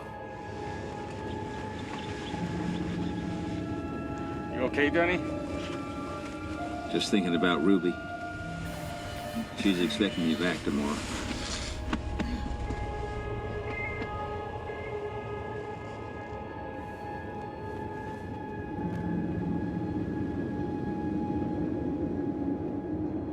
It was definitely a concern of mine that if somebody does get to us, are they going to get to us on time?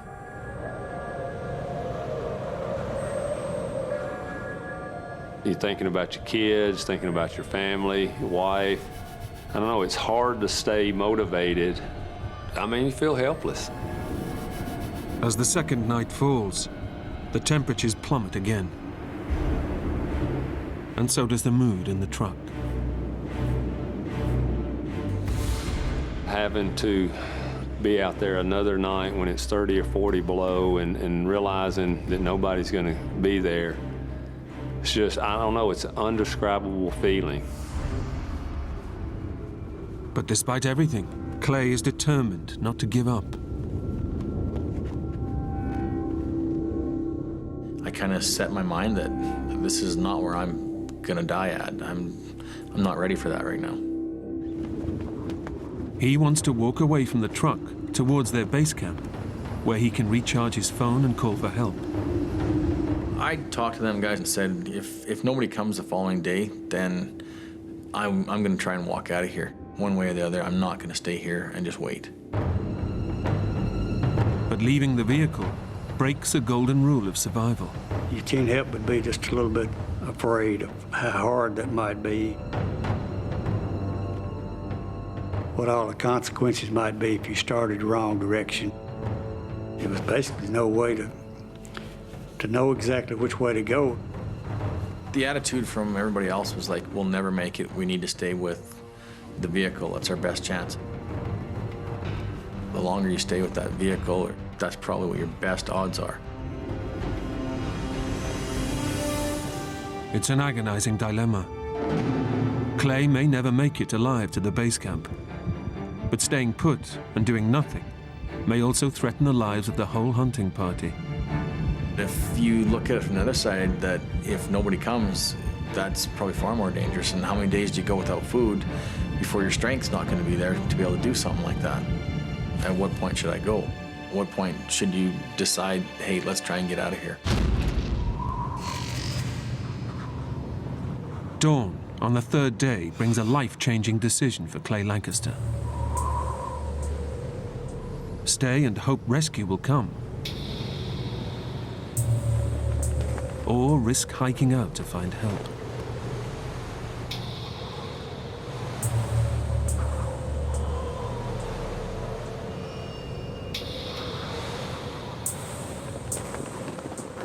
I thought to myself, okay, I'll give it to the end of today, and if nothing's happened by the end of today, then I'm walking. I definitely set it up in my mind that I was going to go. As the weather clears, Clay's decision to stay proves to be the right one.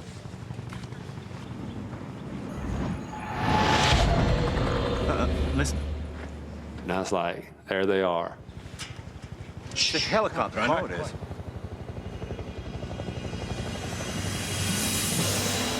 Come on! You know, it was a great feeling to see that helicopter come in.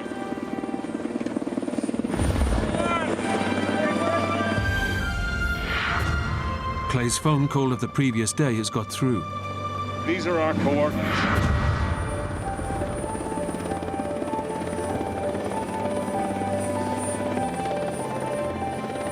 You know, everybody was excited. It was a thrilling moment, feeling of relief. After 36 hours out in the cold, the party has finally been rescued. It went from just miserable, cold and hungry, and all of a sudden, boom, all of it's gone. I remember looking at Spook and giving him a high five and going, it's about time. They've only eaten scraps of food in the last 2 days, and they're ravenously hungry. The food tasted really good. And, of course, they had their vodka. They always have vodka, you know. That's like water to them. But no sooner has the helicopter landed than the hunters are astonished to see another unexpected sight heading towards them in the distance. Then all of a sudden, here comes 3 snowmobiles. We didn't have a clue who they were, where they were coming from. It was like something you would see in a movie and you'd say, oh, that wouldn't really happen. These guys pull up, and the guys were from America. They spoke English. We were kind of really shocked to see English-speaking U.S. Border Patrol guys on snow machines where we were at. The Americans are on a training mission to help the Kyrgyzstan army, and they've been diverted to rescue the men. And they said, we're here to get you guys out. And said, we'll do whatever you want to do, any way you want to do it. Clay, Denny, and Spook now have a crucial decision to make. Do they ride out overland with American military? Or take the much faster route on board the local Kyrgyzstani helicopter? What do you think? About a half hour ago, and we got some birds in bad shape. We were kind of anxious to get home. Yeah, I think so. The 3 of us agreed, no, we'd stay on this helicopter and fly directly back to Bishkek, because that's where it was going to. So it'd save us at least a day. Decision made. The guides load up the chopper. But Spook notices it's carrying an enormous load. As I get on the helicopter, and I just had a brief thought of, you know, that's kind of weird, you know, all our gear is just piled up in the middle of the floor in the helicopter. It's not strapped down, it's just kind of stacked up.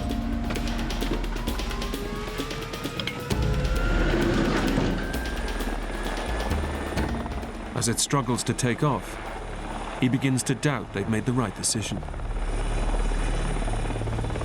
And I look back at Clay and I said, do you think we're overloaded?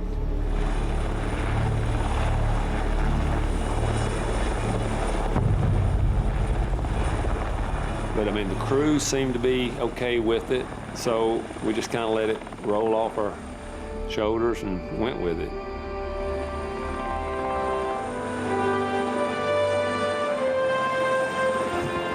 The pilot gets airborne, and finally the ordeal is over. The three friends are on their way home. I thought, great, we're finally going home. Finally, we're heading out of here. Of the Kirkus people that were with us on the hunt, they was talking about, you know, pointing and all this stuff and laughing. They'd never been on a helicopter before, so they were laughing about getting a ride. I remember looking out the window, just, you know, being one of those surreal moments where it almost didn't seem like what had happened had happened.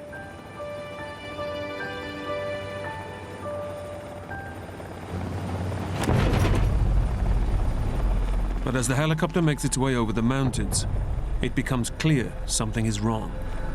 I could feel the helicopter sort of tip ahead a little bit. I thought, well, maybe it's out of balance or something. Move back. Each move back 1 seat. Get back. Move back.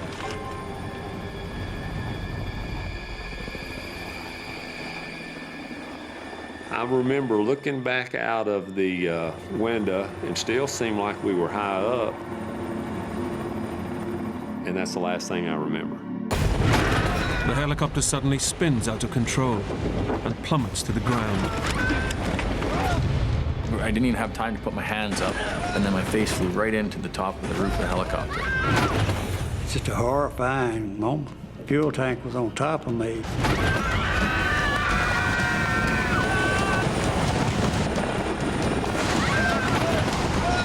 I remember all of a sudden going, that looks kind of close. And then boom, we hit.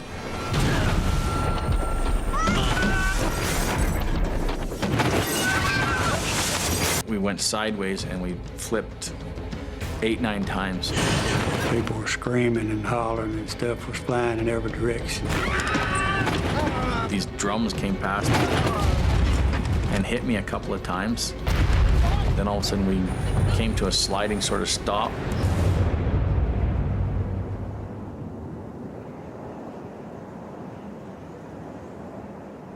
First thing I thought of was, you know, you don't live through these kind of things. The helicopter is ripped open on impact. In the front, Clay is injured, his left eye badly bloodied. The first thing he hears are Denny's cries. Denny started hollering from the back. Where is he? Can you see him?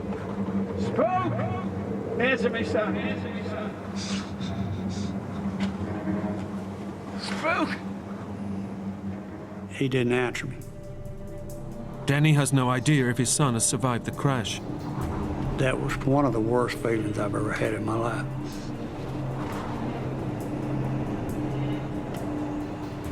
And I don't know whether it was 1 minute or 5 minutes or whatever it was. It seemed like an eternity. As I turned to my right, I seen Spook laying down beside me.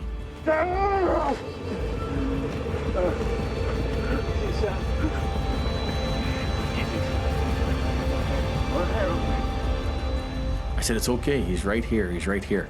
I said, I got him. Spook! Spook is alive but badly injured. He's been crushed on impact and has broken 6 ribs. Easy, son. I had blood coming out of my mouth. I could actually feel 1 or 2 of my ribs moving when I would breathe. Felt like knives sticking in me. I've never been in that much pain in that many different places. Danny and Clay pull him out of the wreckage. It was like something that would happen to you in a dream. And all of a sudden, you just go deaf. It just goes quiet.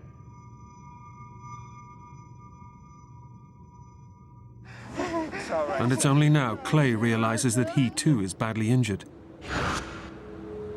And I realized at that point there that I couldn't see anything out of my one eye. That eye? It was bloody and looked like his eyeball was just torn out almost. You know, I thought it was gone. And I looked at Denny and I said, how bad is it? It's bad. Clay has lost the sight in one eye. But despite his injury, he and Denny head back into the wreckage to help the others still trapped inside. There was some people's faces were just torn. It was really, really bad. People were hurt bad. One of the ladies was under the helicopter, and her husband was trying to pull her out. And there was no doubt in my mind that that lady was dead.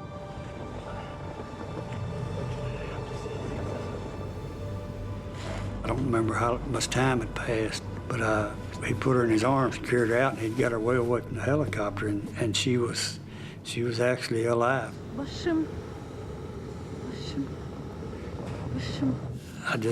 I couldn't believe it. Amidst the carnage, Clay makes a shocking discovery. So I started trying to count, and then I looked at one of the guides, and I had asked where this young fellow was that had been looking after the horses, and nobody could see him anywhere. Just feet from the wreckage, half buried in the snow, is the body of the young guide.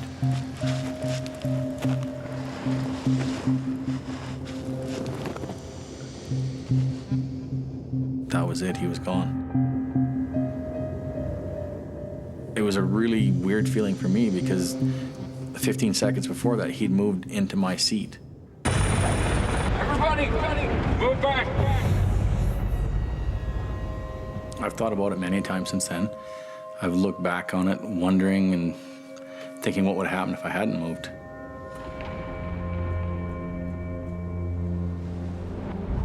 The guide and the pilot have been killed in the crash.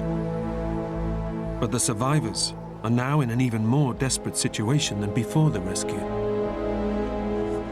They're severely injured, need urgent medical attention, and are out in the wilderness with no protection from the freezing cold.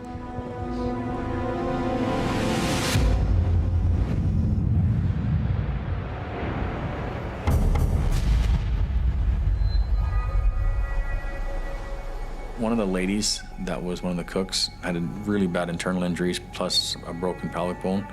There was another fellow that was unconscious. He was breathing, he had a pulse and everything, but didn't seem to respond to anything at all.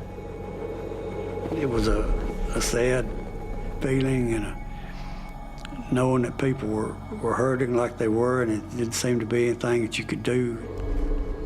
They're totally stranded, and with no life left in the satellite phone, they have no communication with the outside world. And we knew that we had already run the battery down to dead. But Clay knows he can't give up.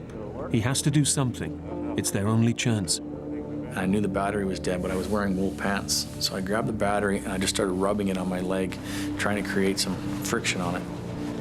Clay is hoping that the warmth from the friction will produce enough heat to recharge the battery.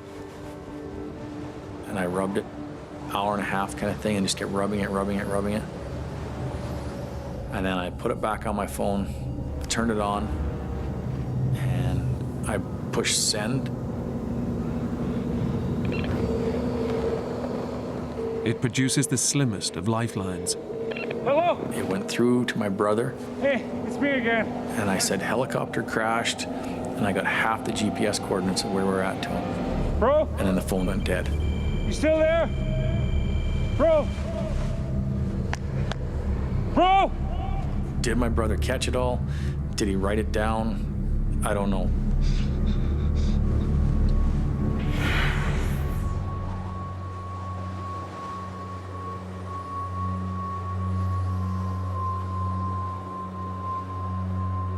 With no idea if the coordinates got through, they now face their third night out in the wilderness. And Clay realizes Denny is in extreme pain. You okay, Danny? My pain seemed to get worse as the nights went on. Okay. I had him lift up his shirt and could see a lot of bruising. It's my ribs. The adrenaline has been masking the pain until now. I could tell his ribs were broken, and I was worried that, something was going to happen to him, whether it was puncturing a lung or maybe he'd already done something. Maybe he had some bleeding inside, too. I say you've broken a couple of ribs there, Danny. Yeah, well, maybe, but you don't look too good yourself. The temperature plummets, and exposed on the mountainside, they have no protection against the -40-degree cold. Several of the other people had gone and built a fire. And there wasn't really that much stuff to burn other than just stuff that was on the helicopter, you know. The local guides turn to alcohol to keep warm and blot out their fear. They opened up a bottle of vodka, drank the entire thing, grabbed another one, chugged about half that. They really had the attitude, well, we're definitely not going to make it now. Nobody's going to come get us. I think people really believed they weren't going to make it through the night. Drinking alcohol may numb their senses, but it also dilates their blood vessels, causing their bodies to lose heat even faster. And there was a lot of people, their attitude was, this is it, we're done, and they just started drinking the vodka.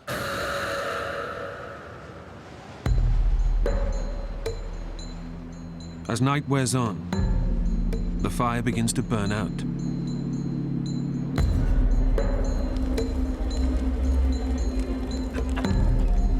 In a panic, the local guides look for anything to keep it alive.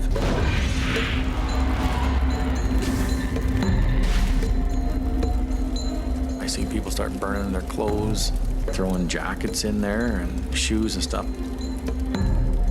It was like crazy. They just couldn't cope with it. They didn't try to preserve anything for any later moments. I thought this is going to get really bad in a quick hurry. Clay decides he must act, or risk everyone dying on the mountainside. I'm not really good at sitting there and not doing anything. I don't really wait for anybody else to tell me what to do. I just go do it. But Clay himself is carrying an awful injury. I took a bunch of snow, cleaned off my eye the best that I could, and actually took some duct tape that I had there and just duct taped it up. He now realizes he has no option. Half blind, he knows he must leave the wreckage and seek help. This isn't good, you know. If I don't walk out of here, there's definitely going to be some other people that are going to be gone.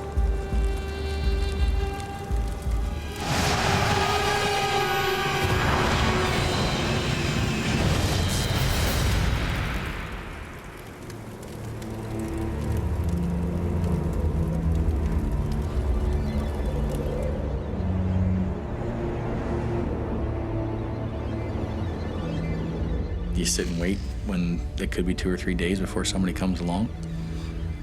I wasn't willing to take that risk. I think this is where we are. Spook and Denny are too injured to go with Clay. You'd never make it. The one husband, he was extremely concerned about his wife.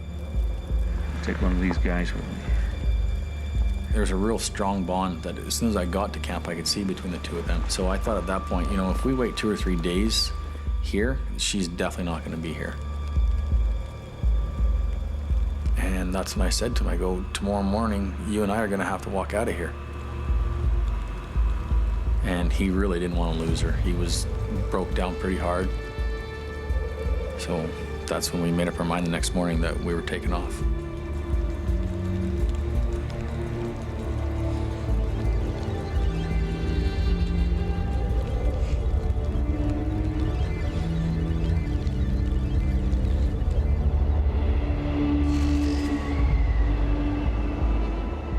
Heading out into the snowbound wilderness will put Clay's life at risk, and there's little chance he'll find help. But staying put could mean everyone perishing in the cold. There was a bunch of people saying, you know, don't go, don't go, don't go. I wasn't really into discussing it with anybody anymore. I went through the options in my mind, and I thought, if I don't go, then there really is going to be quite a few more people that are not going to make it. Clay makes up his mind to head out in search of rescue.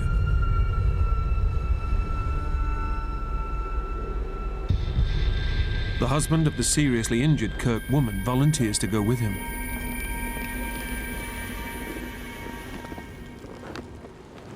He took my gun, some shells, and, you know, they struck out. I was kind of nervous for him because that snow, you know, I mean, it was 2.5, 3 foot deep, and it's tough walking in that kind of conditions. really tough.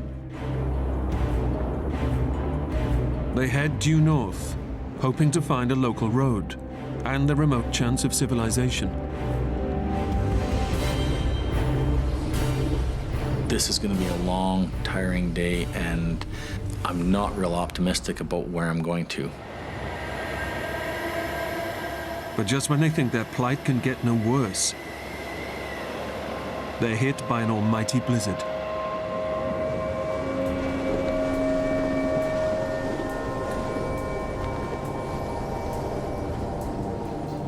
It started snowing again like crazy. It was a complete whiteout blizzard. And when you're in a complete whiteout like that, in that kind of a landscape, the snow as deep as it is, you actually get to a point where you can't see anything. You can't make out any other color than literally to hold your hand in front of your face.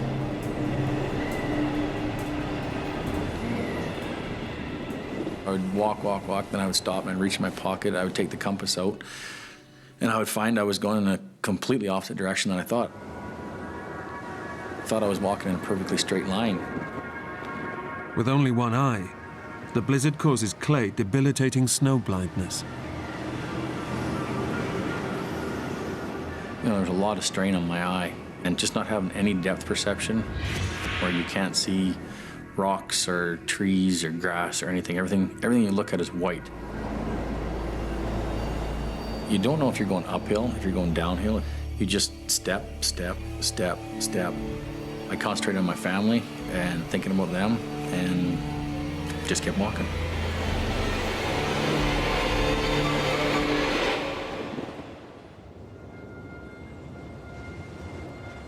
Back at the wreckage, Denny and Spook can only wait and hope Clay will make it through.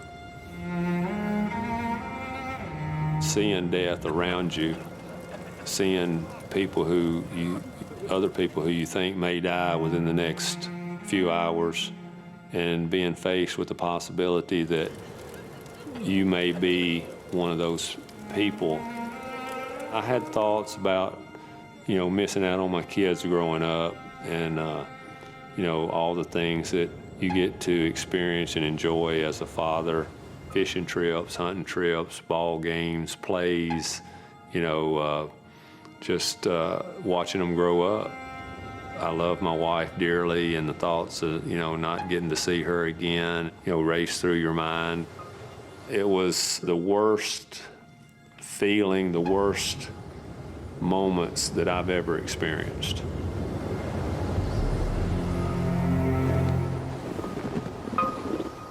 Clay and the guide have been battling through the snow for 10 hours. My legs didn't have the energy. Every time I'd step, I was like, take a deep breath, and it's just like picking up a chunk of lead.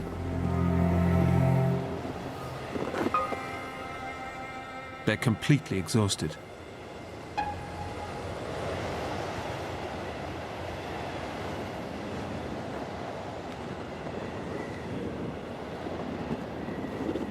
It was getting closer to dark, and I hit the top of the hill. Then, out of nowhere, he sees the sign of life he's been hoping for. I looked in front of me, and I could see a military outpost, and I could hear snow machines. It's a chance of rescue. But the riders of the snowmobiles can't see Clay and the guide. He has to find a way to get their attention.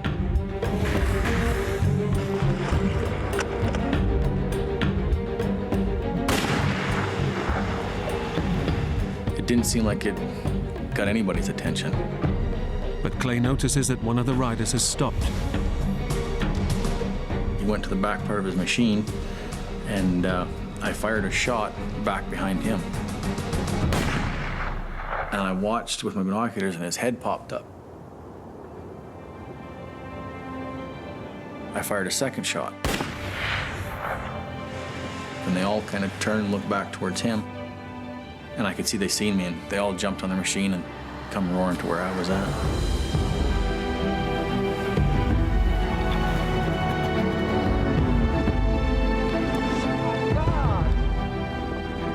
Incredibly, The snowmobiles are the same ones from the US military that Clay, Denny and Spook turned down a lift with just 36 hours earlier. Seeing English-speaking guys on snow machines at that point, I was pretty happy to see them. After 3 days out in the mountains, their ordeal is finally over. Hearing that snowmobile get closer and closer and seeing him pull up, it was a sweet feeling. Oh, it was just a great feeling. That was one of the greatest feelings I've ever had. The hunters are flown to Hong Kong, where they receive medical treatment.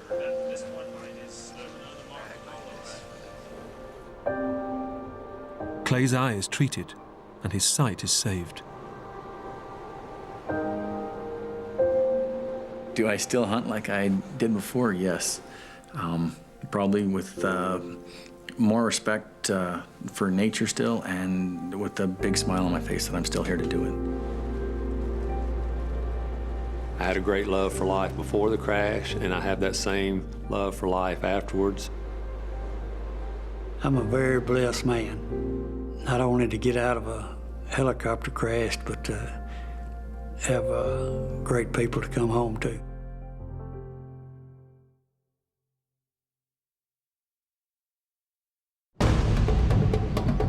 When hunter Bram Schaefer is attacked by a grizzly bear,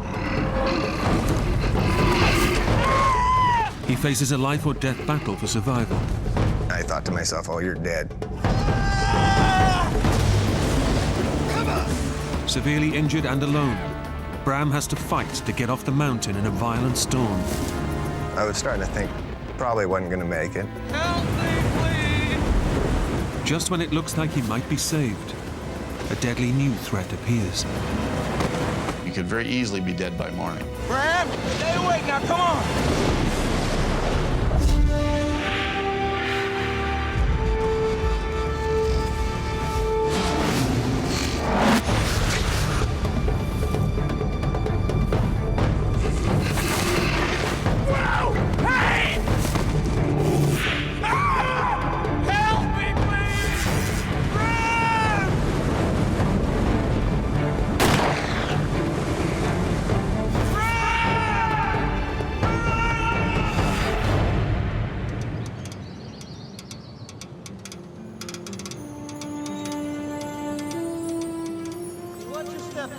I'm watching my step. You watch your step. I'm doing fine, don't worry.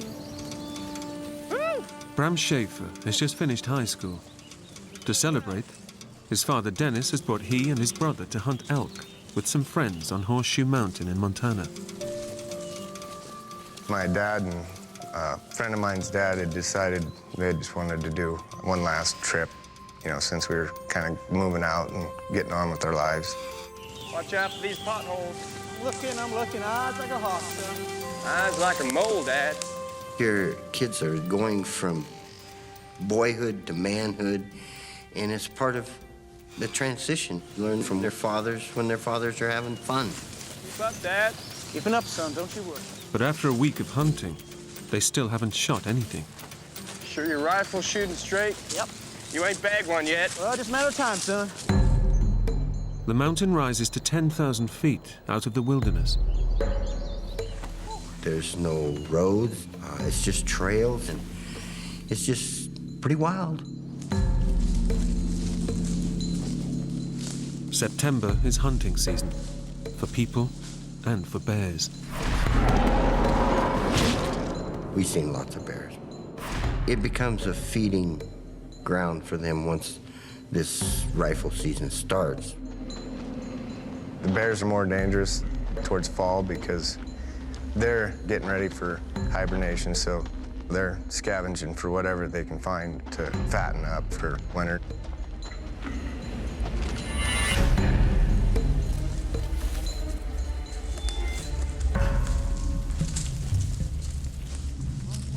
Today is the last day of the trip. The men climb almost to the top of the mountain, from where they'll sweep down in a wide line, hoping to find some elk on the way. They don't have much time. A big storm is heading their way. Okay, guys. why don't we all spread out, see if we can't flush something out. Bram goes to the end of the line. Okay, let's move it. Last chance, Pop. Last chance for what, son? Last chance to bag an elk. You said it. Bram had his own speed, and the way he went, he just went over a ridge, see? So he wasn't in sight of us. Bram takes off alone, ignoring any possible dangers. He was very strong physically and strong-willed. He was fearless. What's gonna hurt me? Bram's orange vest might stop other hunters from shooting at him, but it also makes him more visible to predators. But Bram's a high school football star, bold and brash. I was a pretty cocky kid. I didn't worry too much about anything. You know, I was 18. Bulletproof.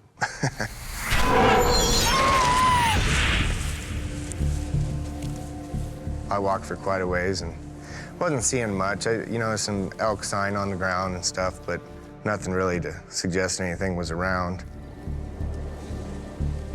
We were kind of supposed to stay within earshot of each other, but they were up on the top of the mountain and I was off kind of coming around the side, a little lower.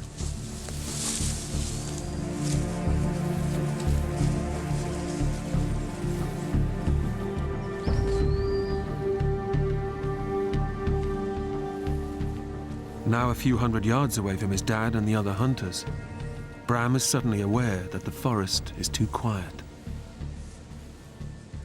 I kind of got a weird feeling about then, and there wasn't hardly a noise. You know, there weren't no birds chirping or ground squirrels running around or anything.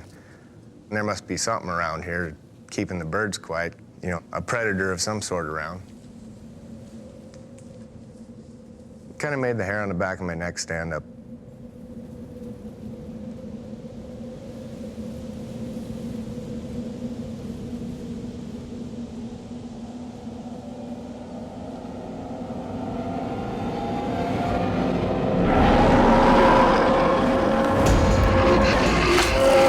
I hollered. She didn't slow down. My next thought was get the hell out of the way.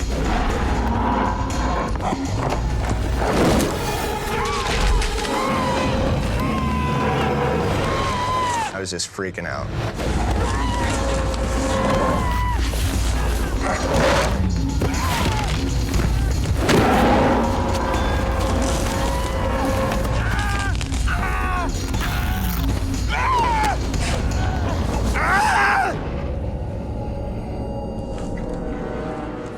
The next thing I know, she's sitting there with her head in my lap, just huffing at me.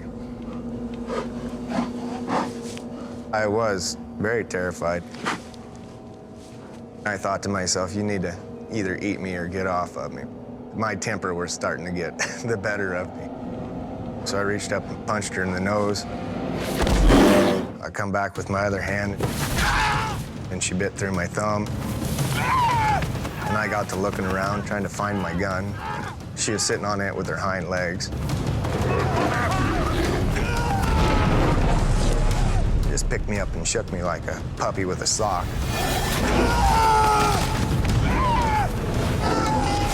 It felt like vice on your leg. And then I thought to myself, oh, you're dead right there.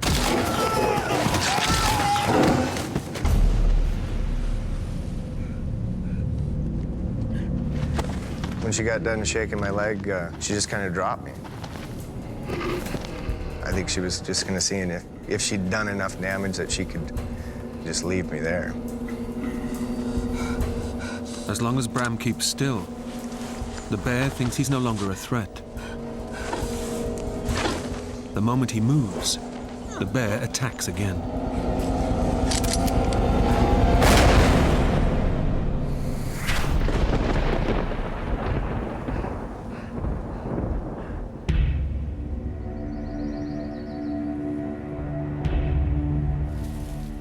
Unaware of Bram's terrible ordeal, two hunters further down the mountain, Bruce Pisecki and his son Bryce, are also looking for elk, so far without any luck. Come on, son. Our luck will turn. On their way to try a new spot, Bruce sees something that makes him very nervous. I'm starting to see bear sign and footprints of the bears. See that? It's a big claw. Pretty recent, too. But the hair was starting to stand on the back of my neck. With bears in the area, Bruce wants to get off the mountain as quickly as possible. That means going straight down through unknown territory. At the bottom, they'll try to find a trail to lead them back to their camp, a couple of miles away. There was something crawling up my neck that told me something's wrong. Pay attention. And part of it I told myself was, you just don't know where you're going. You're worried about getting lost. I'm getting very concerned because now I'm walking in an area that I can surprise a bear at a moment's notice. So I'm trying to make noise. I was saying things like, okay, bear, here I come, you know, get aside, here I'm coming through. Okay, bear! Here we come! Coming through!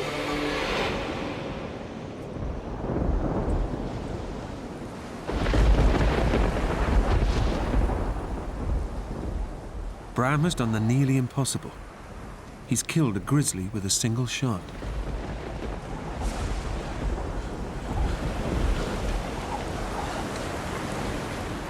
I felt just a lot of relief. I was pretty happy for, a few seconds anyway.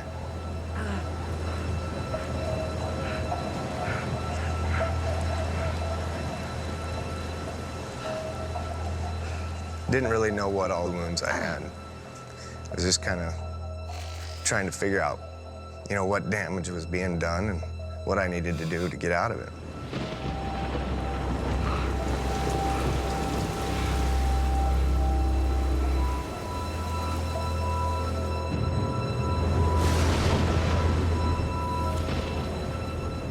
A mile and a half away, at the bottom of the mountain, Bram's father and brother arrive back at camp. They haven't seen Bram for nearly 2 hours. We got to camp, no Bram. So I asked everybody, where's Bram? Have you seen him? No. Have you heard from him? No. I said, well, something's wrong. I got my other son immediately, and we went back up on the mountain. Let's go look for him. I knew he wasn't lost. He had a compass in his head. So I knew that wasn't a problem. But for him not to show up was just, it ate at you.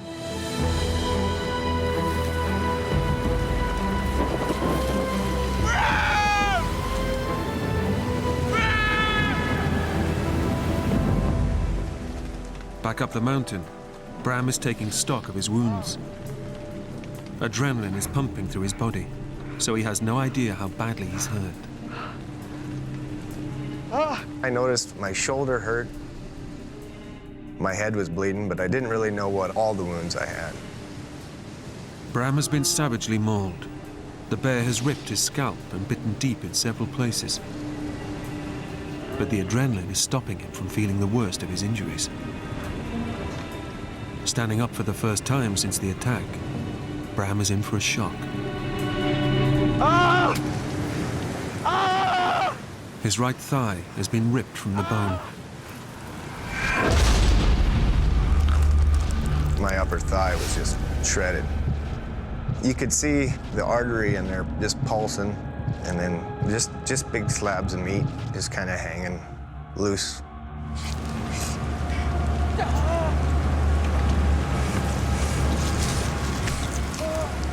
I pulled the meat back up and kind of laid it back in the hole.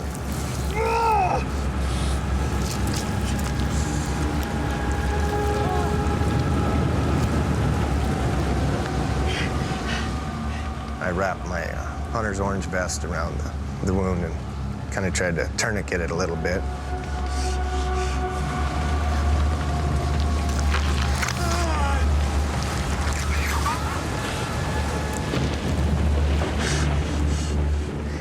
pretty bad when I pulled it down tight.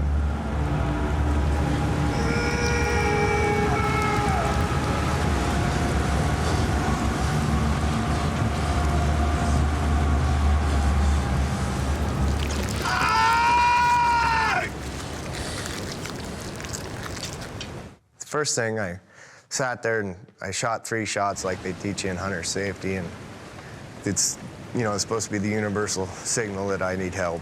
Somebody's supposed to come find you.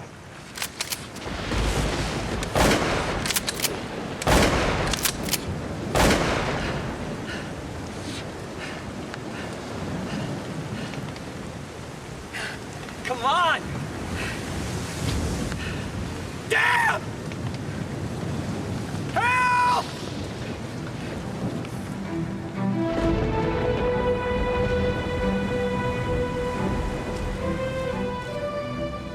Climbing the mountain through the storm, Bram's father, Dennis, cannot hear his son's gunshots. Bram! Son, can you hear me? Bram! It was getting really nasty. The wind started blowing about 30 miles an hour. We couldn't hear nothing. If he fell down, broke a leg, whatever, with the thunder and lightning, this was starting to become a life-threatening situation.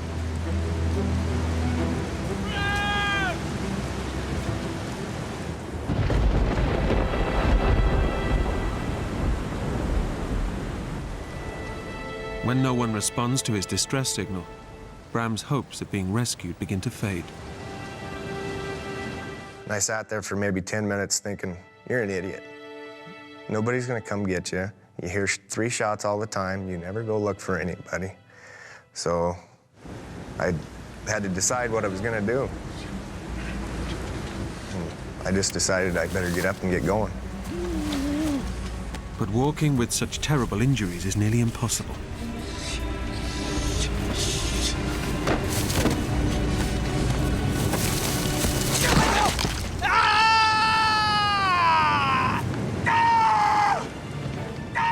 Bram must get off the mountain quickly. If he doesn't get help soon, his injuries will kill him.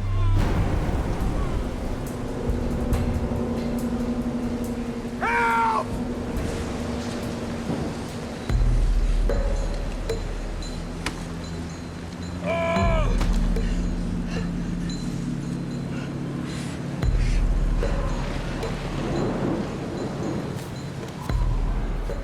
I was gonna try to head towards camp, but in order to get there, I would have had to go uphill.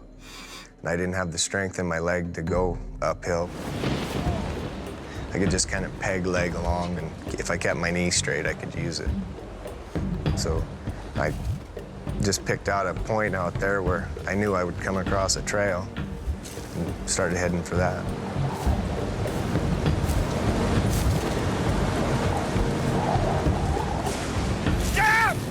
I was pretty pissed off at the world. I hollered and stayed mad as I could for quite a while.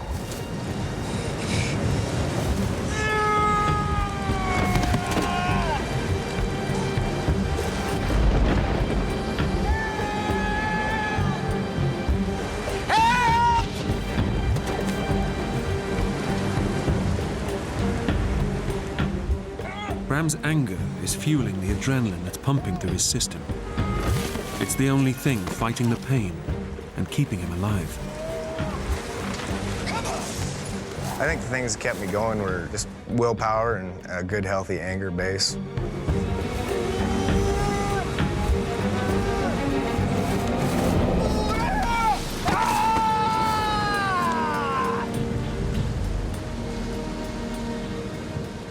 It was hard. There was a couple of times I thought about, you know, maybe just sitting down and quitting, but I'm about as stubborn as they get. I knew if I didn't keep going, I probably wouldn't make it anywhere. Nobody would find me. Oh, damn!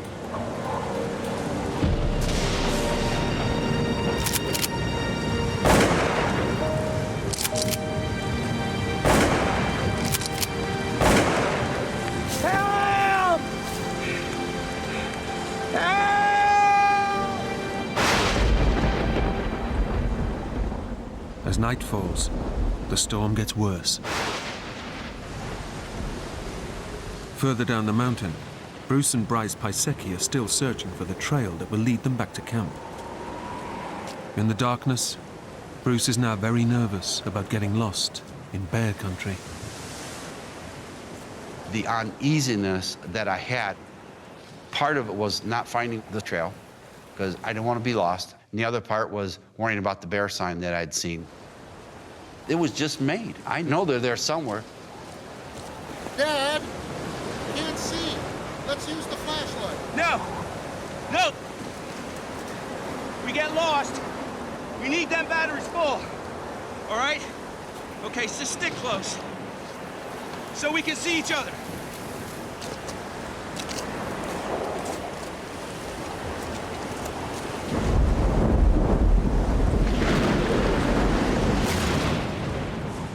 On the other side of the mountain, Bram's father, Dennis, combs the slopes in a desperate search for his son. And the weather finally went down to about 10 degrees. And he's out there. So I'm looking and we're shooting and hollering.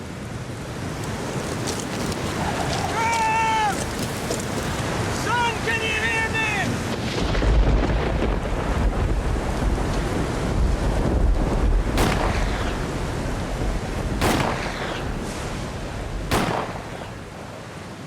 Dennis knows Bram might not hear the shots through the storm, but he also knows he's taught him vital skills to survive.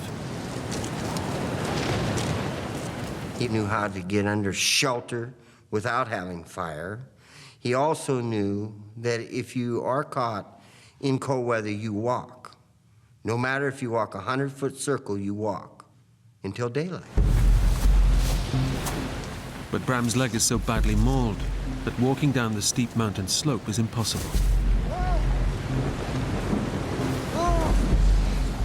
With every fall, Bram risks tearing the exposed artery in his leg.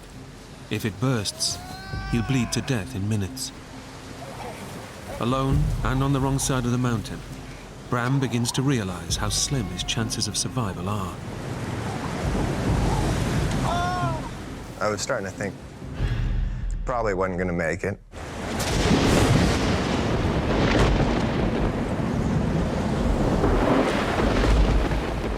But help is closer than Bram realizes. Further down the mountain, Bruce and Bryce finally hit upon the trail that will take them back to camp. Dad, over here. Look. So I'm saying to myself, I hope this is Rock Creek Trail. I hope this is Rock Creek Trail. And by God, it was. Hey! That's our trail. Excellent. All right, look. We're both tired, soaked through. Let's take a short break. But Bruce's nerves are still on edge. I'm still got this uneasy feeling about this bear sign that I'm seeing. His fears are aggravated by the fact that he and his son are using old-fashioned muzzle-loading rifles. It's a fun weapon, and it is a primitive weapon. It's kind of like shooting with a bow and arrow. You only get one shot, basically. But if the powder gets wet, the gun is useless. And I thought, you know, we're all wet. These weapons are wet. We don't know if they shoot when they're wet. Let's see if this thing works.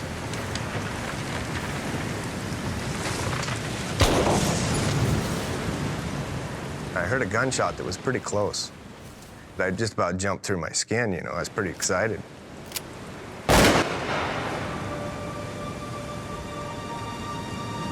I think that's Dave. I thought it was my friend Dave because now I'm an hour late for dinner. Dave! Dave! Over here!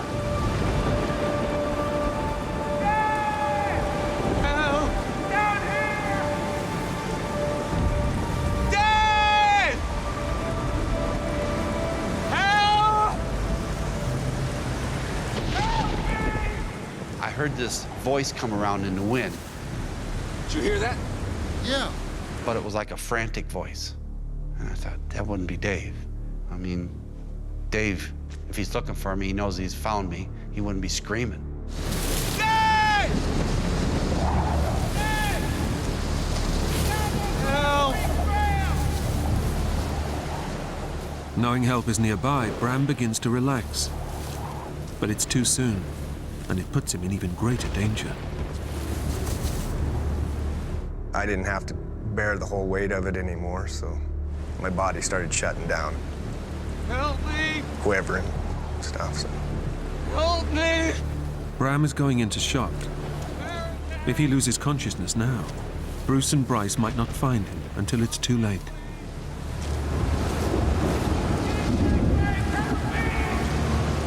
He was yelling back at me, but it was frantic.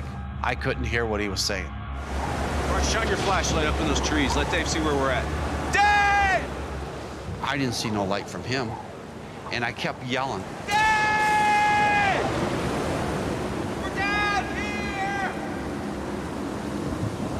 Rock Creek Trail! At the trailhead!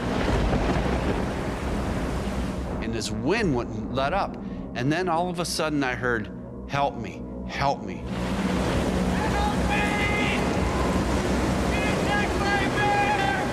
The wind came around and just carried it just perfect. And all of my fears of bears just came alive. Oh my God, somebody's hurt there. We gotta help. You stay behind me. Anything comes at us, use that muzzle loader, you understand? You all right? Bruce and Bryce start climbing towards the voice in the darkness. But Bruce is hesitant, fearing he's leading his son into a potential bear attack. Where are you? Where you at? As I'm getting closer, I'm yelling at the top of my voice because now I'm scared. And I'm going, "Where you at? Who are you?" I was getting excited because I knew there was a bear in the area. And this guy said he was attacked.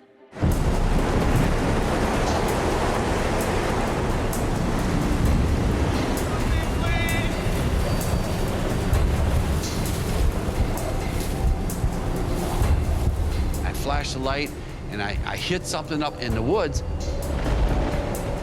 but it was a red glow. And bears' eyes are red, I'm thinking, when they see him with the flashlight. I said, "Bryce, the bear's right on him. Let's go. Let's get up there."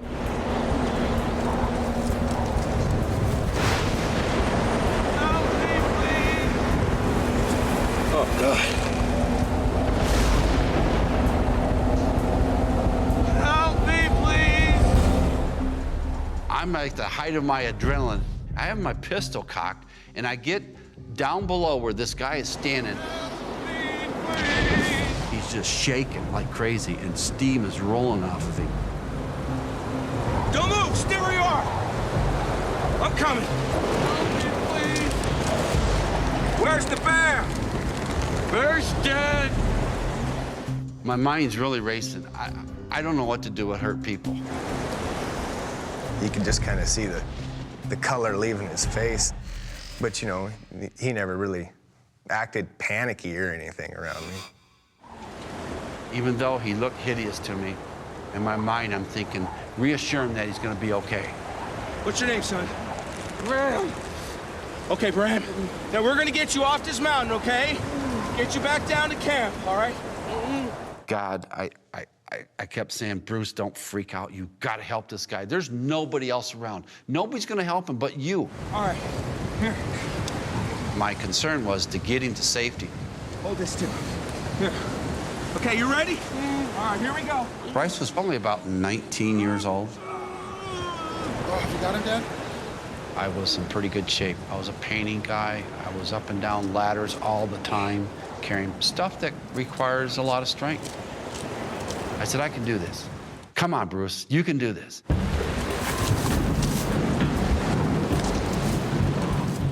I just didn't realize how hard it was going to be.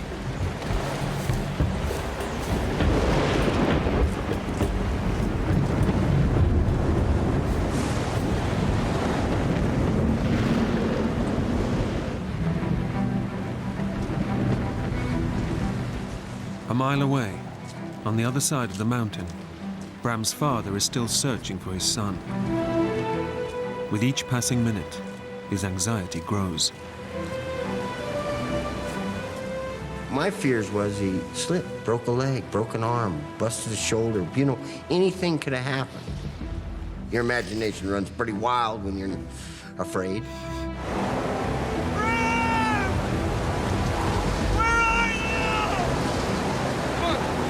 Let's drive here. Dennis won't ever give up. But the others know that the chances of finding Bram at night, in the raging storm, are slim. On the other side of the mountain, Bruce is struggling to carry Bram. His strength is running out. And I'm saying to myself, Jesus, this can't be this hard. And it was like the worst thing in my world. I thought, how am I going to continue this? But I said to myself, whatever you do, Bruce, don't give up.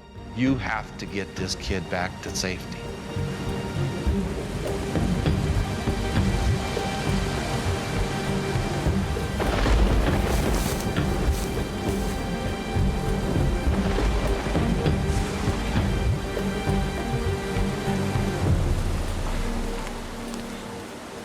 Bruce senses that Bram's shivering is getting worse. He's in severe shock, and his body temperature is dropping. Hold him up. Hold him up. So I took my raincoat off, and I wrapped it around him to try to keep that warmth in him. All right. Sure, I'm in there. That's it. That's it. Every time we stop, all right? I'm gonna stand you up. I'm gonna put my arms around you and try and get you warm, okay? Okay. You ready? Here we go.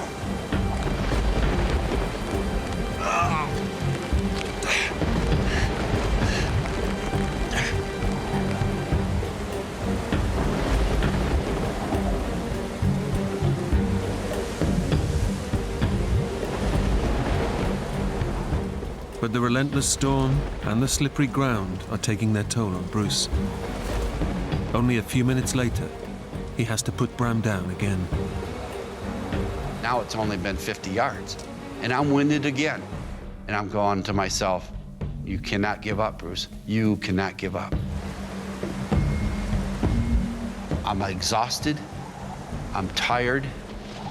I am breathing so hard, and I'm sweating so bad. I know I'm in trouble. But Bruce knows he must get Bram off the mountain fast. If he fails, Bram will die.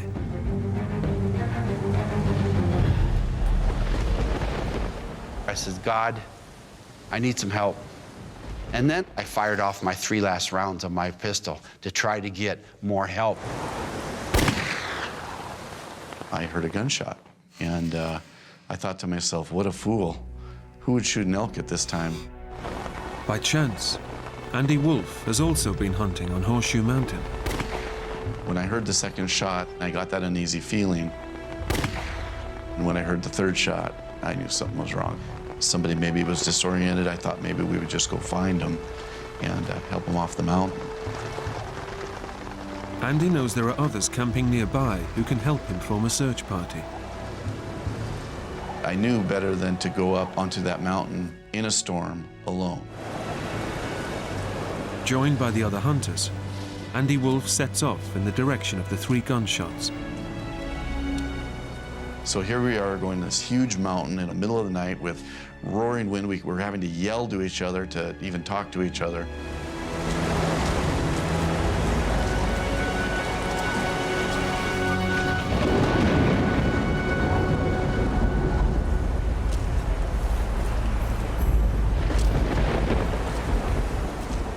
Unaware that anyone has heard his distress signal, Bruce struggles down the mountain.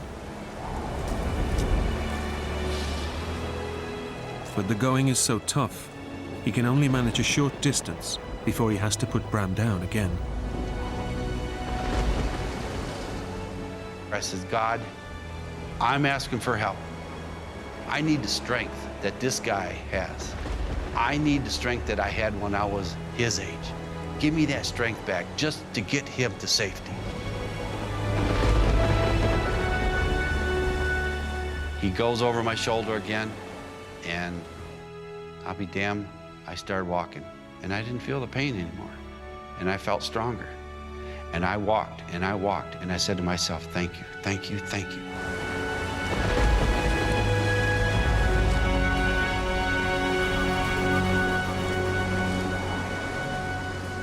They're now less than a mile from Bruce's camp. And although Bruce has found a new strength and determination to carry on, Bram's condition is rapidly deteriorating. There were several times when I was carrying him that I felt like I was carrying a dead man. And so much so that I stopped to throw him back up on his feet to get him coherent.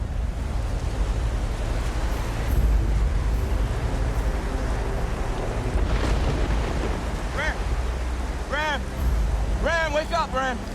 Stay with me. Bram? Well, Bram was like in and out, in and out. He was okay, then he wasn't okay. He was real coherent, and then he wasn't. I'm saying, don't you dare give up. Don't you dare give up. All of a sudden, Bryce started yelling and says, Dad, Dad! Bram! Bram! Bram, you're gonna make it! You're gonna be okay! Somebody's hit! Hey! Up here! We were probably 45 minutes into our hike when we started hearing screams. Screams for help.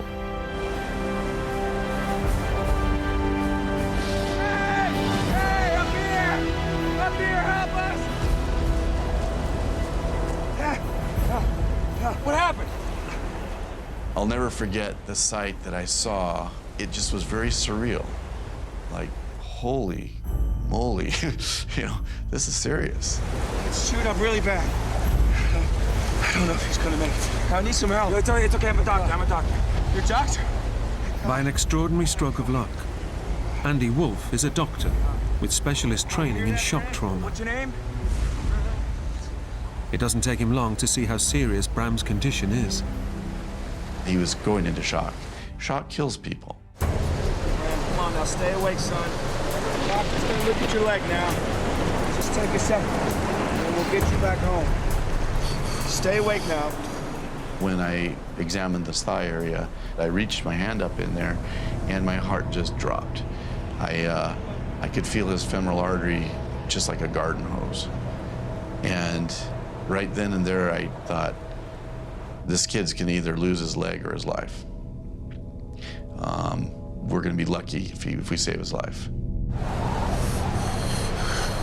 You still with me? Talk to me, Bram. You're gonna be okay, son. You're gonna be okay. Andy was, checking my leg out. And he looks up at me and says, "Oh, you'll be all right." I said, "Yeah, that's what they say in the movies, just before the guy tips over." Let's go. Bram, come on now. That's it. Almost home. If we don't lose this kid from loss of blood, we could lose him from shock. Come on, give me your hand. If that artery goes and I don't get it stopped, we're gonna lose him from that artery bursting. We needed to get him off that mountain to save his life.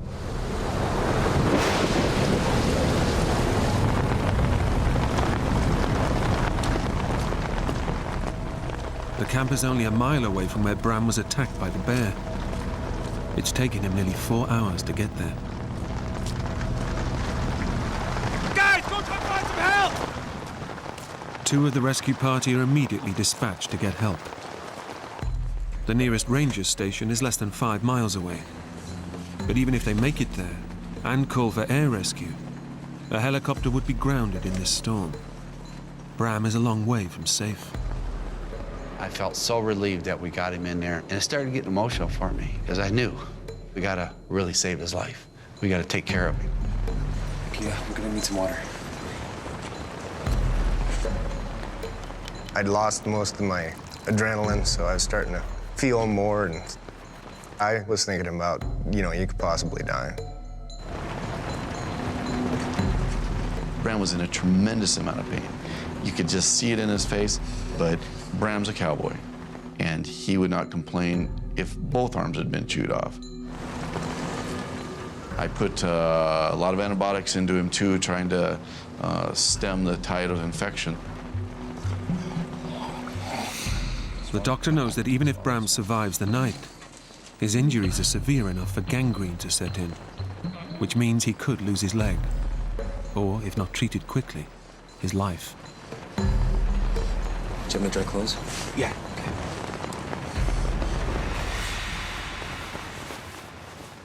Unaware of the severity of his condition, Bram's thoughts turned to his family.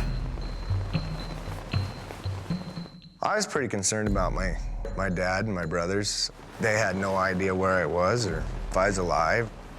I was sure they'd try to look for me and, you know, possibly get hurt themselves. Once we got him stabilized, I thought I could take a moment to myself. I wept. For Bram's sake, I wept because his father is without him. He's got to be going crazy. I would be if that happened to me.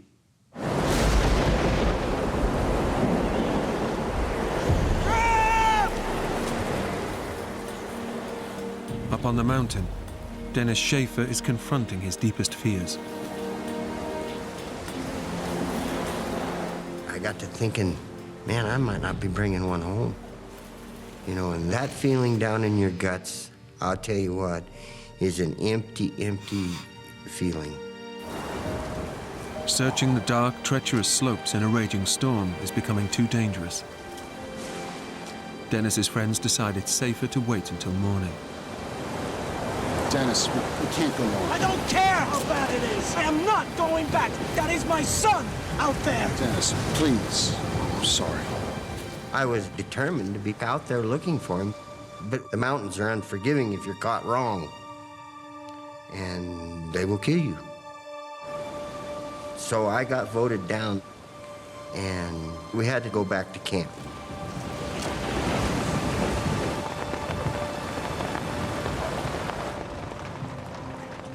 Andy has managed to keep Bram alive so far.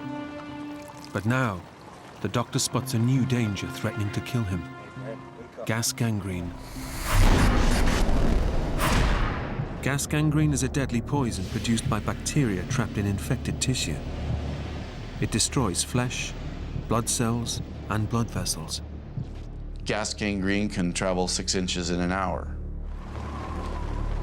If Bram's femoral artery was being attacked by bacteria, it would burst. Bram was in serious trouble at this point. He could very easily be dead by morning. How you feeling, Bram?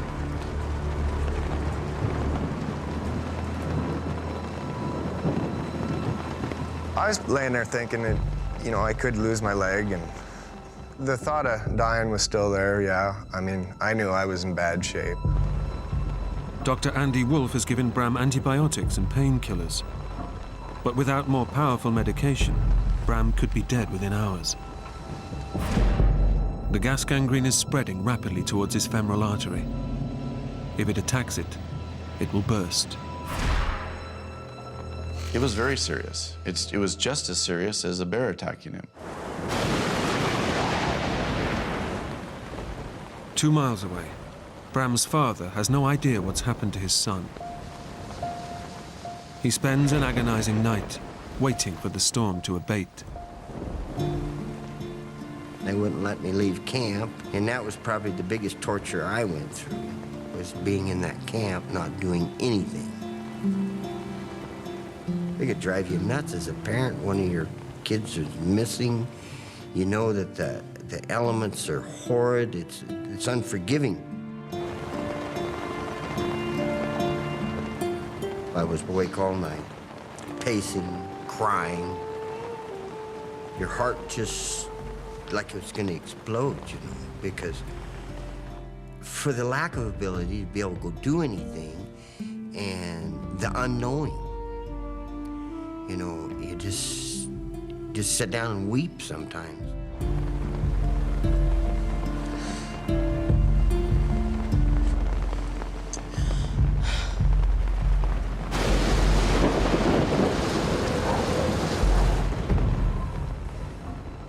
Andy and Bruce also spend a harrowing night, hoping Bram will survive until morning. Bruce tries to keep Bram from falling asleep. Wake up. How you doing?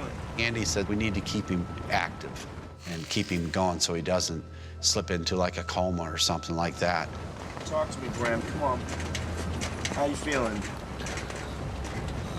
I didn't know how long Bram could last, but I knew that at the level of care that he was at, that he would not last. Andy knows that the rapidly advancing gangrene will kill Bram if he doesn't get to a hospital fast. Stay awake, son. I felt very impotent. It was just every moment wish that the sunlight would come. We'd hear a helicopter.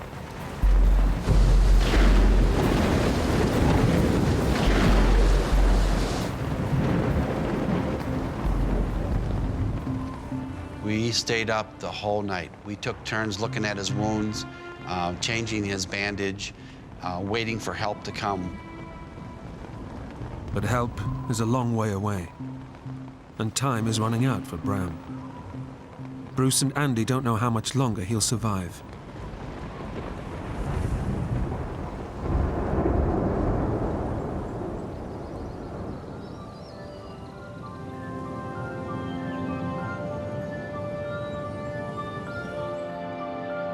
Stay awake, Bram. Just at daybreak, we heard the chopping noise of the helicopter coming. You hear that, Bram? You hear that? I was pretty excited when I heard that helicopter coming in. I've never been so happy in my life as to hear rotor blades. Help is on its way. I was just relieved. You know, I was happy because I thought, wow, he's going to be okay. Okay. 1, 2, 3. Oh! That's it, Bram. That's it. Watch his head. With Bram on his way to hospital, Bruce sends one of his party to find Bram's father. Bram! Dennis has been searching since first light. Our plan was to go exactly where we had all left off the day before, and work our way down the mountain. If we found him, we were to shoot 3 shots and then shoot the 4th round. So then you would know that somebody had found him alive.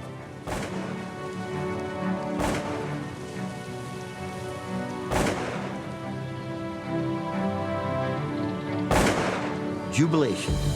Tears run down my face, and we're literally running down the mountain. You're just so happy he was alive. It took 18 days for the doctors at Billings Hospital to save Bram's life. Miraculously, they also saved his leg. I was pretty happy to see it when I woke up, that's for sure.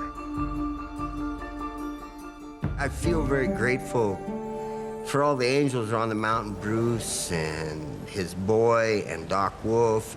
Those people really done us a great, great favor by taking care of our son. I'm not a hero. I just did what I had to do.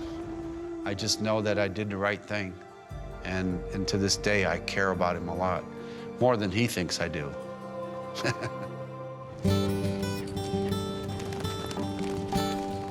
When I left the hospital, they told me I probably would never be able to ride a horse or do this or do that. Riding horses is a pretty big part of my life, so I think it was less than 2 months before I got on a horse, and I've been able to do just about anything I want to do. Despite his ordeal, Bram suffered no lasting injuries. Today, he's also a father and looks forward to the day he'll take his own son hunting on the mountain.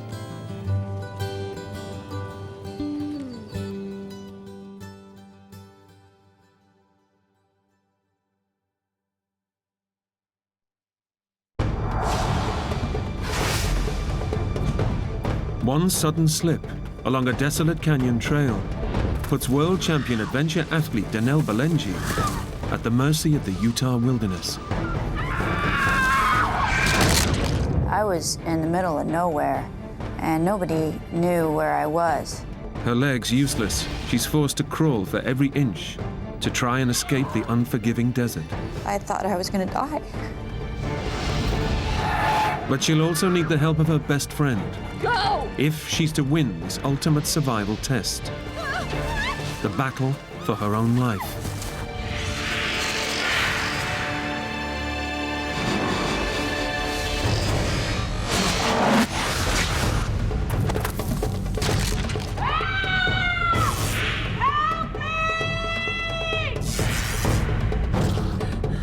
Go find me help.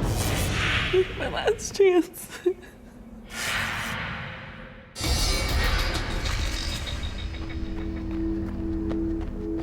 Danelle Balenji is a super athlete. In triathlon and endurance sports, her reputation is legendary. Several times national and world champion. It's no wonder she's just earned the title US Athlete of the Year for the 6th time. For Danelle, giving up is not an option, as paramedic John Marshall is about to discover. My first meeting of Danelle, she just ran 60 miles across open desert in 115-degree temperature before she got to the checkpoint that I was working at. This small-framed woman comes into the med booth. Her feet are blistered, she's completely dehydrated, somewhat delirious, and I said, hey, we would highly recommend we start an IV in you, get some fluids back in you. You're gonna need this. No, just a drink and some duct tape. This kind of sets the mode for my involvement with Danelle. I learned that this girl, right from the get-go, was as hard as nails. This was a true athlete to the fullest extent.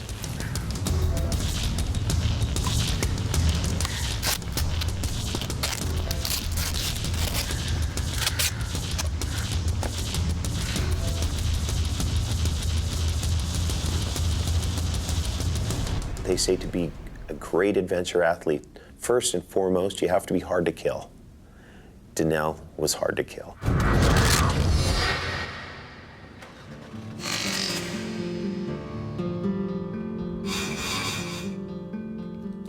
It was December 13th, 2006, and I was at my house in Moab. The winter season was approaching, and I was wanting to get in shape for the snowshoe racing season and also to compete in some winter triathlons. Oh, hey, Tess. Give me a minute, okay? Just give me a minute. So I was to head out on about a 2 or 2.5 hour run, and I kind of had one of my favorite loops in mind. I hadn't done this loop in a while. Okay, all right. Okay. I get the message. All right, let's go.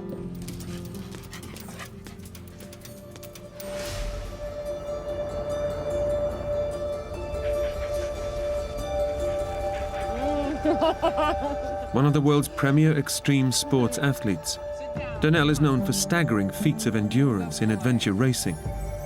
Single and living alone, her constant companion is her dog, Taz. I got Taz from a puppy rescue. I remember going to the shelter and there were several puppies there. This one puppy sort of stood out. Hi. Because he was energetic and he liked to run around and he was hyper and he had this real playful attitude about him that I liked. I sort of connected with that. Look at this one. Oh, you're cute. Oh. And I remember some other lady went up to Taz and was holding him. And I looked at this lady and that's my dog. He wasn't my dog just yet, you know, but I just knew that he was the one. And then I kind of kept an eye on this lady while she was playing with Taz. And as soon as she set him down, I snatched him up and said, I want this one. There's something that drew me to Taz, that I knew that he was the one for me. I need you to help me.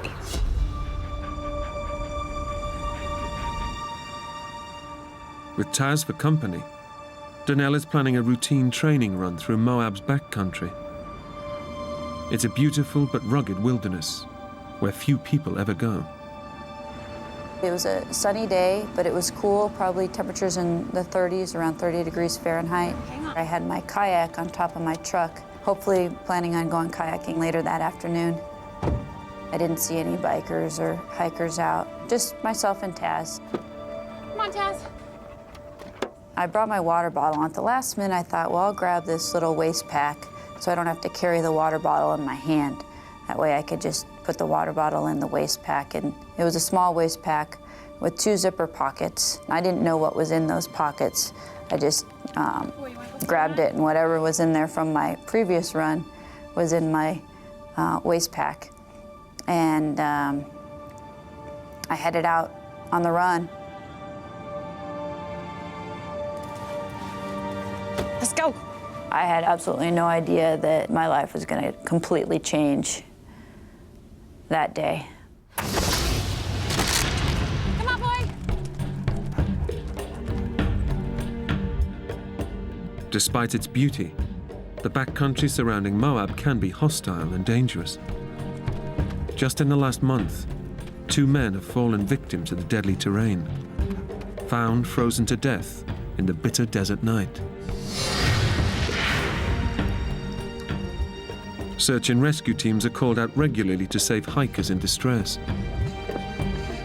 But Danelle is fearless. 6 times the winner of US Athlete of the Year, she thrives on pushing herself to the limit in the most extreme environments. I was actually in pretty good physical condition that I usually could push myself right to that limit of pain, but not quite go over it. It actually almost feels good, like you get into the rhythm, get into the flow.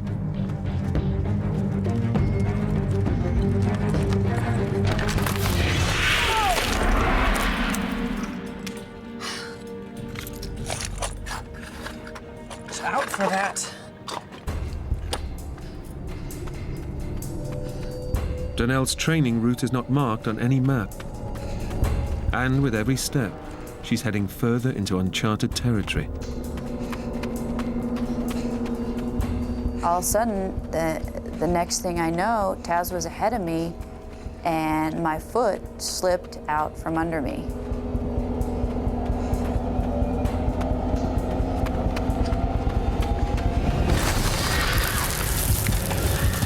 I almost immediately knew that I was in trouble because I couldn't stop. And I was moving fast at that point. And then the last 20 feet were an overhang. Free fall. I definitely had time to see my life kind of spin through my head and think about maybe I wasn't going to see another day. And then boom.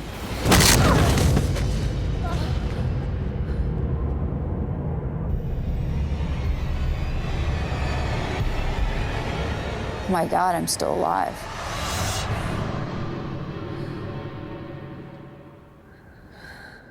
I didn't know what I had done to myself, but I knew I had hurt myself pretty bad.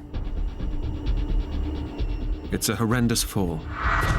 The impact has shattered Danelle's pelvis into pieces, leaving her skeleton severed in 2. There's nothing but soft tissue connecting her legs to the rest of her body. Super athlete Danelle goes into survival mode. Somehow my brain didn't allow itself to think too deeply about what had happened. Despite her terrible injuries, Danelle's endurance training kicks in, and she's determined to keep moving. So what I did was I took my right hand and put it on my right leg, and my left hand and put it on my left leg, and I could feel my legs. And so I knew that I wasn't paralyzed. And my next reaction was, I gotta get out of this canyon. I gotta get back to my truck, and I gotta get home, or I gotta get to the hospital. Incredibly, despite her shattered pelvis, the endurance athlete tries to stand up and run out of the canyon.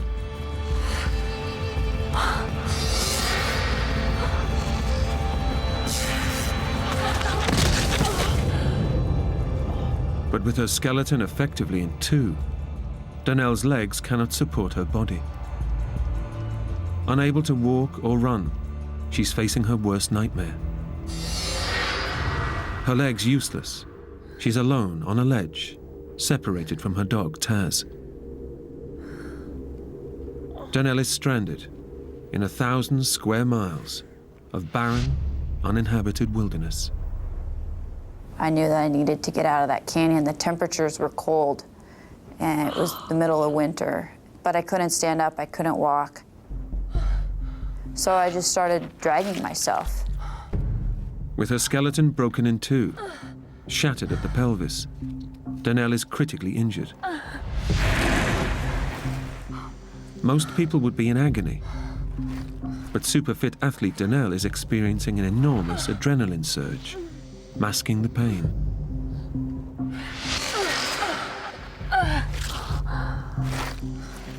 But the problem for Danelle now is which direction to go. She's no idea if there's a safe way down from the ledge.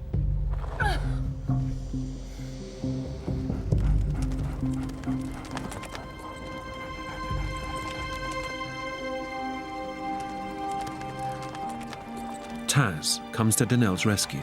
Taz, there you are. Taz has found her way back through the canyon to reach her. She is no longer alone. But Taz's appearance brings more than comfort. Since he had gotten to where I landed, I knew that there was a route out. So I used him as my guide and kind of dragged myself where he went along the shelf and then back down to the bottom of the canyon.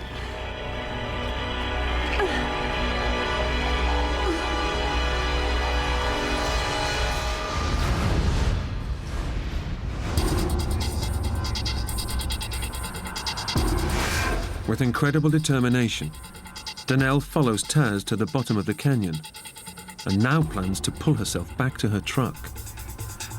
But as the adrenaline surge wears off, the pain is starting to take a hold. It would take all my energy to sort of drag myself an inch. And then the pain would be so bad I would have to regroup and try it again. Time is working against Danelle. She knows the dangers of this remote wilderness. And that if she doesn't reach safety by nightfall, the sub-zero temperatures could kill her. With her energy slipping away, Danelle remembers her waist pack.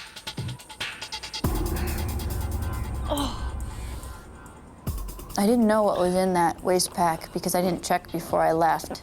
And in one of them was a little gel pack, sugar pack, that endurance athletes often bring with them to help provide energy for running. Eating the gel provides Danelle with a much-needed boost, as well as a moment to reflect on the colossal task she's taking on. But her progress is excruciatingly slow. At one point, I looked back at my tracks, and I could just see where I dragged myself through this canyon. It took me probably 2.5 hours just to get to the bottom, dragging myself inch by inch. The canyon that took me maybe 2 or 3 minutes to walk up. The only comfort Danelle has is her dog's constant companionship. Taz was with me this whole time. I think he probably realized that I was injured.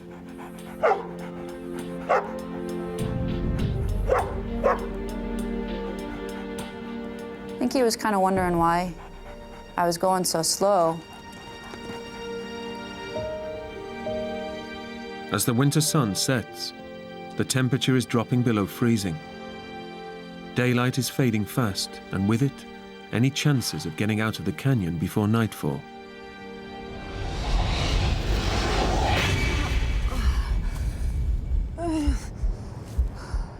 Despite Danelle's superhuman efforts, she's far from safety. Too tired to go on, she stops for the night.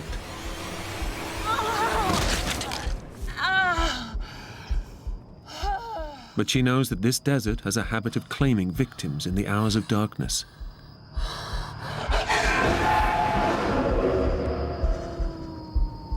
It was comforting having Taz there. And I also knew that if there was to be, say, a coyote or something that was to come into the canyon, that he would bark and scare any wild animals away.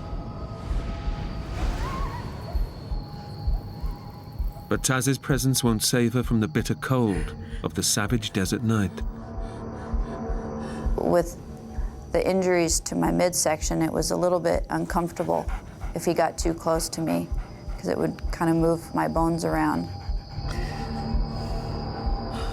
I was really hopeful that I was going to make it out of there, or that somebody was going to get me. I should have realized right then that I was about to die and that I was in the middle of nowhere and nobody knew where I was.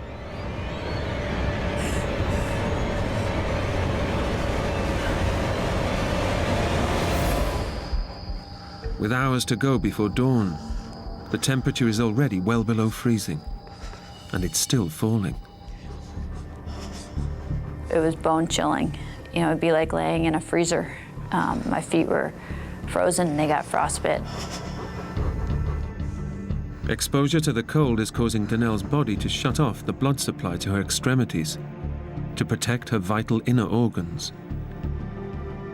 Frostbite could claim her fingers and toes, but it's only the first stage in the onset of hypothermia. I know that once you start to get too cold, then the brain will shut down, which is a symptom of hypothermia. With winter temperatures plunging into the 20s in the Moab Desert, Danelle draws on her athletic training to help her survive the night.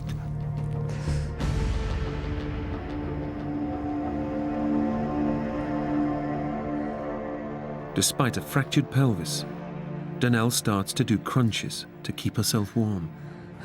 It was almost like just lifting my head up, my head and my shoulders up. I couldn't do a full sit-up because I didn't have any movement in my midsection. It takes a superhuman effort that's almost too much for her.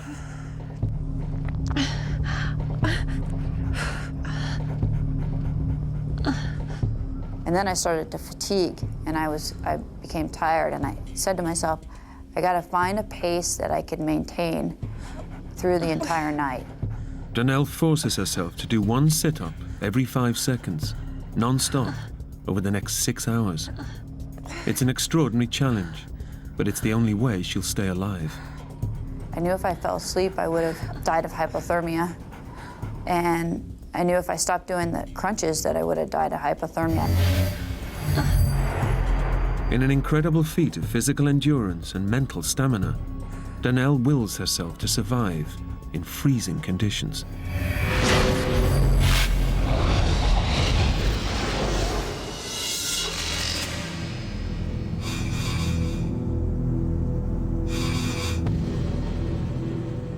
When most people would probably have given up, Danelle has made it through the night by doing sit-ups. In the morning, she has no time to rest. She intends to crawl her way 2 miles back to her truck. My plan was to take that gel to give me some energy and then to continue to crawl out.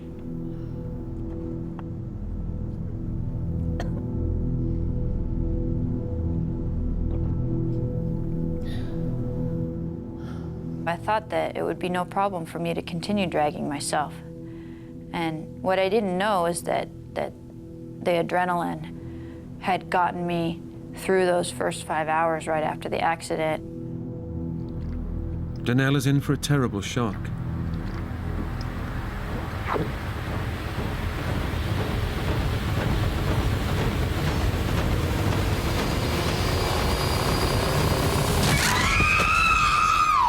The adrenaline that protected her has completely worn off.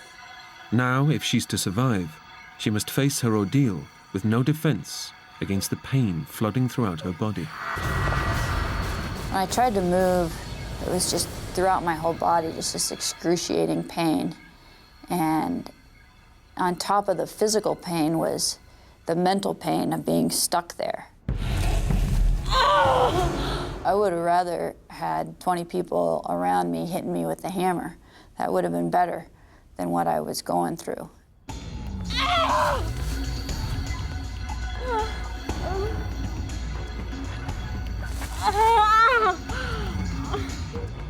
And that's when I started to think, somebody's got to notice that I'm missing.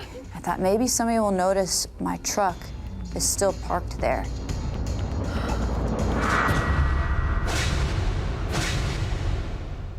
But as she lives alone, no one is looking for Danelle. No one knows she's missing.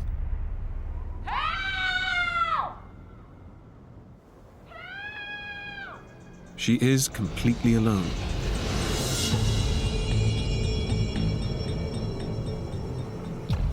It's nearly 24 hours since her devastating fall, and Danelle is facing a new danger: dehydration. I was aware of how dangerous it can be to get dehydrated. With her fresh water supply gone, Only a small puddle by her side is helping her stay alive. But it was really a struggle to drink from that water source.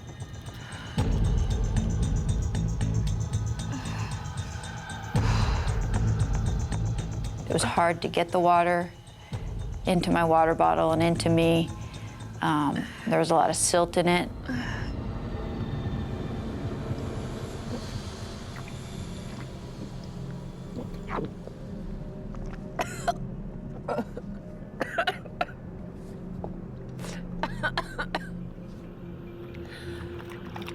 Easy for you.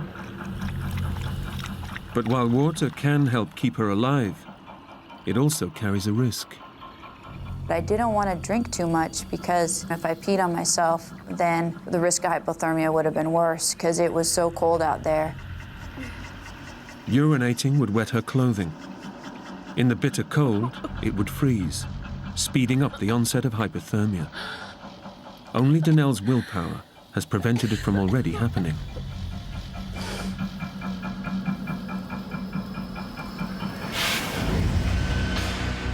As the day wears on, the risk posed by the bitter cold lingers, but a new threat emerges. Inside her body, Danelle's injuries have taken a lethal turn for the worse. I started to feel this inflammation in my midsection, and it was kind of soft and squishy. And I remember if I tried to move, this whole jelly roll would sort of move, almost like a water balloon or something. I remember thinking at the time, oh, it's inflammation. It's not inflammation. It's far worse. Danelle's shattered pelvis has severed blood vessels in her pelvic cavity. She's been bleeding internally for a day and a half, starving her brain and other major organs of the vital oxygen they need for her to survive. Danelle is bleeding to death.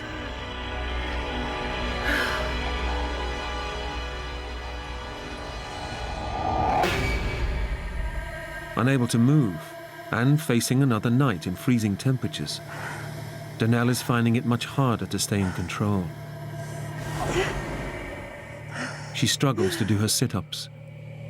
Worse still, she's beginning to hallucinate because of her blood loss and fatigue.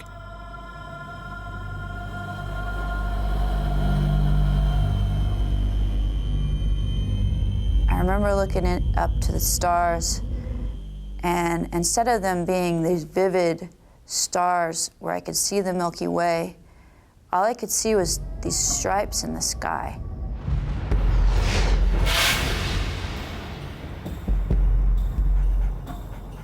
The second night was a lot harder. That first night, Taz kind of cuddled up next to me, and the second night, he didn't want to. He would come and check on me, but he didn't cuddle up next to me. He just kind of looked at me like, you know, what are you doing laying there? But I don't think he knew what to do either. You know, he probably was, maybe he was thinking, you know, should I leave and go get some dog food, you know, and take care of myself, or should I stay here with her? I think Taz knew something was wrong then. His demeanor had changed a little. He seemed a little bit depressed. He seemed kind of frustrated that I wasn't taking him to his doggy bed. He wanted to continue on back to the house. And he kept looking at me like, come on, let's go to a more comfortable spot. Second night felt a lot colder to me too. Felt long and cold. What Danelle doesn't realize is that the cold is keeping her alive. Her core body temperature is now so low that her metabolism is slowing dramatically. Her blood pressure is dropping, which in turn is slowing the internal bleeding.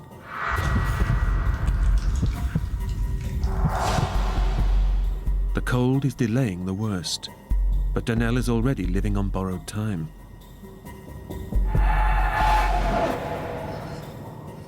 As the night wears on, Danelle is fighting for her life. It's taking every ounce of willpower to avoid drifting off to sleep, where the onset of hypothermia would lead to certain death.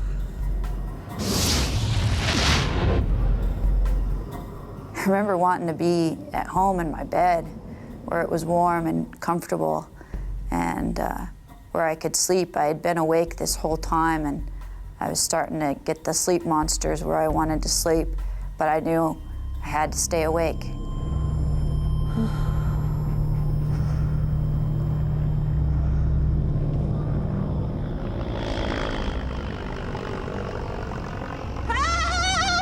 And I still kept hoping somebody would notice that I was missing. The reality of the situation was that I was in the middle of nowhere and nobody knew where I was.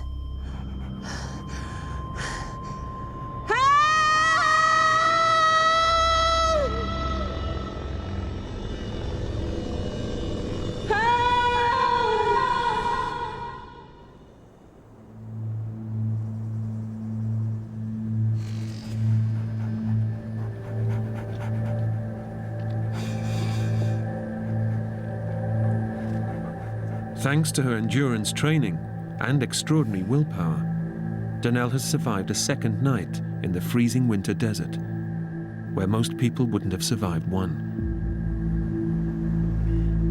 But it's unlikely she will survive another. 3 pints of blood have seeped into her pelvic cavity, and she's becoming much weaker. On that lump around my midsection, it was blood. I couldn't see it because it was all internal, but I was losing a lot of blood. I didn't want to die, and I had to get out of the canyon, and nobody knew where I was, so I tried again. And I was determined to fight the pain and to try again.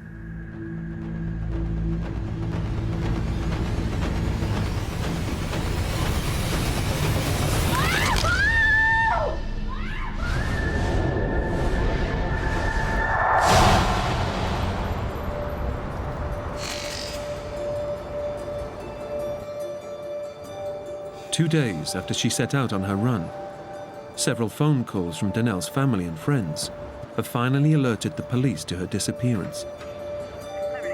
Morning, Frank. What do you got there? I got a possible missing persons call yesterday. Went out to the house this morning to check it out. Lights are on, laptops on, truck's gone. No signs of activity for a couple days at least. I know her. Donnell Ballinger, the marathon runner. She trains up around Amasa. As a matter of fact, I'm heading up that way right now. I'll take a look around. Let me know if you find anything. I will.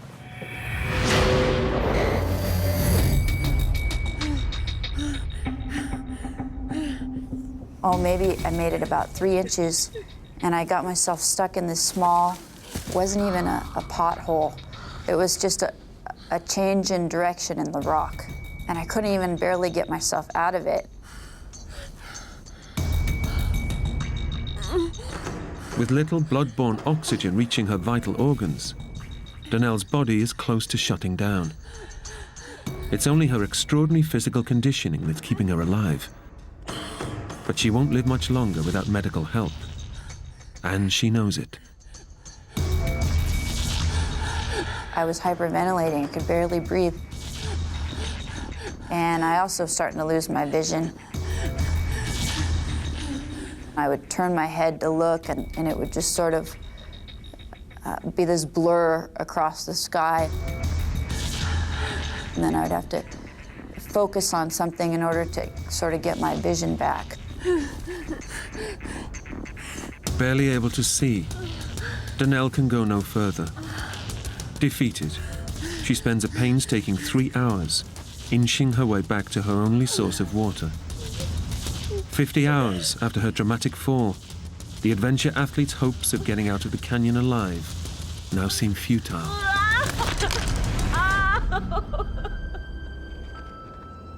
I got myself back into this spot, and I just laid on my back and started crying.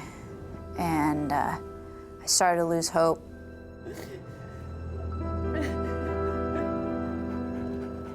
And Taz came over to me and was just licking my tears.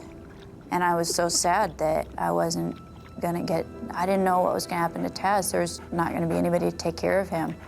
I was gonna miss not being able to play with Taz, miss being able to run with him and do the things I love to do. And that's when still can't talk about it.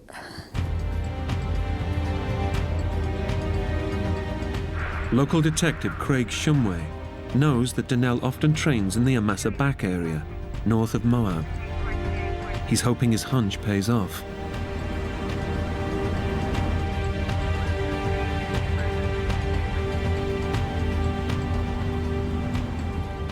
Bingo. Now a search and rescue operation can be launched, but it may already be too late for Donnell.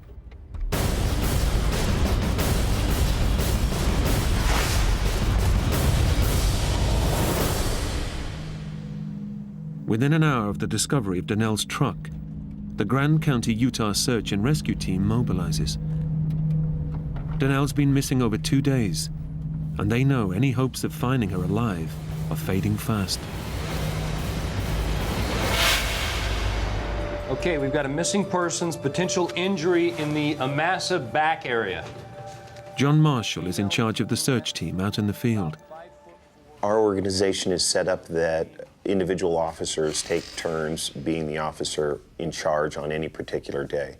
That day just happened to be my day.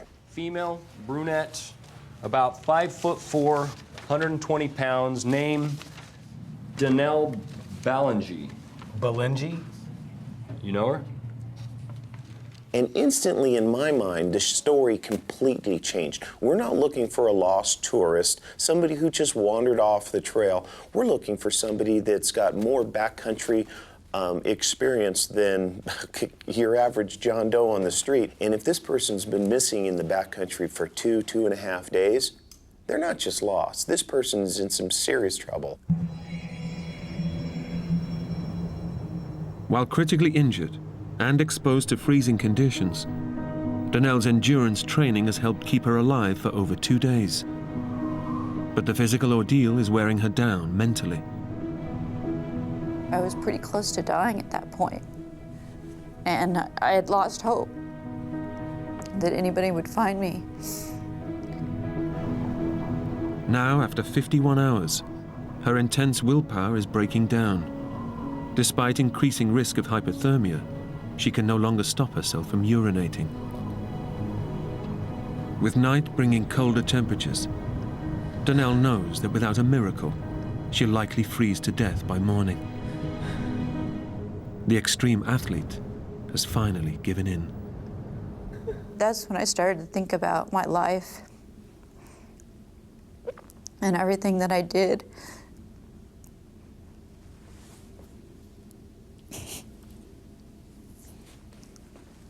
I started to think about my life and everything that I did and everything that I still wanted to do.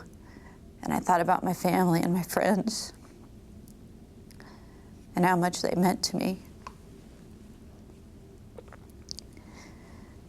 And I thought I was going to die. I mean, I was dying. Tess. Tess. Tess. I need you to help me. Taz was there with me, and he was all I had at that point. And I said to him, I said, Taz, I'm hurt, I need help. Can you go get help? Taz, I need you to help me. Go get me help. Taz, go find some help for me, please. Go. This is my last chance, Taz.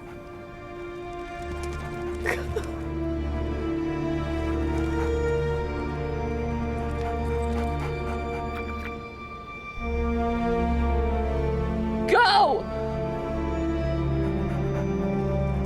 And he turned around and he took off.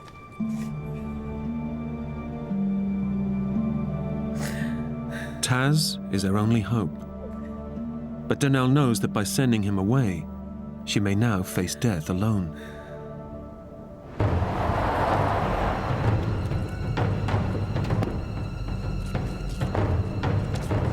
With little time to spare, Moab Rescue Operations Chief John Marshall arrives at the Amasa backcountry search area first. The backcountry here in southeastern Utah doesn't play any favorites. It's a beautiful, awe-inspiring landscape, but it also is deadly.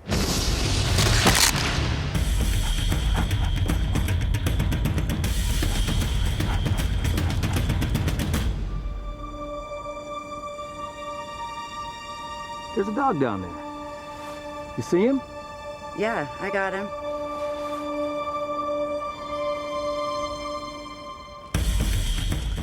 Taz has found his way out of the canyon and is heading towards the search party.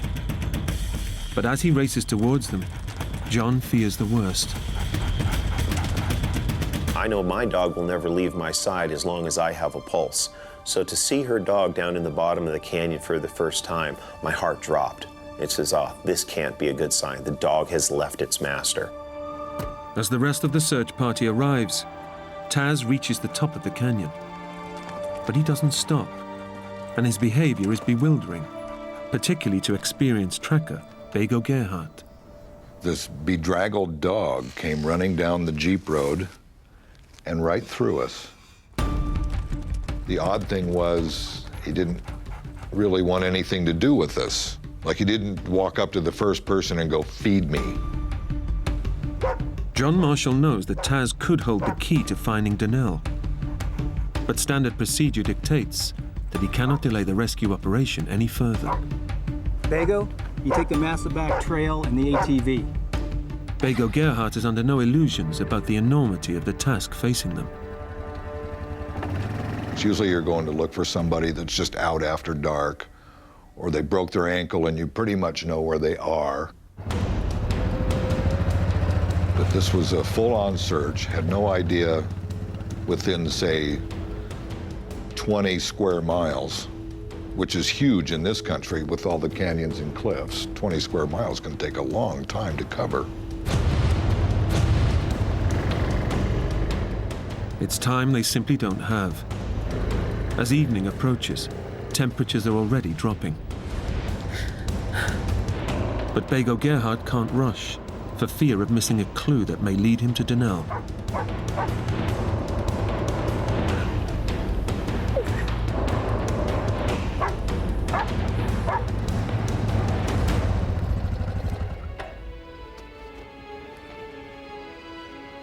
As we went up, every time there was a sandy place, I'd look in the sand for tracks.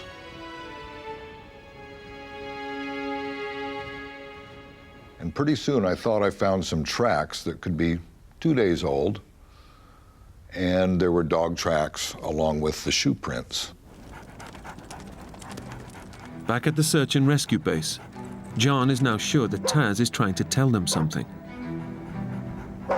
This dog was on a mission, so it's almost as if it ran around to say, "Hey, look at me, I'm gonna get everybody's attention. Now I'll show you where she's at."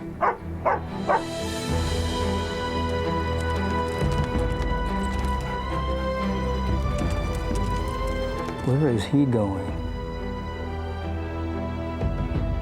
All of a sudden, down in the bottom of the canyon, the dog reappears and headed back up the Massaback Trail. So I get on the radio and I radio over to the vehicles heading up the trail. 1T812 to 1T836. Hey, Bego, looks like the dog's coming your direction. Let him pass. Let's see where he's going. I'm looking over my shoulder, and sure enough, Taz appears and takes off up over the hill. I'm going, I think I should follow Taz for about 5 minutes just to see. Okay, dog. Let's see what you know. Time is running out. As nightfall approaches, a new threat to the rescue operation has emerged. Heavy snowfall is forecast, which Donnell couldn't hope to survive. Following Taz may now be the last chance of finding Donnell alive.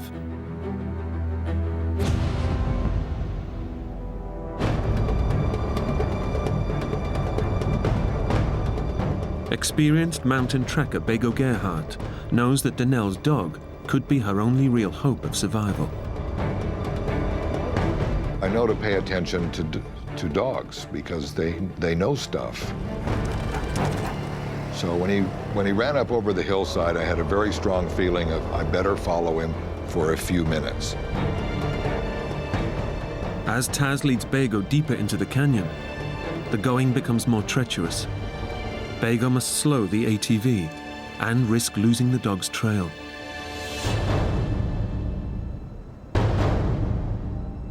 Danelle has no way of knowing that Taz has found help.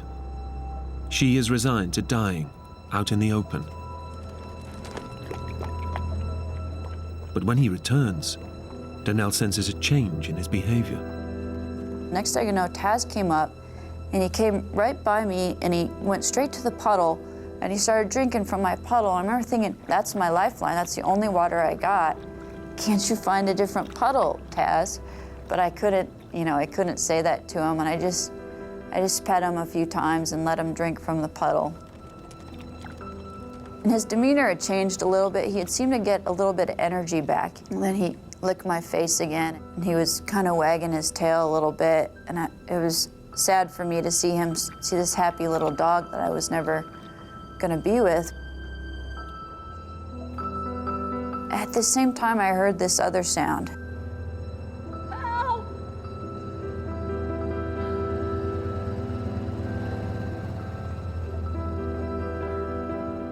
I wasn't hopeful because I'd been screaming help for 50 some hours straight, and nobody had come to help me.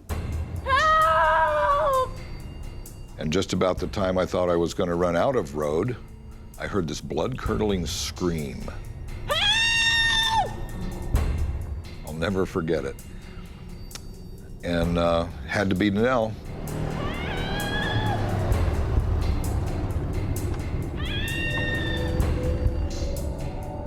I can't move!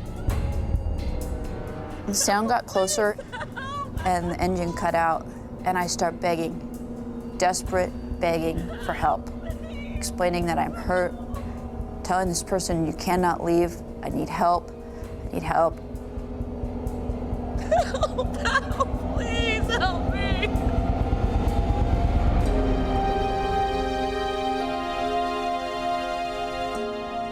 It was the best moment of my life, because I knew right then that I was going to get a second chance. I knew I was going to make it. And it was quite emotional, because not very often do you go on a rescue where somebody's life is really quite on the edge. The look on her face was one of relief, and then the tears came. Next thing he said to me was, you got one good dog. And I just started crying. I just laid there and started crying. I don't think any human could have survived another night in those temperatures. Taz's extraordinary bond with Danelle has saved her life. Taz certainly did make the difference in shaving hours or perhaps even days off of finding Danelle. And in this rescue, she didn't have hours or days to spare. She was on the brink as it was. I knew Taz was a smart dog, but to be able to do what he did, this was a whole nother level of communication. Suddenly, my dog was taking care of me instead of me taking care of him. I look back on it now and I'm so grateful. He's truly a best friend.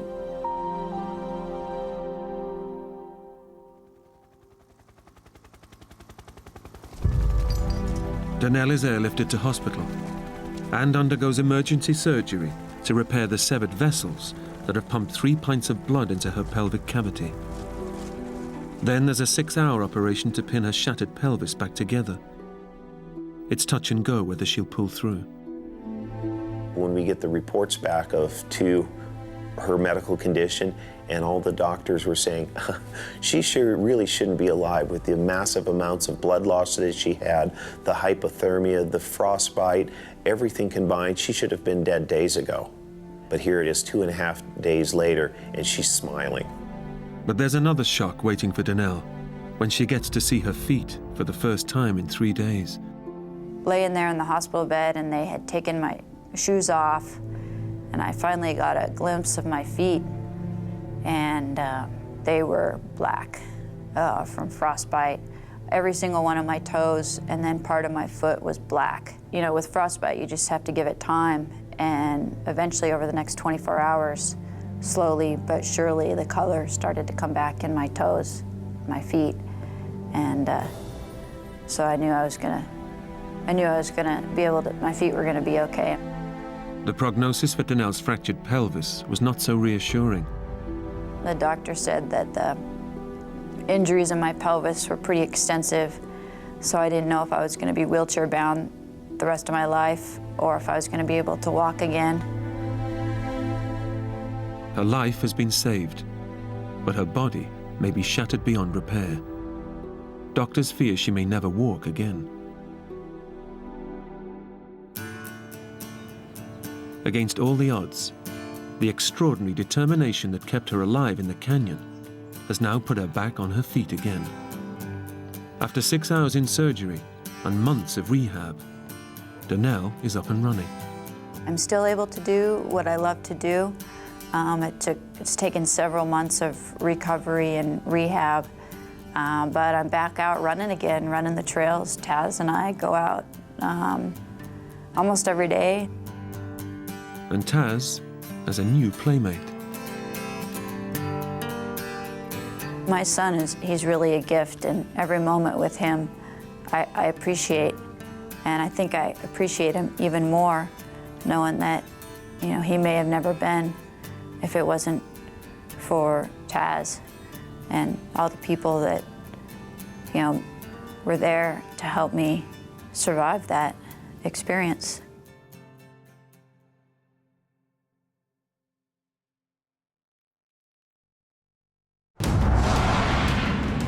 An amateur treasure hunter's first holiday after life-saving heart surgery becomes a living nightmare when he gets lost in the Australian wilderness. They're not going to find me. You idiot! I was finished. He's at the mercy of a hostile environment, deadly predators, and his own mind. I was actually wishing I'd died. Without food, water, or his vital medication, he edges closer to death with every step.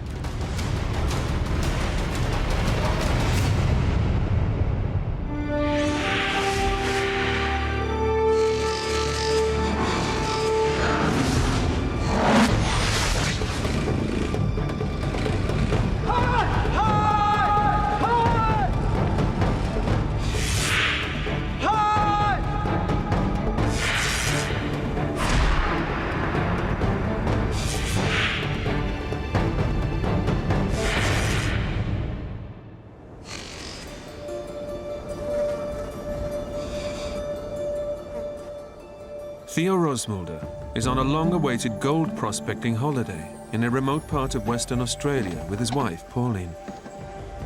Hi, love. Can I get you anything? No, thanks, love. Feeling lucky? Yeah. Today might be the day. You had your pills? Yeah. Had them earlier. See you, love. The treasure hunting trip is a reward for Theo, who's recovering from triple bypass heart surgery. To survive, he needs daily medication to regulate his heartbeat, and Pauline has come along to keep an eye on him. I don't enjoy the same enthusiasm of Gold Detective as Theo does, but I do go, as your good wife does. It was an eye-opener to me as to how remote and desolate Western Australian bush is. Once you'd lost sight of that caravan, you didn't go any further. You turned and came back because, I mean, you got turned around and I was lost. You know, it was very, very easy to get lost.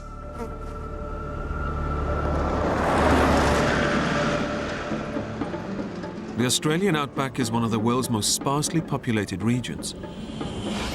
Apart from a small Aboriginal settlement about 6 miles from Theo's camp, the area is completely uninhabited. You can drive for 8 hours constantly and not come across a soul. Wouldn't pass a farmhouse. About the only thing you'd lucky to see would be maybe some wild camels, not a donkey, and basically dirt, trees and nothing else. The outback is also home to dangerous wild dogs, or dingoes. Opportunistic predators that eat everything, from lizards to kangaroos. And sometimes, even people.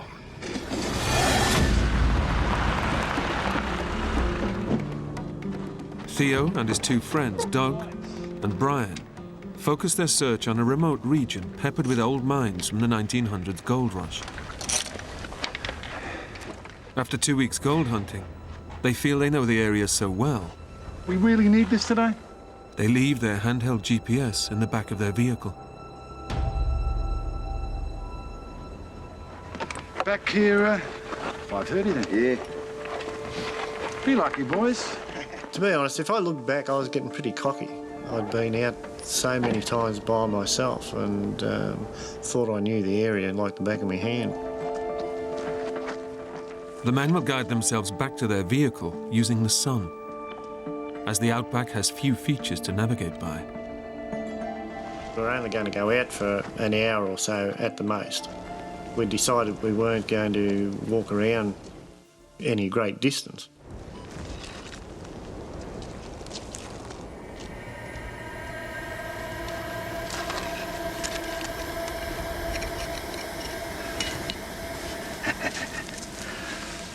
Gold fever. Lovely. They talk about gold fever, yeah, that's basically it. If you don't find it, it's the thought of actually finding one.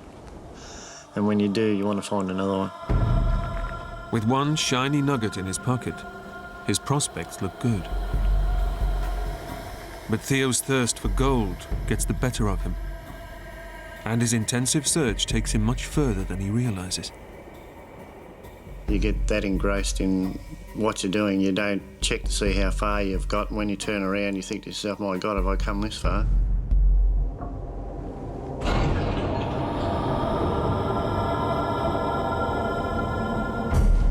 While Brian and Doug return safely, Theo's not only late, but he's lost his only way of finding their vehicle.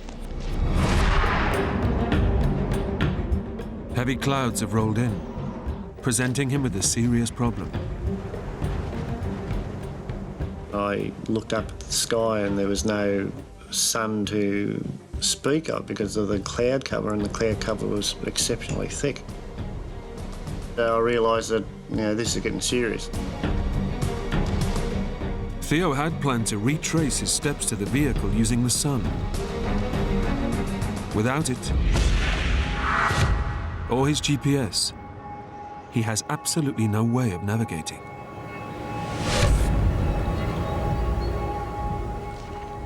I basically couldn't quite work out as to which direction to actually go back to the car.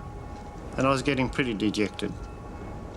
So I took an uneducated guess. Theo has made an error that could cost him his life. Instead of trying to find his way back, he should have followed the golden rule of the outback. If you get lost, stay put and wait for rescue. He's taking his time. It's now half an hour past their rendezvous time. Theo's friends Brian and Doug start to wonder where he is.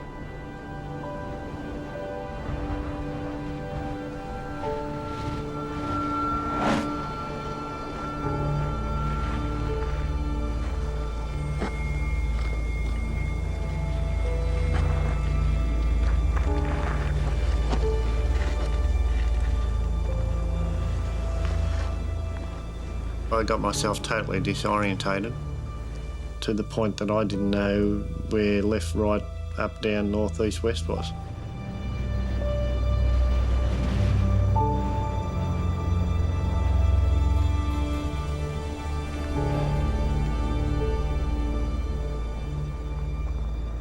I looked around and I thought, I've been here before. This area looks so familiar.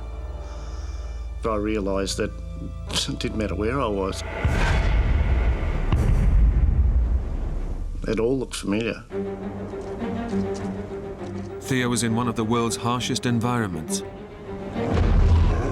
A vast and featureless desert, devoid of food and water. Without a compass, and with light fading, Theo is totally lost. How the hell am I going to get out of this? It was getting just on dusk. I knew by then that I'd be spending a night out in the open if I didn't find my way home. Then, in the last minutes of daylight, he stumbles on a fence, a lifeline in the middle of nowhere. We were told that if you find a track or a fence line, if you follow it, it'll take you back to the Aboriginal community. I've got to try and work out from here which way to go. Theo's decision may mean the difference between life and death. One way will lead him to the Aboriginal settlement and safety, but the other will take him deeper into hostile wilderness, miles from help, food, or water. Lost and alone, Theo has to make a stark choice. Left or right?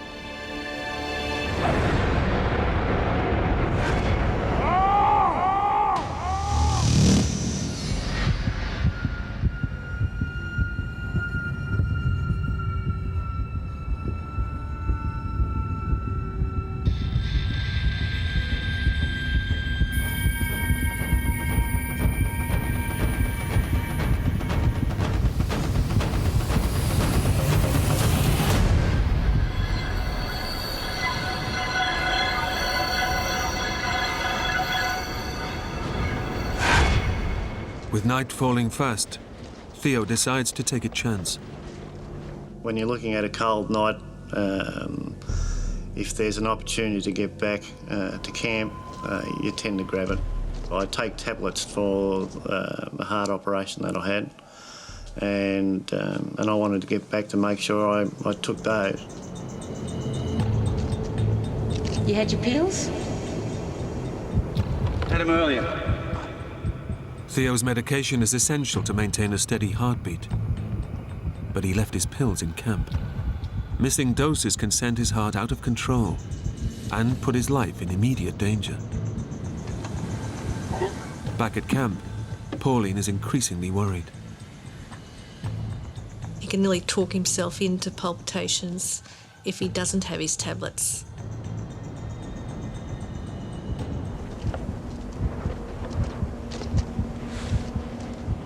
The heart wasn't doing that great. I could hear it just thumping in my head, and the more I walked, the worse it got. Theo has bet his life on the direction he's chosen to lead him to safety. He's still ignoring the rule of the outback, to stay where he is once lost.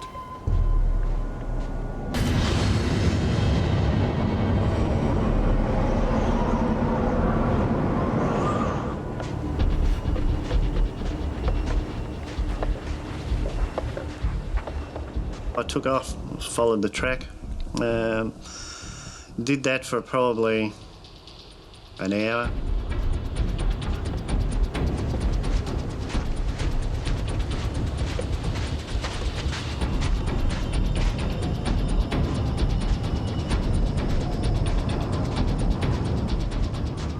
But his gamble is about to fail.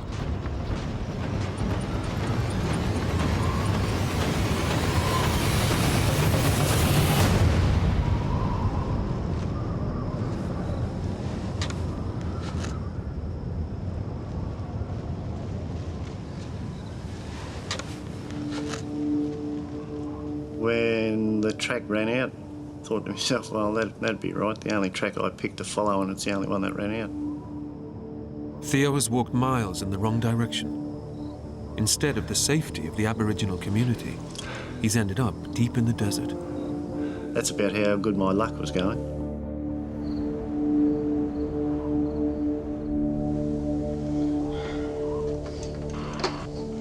Hello, Theo? Pauline here? Yeah, Pauline, we're just packing up, and, Theo's not back yet. You what? By this stage, it's dark. Really was cold. We found our way out there to where they were. Theo's wife raises the alarm, but a full search can't begin until daylight. Without his medication, that could be too late.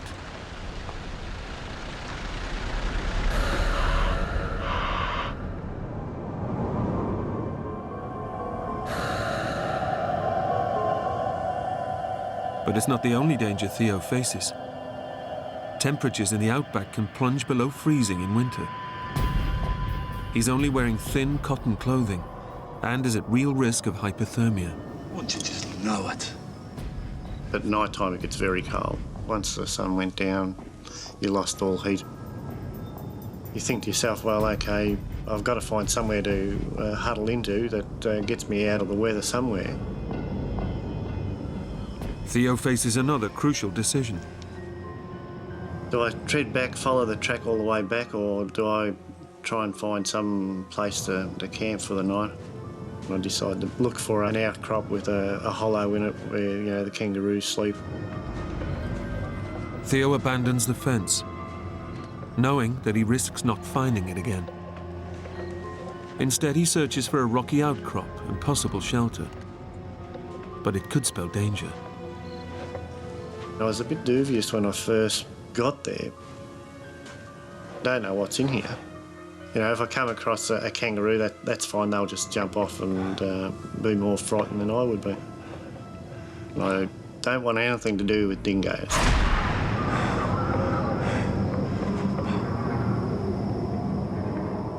Dingoes often sleep in kangaroo hollows and will attack if disturbed. I went with my pick out front. If I disturb them, they might get nasty.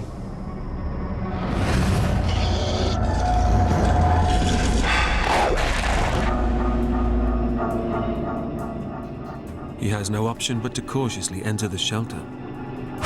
If he stays out in the open, he's likely to freeze to death.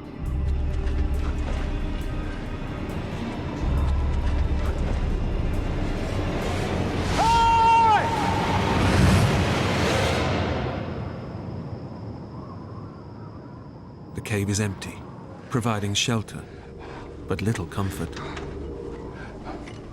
The fact that I was only wearing a cotton shirt, jeans, I was just freezing cold.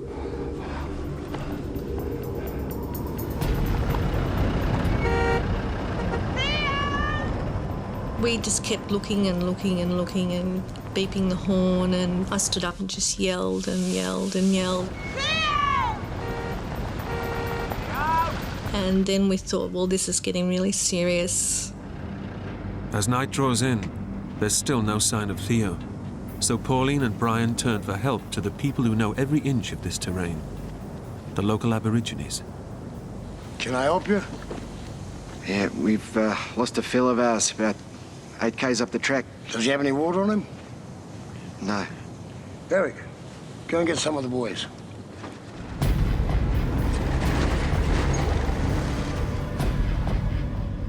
Unaware that a search effort is underway, Theo faces a long, cold night alone. Here I was huddled into this outcrop of rock, which was only covering probably 2/3 of my body.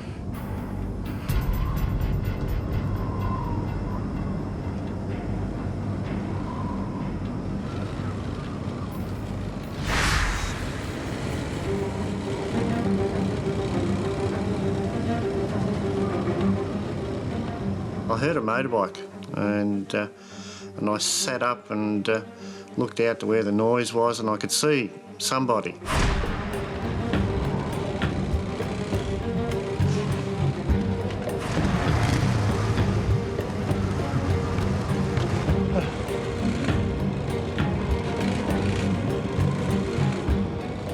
I started running towards the headlights and waving and yelling and screaming.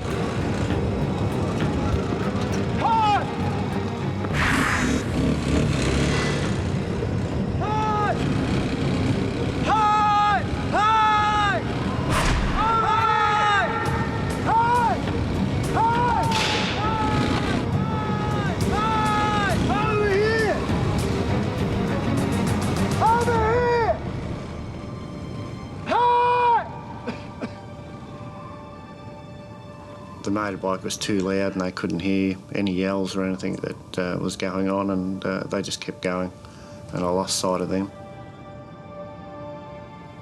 I just couldn't believe it. That's when I knew I was going to be spending the night out in the open That's when I knew I was in trouble.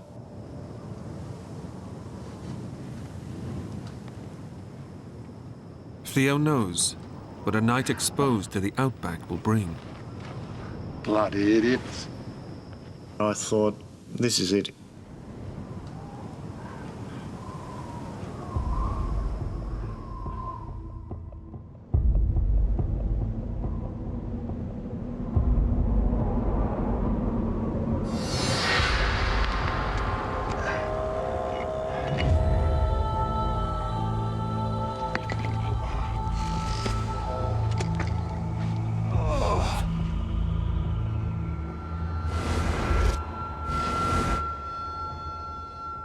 Theo has survived an ice-cold night. Although he missed a chance of rescue, he knows people are trying to find him. Daylight brings fresh hope. They've got the people out in the ground looking. So, you know, I've got to be found. Everybody's out looking for me. But help must come soon. Not only is Theo without vital heart pills, but as the daytime temperatures rise, so does the threat of dehydration. I could see a fairly large outcrop of rock, and I thought, well, that's the place I need to be. If they're going to find me, they'll come and look at that place.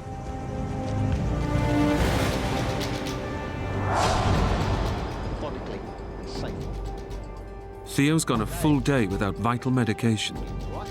But now, a search and rescue operation is underway. Pauline, rescue plane will be here in an hour. When they said the aeroplane was coming, that was when I thought, he's fine. You know, the aeroplane will find him. I mean, you see all these search and rescue things where the aeroplane finds people. Guys, wait a sec. Can you take these, please? What are they? They're his heart pills. He needs them. He really needs them. Without those, the heart goes into spasm and have another heart attack. With police and volunteers helping, the Aborigines can now share their renowned tracking skills. But finding one person in such a vast terrain is like finding a needle in a haystack. Theo has had neither food or water and gone 24 hours without vital medication that regulates his heartbeat. His chances of dying are increasing with every hour. I know my energy levels were dropping dramatically because I had no fat to burn whatsoever. I mean, I've only been out of hospital for 12 months. Finally got to the outcrop of rock. Camouflaged against the scrub in his pale clothes, Theo's best chance of being seen is to find high ground.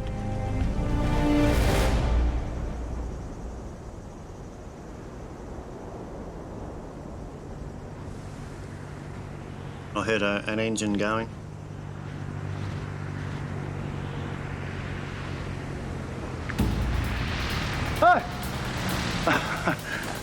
And saw a plane flying around, and I realised that everybody's out looking for me.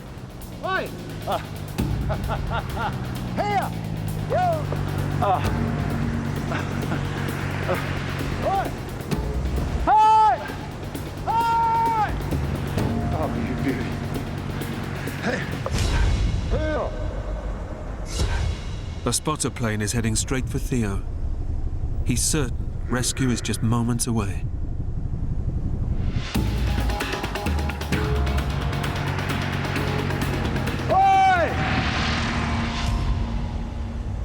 I figured from what I'd seen on TV, if he saw me, he'd sit there and he'd make the winds go side by side. Figure, oh, well, I'll look for that if that's the case.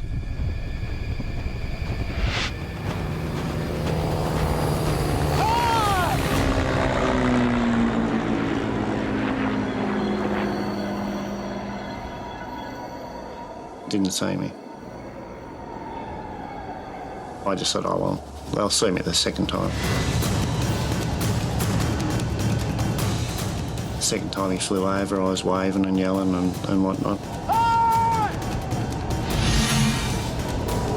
Come on, boys! Come on! Hey!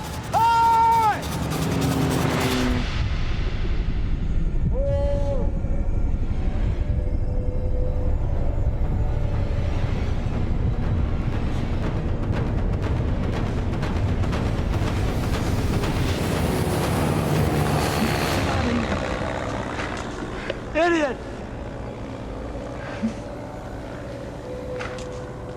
Buddy. Despite flying directly overhead, the pilot failed to spot Theo against the scrub. It's a crushing blow. There are dozens of people looking for him, but he's never felt so alone. Well, I called him every name under the sun. Yelled, screamed, threw rocks at him. Just couldn't believe that here I was out in the middle of nowhere, sitting on an outcrop of rock, and he couldn't see me.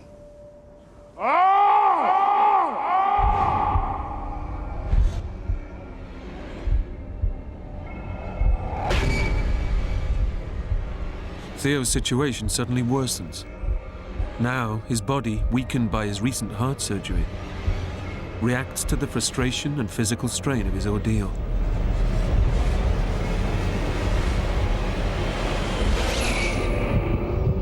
Just a year earlier, Theo's operation involved removing veins from his legs and grafting them onto his heart to pump blood more effectively. Medication regulates the blood flow, but without it, Theo's heartbeat can swing wildly out of control. He's at critical risk of heart failure. I had visions of, grafts being blown off.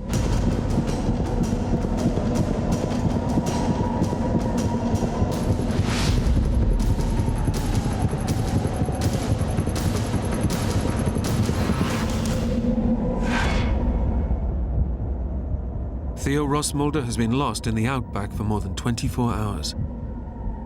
Rescue planes have failed to spot him, and lacking vital medication, his heartbeat is now dangerously irregular.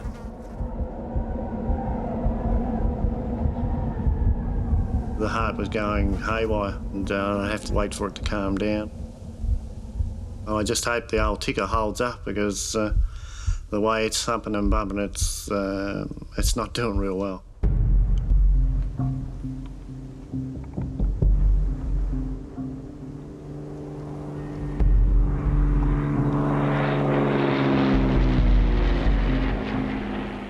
With my battery on the detector, I knew it still had a bit of power in it.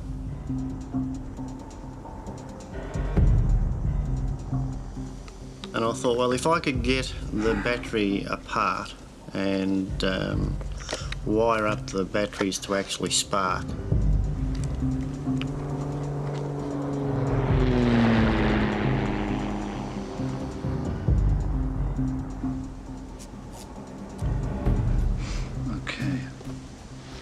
And have some bark there where I could actually try and get it going. Wired it all up so that they spark when I put the two wires together. I might be able to get a fire going. Planes have been flying overhead every hour, but so far failed to spot him. Building a fire might be his only hope of being seen.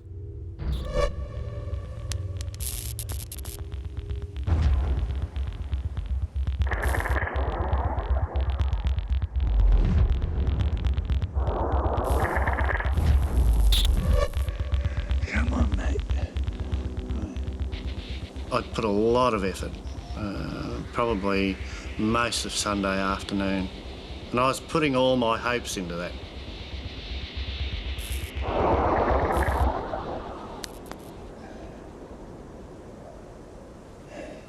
The stuff that I wanted to light just didn't come to life, just didn't happen. I was totally disgusted that I'd wasted a good battery on an effort that didn't work. As the second night falls, his chances of survival are fading fast. He again ignores the rules to stay in one place and continues to wander in the hope of finding the fence. But the more he walks, the more disoriented he starts to become. I didn't have any actual sense of which way I was actually going to. I was walking away from where I was lost and not staying in the same area.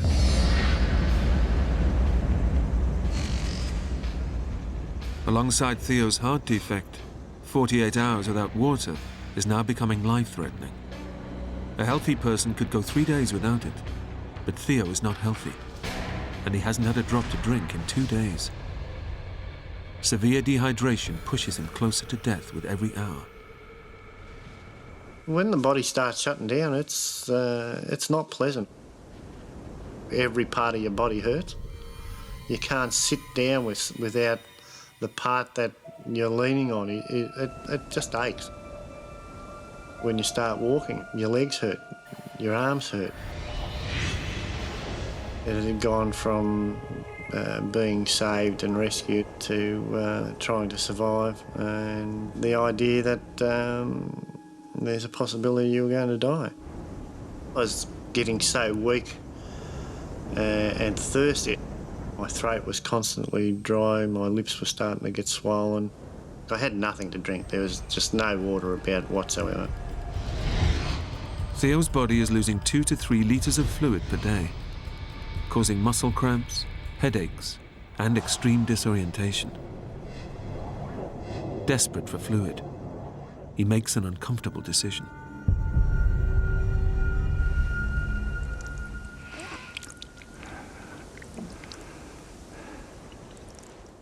And it all of a sudden dawned on me.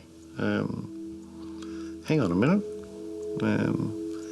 You can't waste this. This is your body fluid's going to waste. This is the stuff that's going to keep you alive. It's the only bit of moisture you've got. You know, this was pure water going through.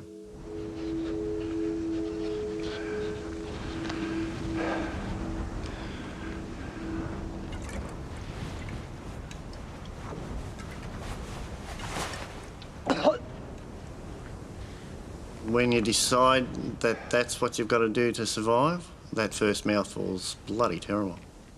The first time it near made me sick.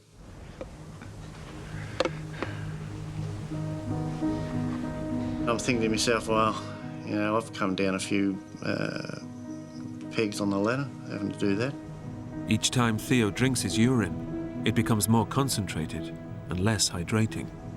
The more times you put it through the system, the stronger it becomes, which in turn makes it taste even worse. I couldn't drink it.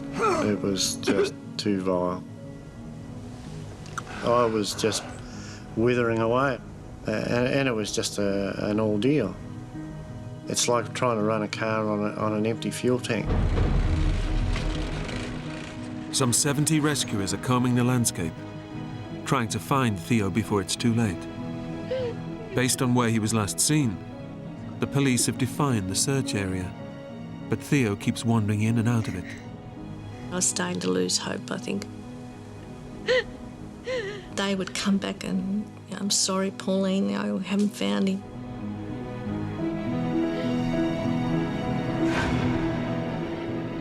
And as ongoing air searches fail to spot him, Theo too is losing hope. By the time he was flying over me 14 times, I'd given up. I basically knew he wouldn't see me.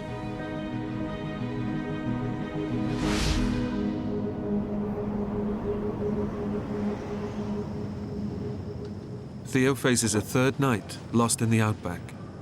Lacking both food and water, his energy is rapidly draining away. It was just lonely, cold, and then all sorts of things go through your mind because you've got nothing else to do but think. And yeah, and it wasn't pleasant. I just, you just don't want to go there. It's, yeah, it was just terrible.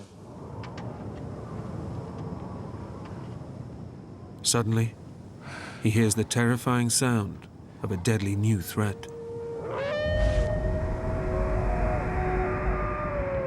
The dingoes and the wild dogs were watching me constantly.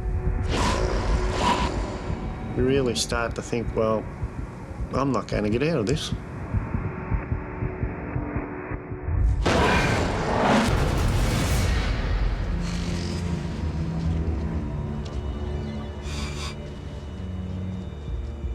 The Aborigine trackers have been searching for Theo around the clock.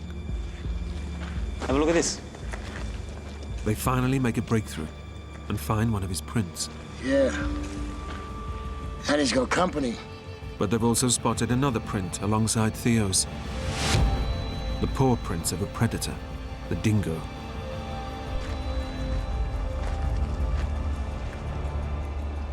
Can I speak to you, missus? Yeah, sure. He's still alive. How do you know? We've seen his footprints. The dingoes are pulling him. They'll keep pulling him, missus. Why? In case he falls. They were saying while an animal is still fit and healthy, a dingo won't follow. It will come look and then it'll go away. But once an animal is very poorly, they just keep their distance and track it until it falls. Theo summons his last ounce of energy to keep moving. As long as you're moving, they're not even going to come anywhere near you, but as soon as you fall down, they're in for the kill. But as he continues to walk in and out of the search area, it hampers the rescuers' efforts to find him.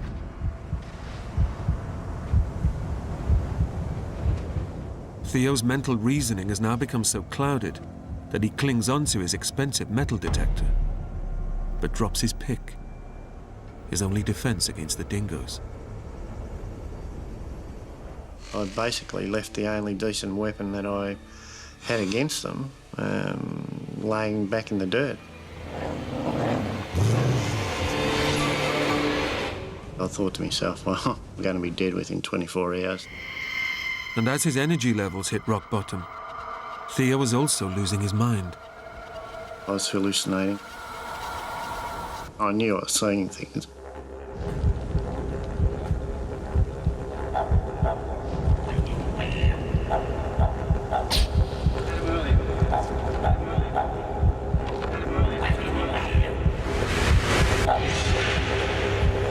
Feeling lucky? Today might be the day. Theo's physical and mental decline means he had little energy to walk. His fourth night exposed to the freezing cold could be his last, as he risks dying of hypothermia. It got very wild, very cold, very windy. So I basically just sat on my backside and shivered all night.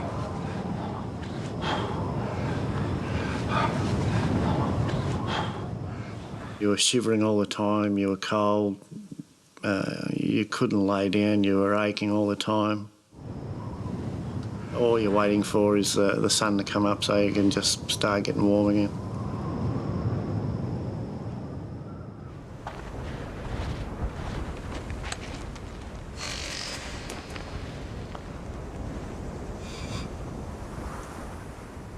I was in so much pain that it was starting to get unbearable. Stomach cramps.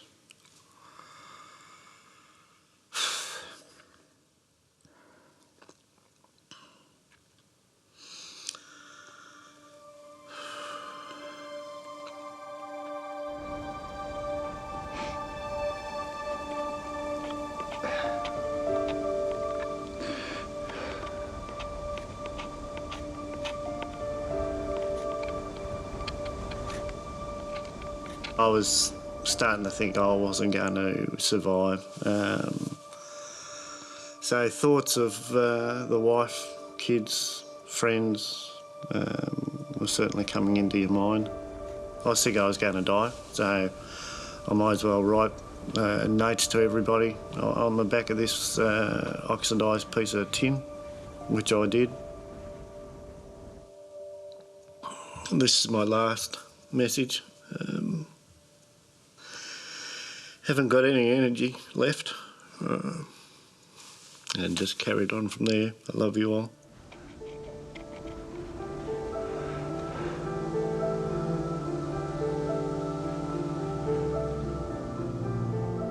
Trying to explain, more so to my wife, that it was my fault that I was there.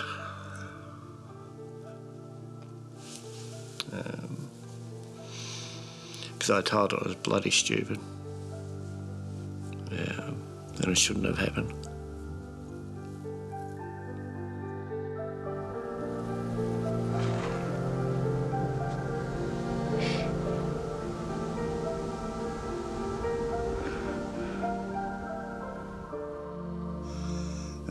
Religion becomes very, very strong.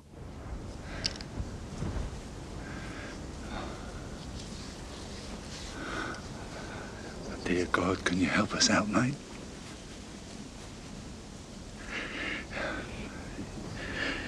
If you see me out of this, I'll see you right, I promise.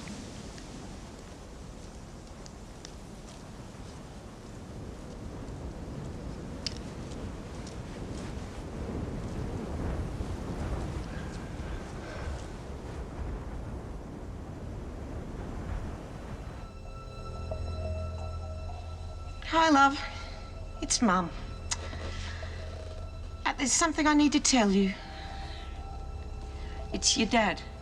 Theo's wife, Pauline, has been waiting on tenterhooks for news. Until now, she's resisted phoning their 3 grown sons to tell them their father's missing. He went detecting with Brian and Doug, and he didn't come back. Don't worry, I said, as soon as the moon comes out tonight, he'll find his way back, honey. It's okay. I said, you know, it's okay, Mum. He will be found, it's okay. And I'm crying and crying, and I didn't tell them that how vast an area we were in. And I mean, you could not imagine it. Your dad's a fighter, isn't he?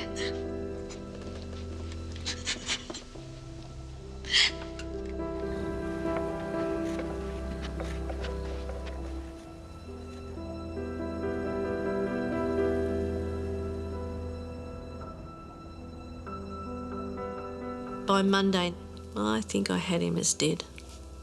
I really did. I couldn't think that someone of his weight and health could live that long without food, water and his medication. I really didn't. 5 days lost in the outback, without food, water or a single dose of essential heart medication, have pushed gold hunter Theo Rosmulder to death's door. There was nothing left in the tank. I was finished. I was actually wishing I'd die. Theo is no longer looking for shelter. He's seeking protection for his corpse. He doesn't want his body to be eaten by dingoes. If you're in a situation where you don't have any choices, bar one is how you're going to die, you start to think that, well, let's make it as best as possible.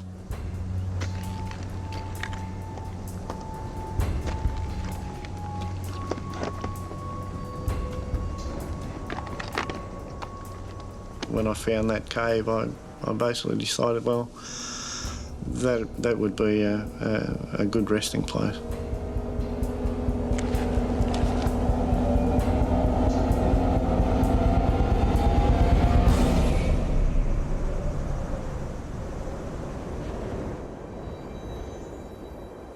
What I'd planned on doing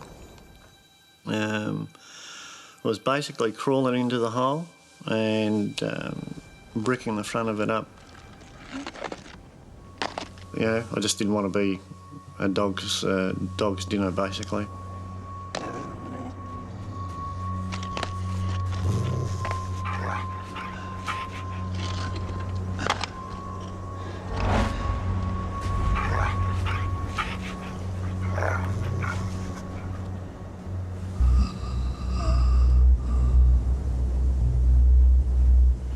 I was prepared to die.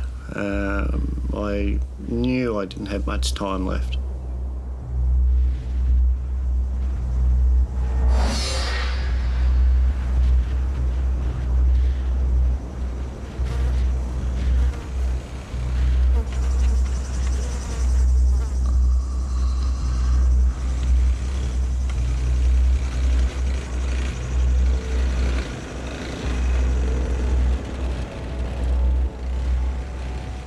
I heard a motorbike going off in the distance, and And I looked over and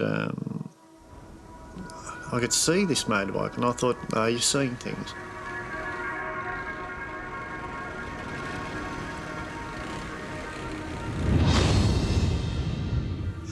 I thought, no, you're going crazy. You know, it's not there. You know, you've seen things before, and that's just not there. But I kept watching it. I was looking at something that I couldn't see, but it was there, and it pulled up. It wasn't right there in front of me. I either sit here and hope that he drives up close, or I start walking. Like I've been doing for the whole week. It hadn't done me any good, but by God, I could walk.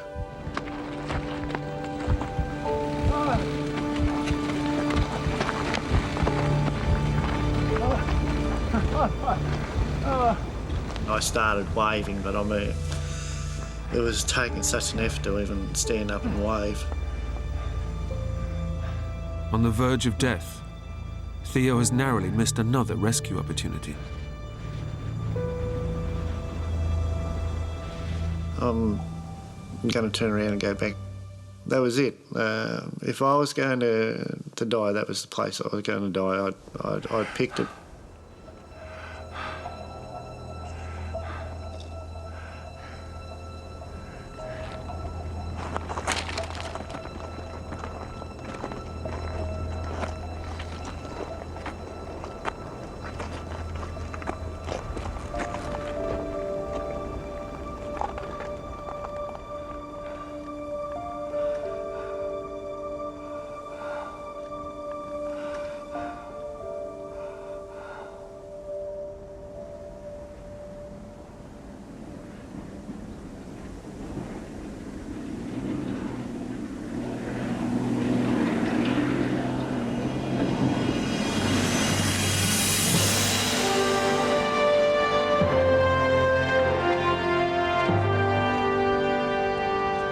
As soon as I could see them, that they knew where I was, I basically just collapsed on the ground.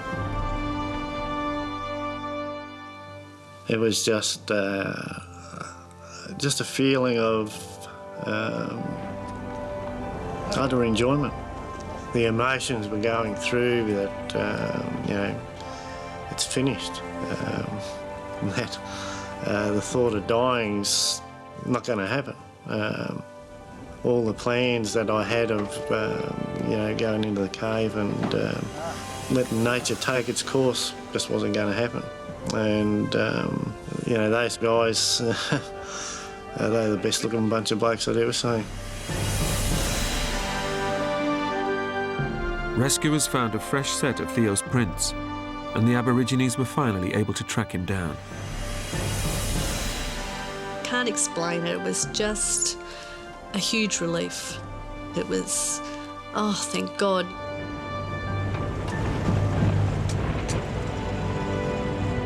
After 5 days in the outback, Theo Rosmulders suffered from severe dehydration and lost some 35 pounds. Yet his heart survived the ordeal without major complications. He now knows that had he stayed put on day one, he would likely have been found within hours. I thank everybody involved for the effort they put in. If it wasn't for them, I wouldn't be here. And like I've been telling people the whole way through, if you get lost, stay put. I mean, once you move away from where you're actually lost, you are lost. And it could cost you your life.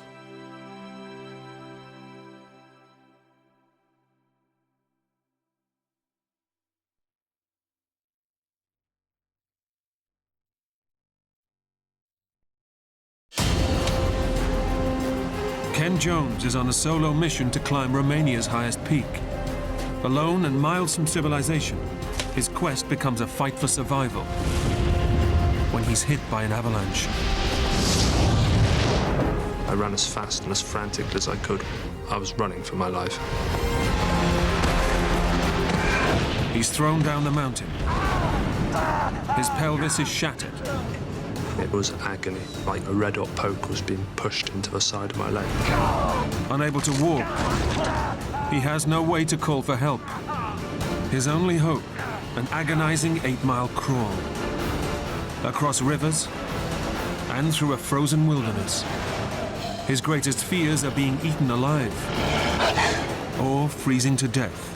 One slip, I'd be dead.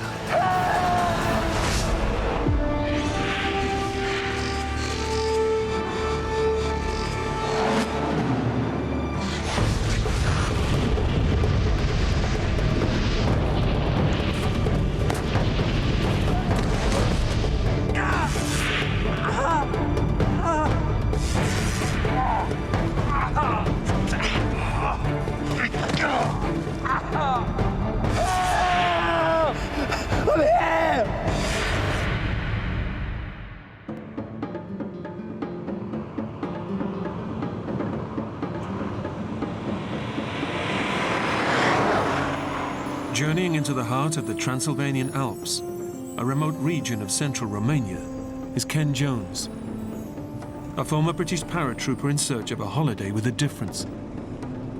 I think I'm quite a nomadic person. I tend to spend quite a lot of time on my own. I've always got an urge to travel or go off and do things. It just seems to be in my blood. I get restless and I need to go. Ken's military background has given him a taste for extreme adventure, and he's chosen to challenge himself in one of Europe's wildest landscapes. Romania ticked a lot of boxes for me. I just wanted to remove myself from the tourist trail. I wanted a challenge, somewhere I could make life a little bit tougher for myself. He's on a solo mission to climb Mount Moldova now, but it's not for the faint-hearted. At 8,300 feet, it's Romania's highest peak. And in the depths of winter, even reaching the mountain is a risky business. It was a crazy and dangerous journey.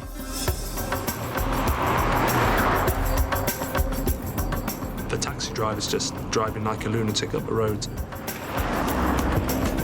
I just thought, what the hell am I doing? This is probably as dangerous as the mountain.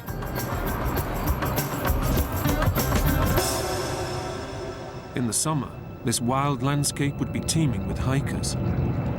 But in mid-January, the snow and sub-freezing temperatures mean few people are brave enough to venture alone into these unforgiving mountains. I became aware of just more or less having the whole mountain range to myself. It was a nice feeling, but it was kind of scary as well. You become aware of your own smallness.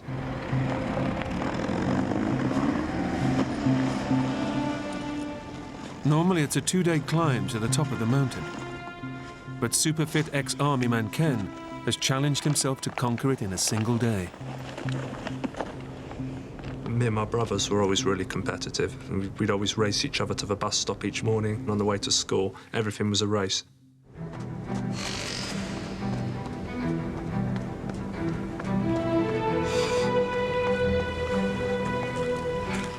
I do like the feeling of my body working and functioning well, and I soon found a good rhythm.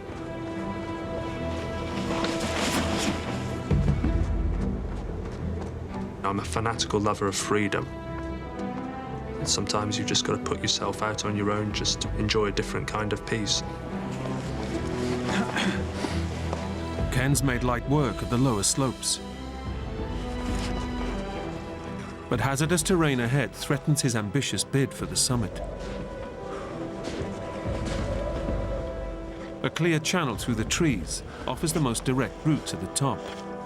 This man-made fire break prevents the spread of fires in the summer months, but in winter, it's a hotspot for deadly avalanches.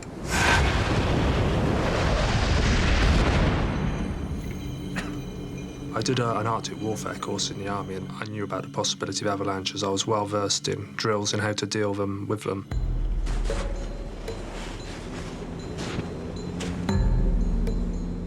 With his goal in sight, Ken ignores the risks and opts to fast-track it to the top.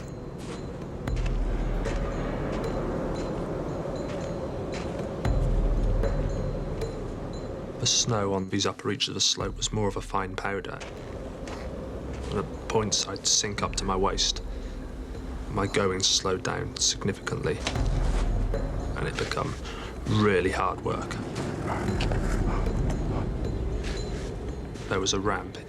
It was a really steep wall, so I needed to rely heavily on my crampons and my ice axe, and that was pretty tricky. At one point, I got halfway up, and I just slipped.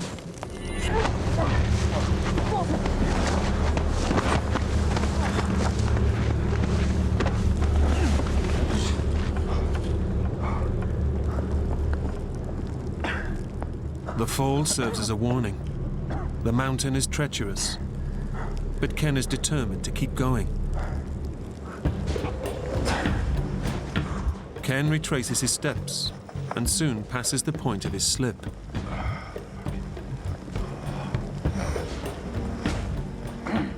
With effort comes reward. His choice of extreme location is starting to pay off.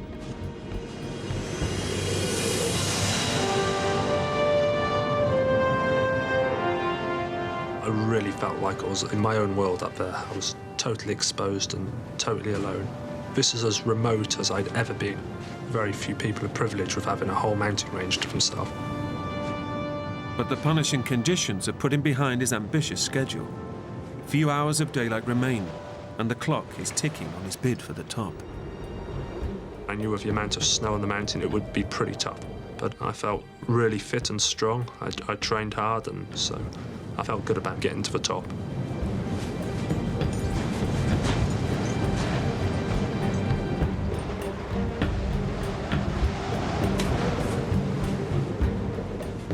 Sheer athleticism and extraordinary determination bring him within reach of his goal. But as the sun sets, he must decide whether to make a last-ditch push for the top or retreat to shelter and make a second attempt in the morning. I kept hoping that the snow level would change or be a bit more friendly to me. I kept walking a bit more, not quite wanting to give up, but doubts started coming into my mind as to whether I'd make the top that day.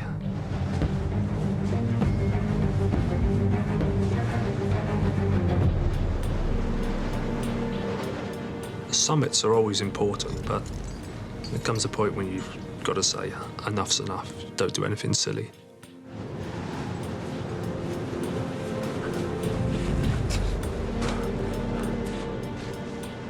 Reluctantly, Ken opts to return to the relative safety of the trees. The plan was to get securely into the forest so I could dig a snow hole or set up my poncho. I didn't want to be exposed on the open slope, and, you know, the trees offered some natural shelter. At night, the mountain will be even more treacherous. Ken needs to descend quickly and find level ground to camp.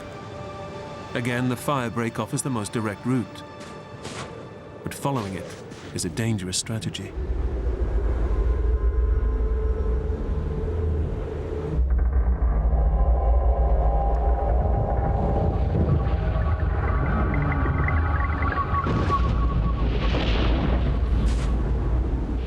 All of a sudden, there was just a noise from the top of a mountain. At first, I thought it was something like an animal. It was so strange and unearthly. I'd never heard anything like it before.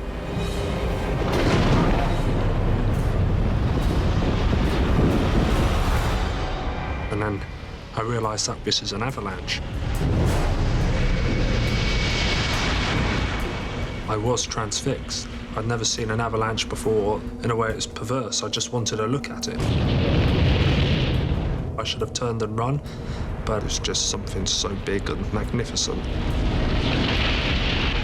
But Ken has no time to lose. Each passing second brings him closer to death. I turned my back on it and ran as fast into the forest as I could possibly make it.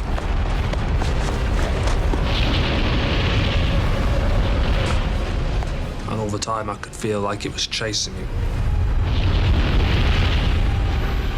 My heart was beating, it was just going crazy.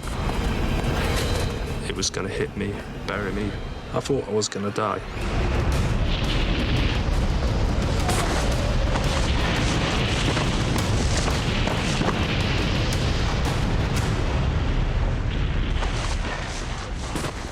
Ken dives to safety in the nick of time, and the avalanche is funneled down the firebreak. It would have definitely killed me without a doubt. I was pretty shaken for a while. And then when I realised I was safe and I calmed down, then I just started to laugh.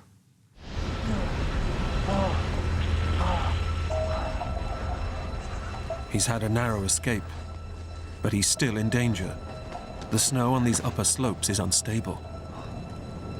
After the avalanche, I began to feel really vulnerable on the slope.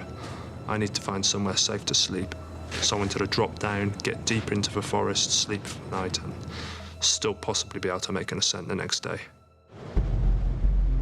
It's now a race to descend to safer ground before nightfall. But through the trees, the going quickly gets tough. But the terrain became more treacherous. Branches were poking in my eye. It was becoming a bit of a nightmare. The rough terrain and the slope of the mountain forces him back onto open ground.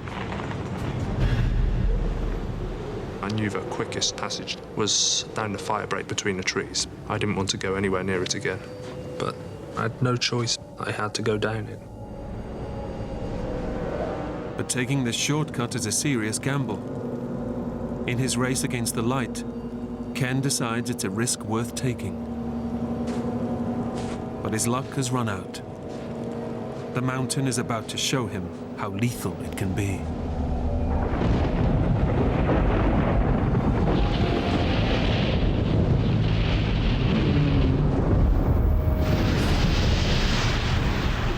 This time it's on him in an instant.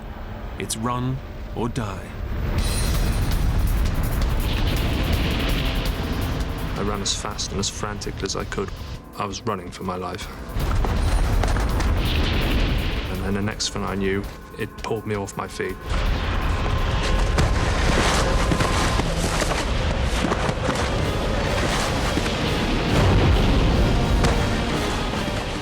I was utterly terrified. It swallows you and engulfs you. You can feel all your bones and organs inside, everything's rattling.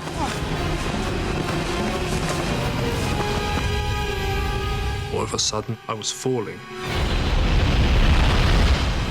And then I was thinking, this is really bad.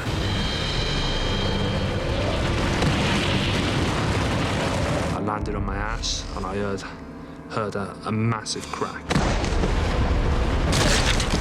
And that was my pelvis shattering and the head of my femur snapping off.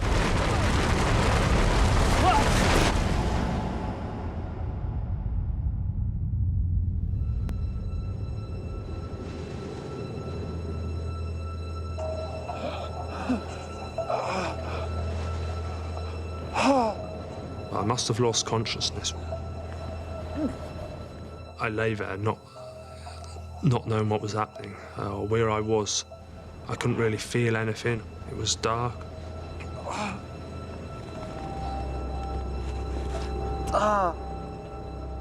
The fall has inflicted a bloody gash to his head.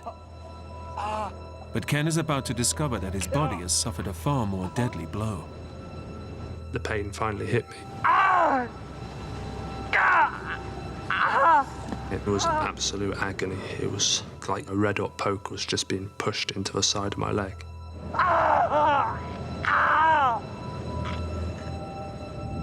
The impact has broken his femur and smashed his hip joint through his pelvis, shattering it to pieces. Bone fragments have severed blood vessels around the pelvis, causing internal bleeding and making his core body temperature plummet. In this extreme environment, his injuries could prove fatal. Ken knows it's bad, but is unaware of the full extent of the damage.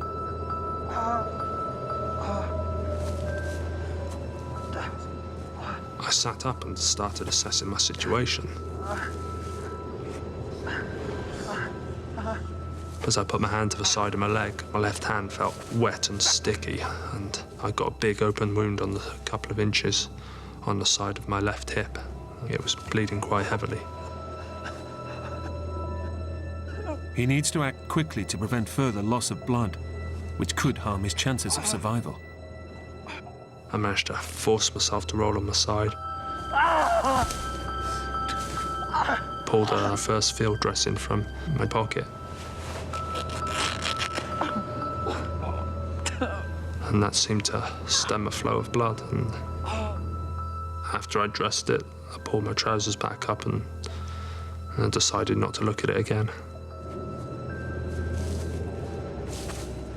My natural instinct was to get up and walk. My leg was in pain, but I wasn't sure if it was broken.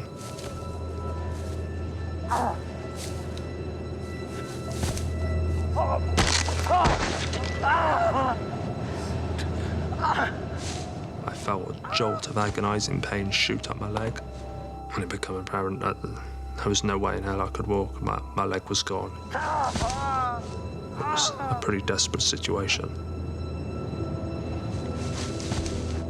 He's in urgent need of medical attention, but he's 8 miles from the nearest village and has no mobile or satellite phone. With military discipline, he's packed for the harsh conditions, but the avalanche has torn off his backpack and buried it further up the mountain. I was deprived of all my provisions, my sleeping bag, my stove, my meals, everything I needed to survive.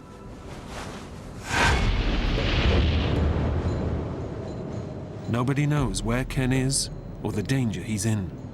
If he's to cheat death, the stamina and self-reliance that brought him here must now get him out. But he faces a tough dilemma. Go up in the vain hope of finding his life-saving kit, or conserve precious time and energy and descend in search of help. It was a real tough decision to know what to do. The implications of making the wrong decision were deadly. He then spots his torch, which has fallen from his backpack and miraculously turned itself on. This torch was now my best means of survival.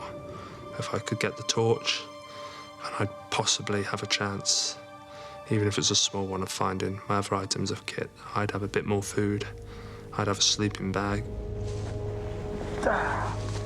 It was small distance, but it was so painful and so difficult to cover the ground.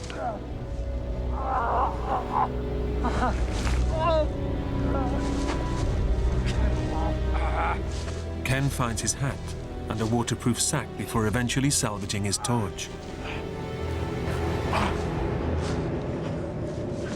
But hopes of recovering his backpack and sleeping bag are futile. His route is blocked by a vertical ledge. Under normal conditions, I could have negotiated it effortlessly. But like this, it was impossible.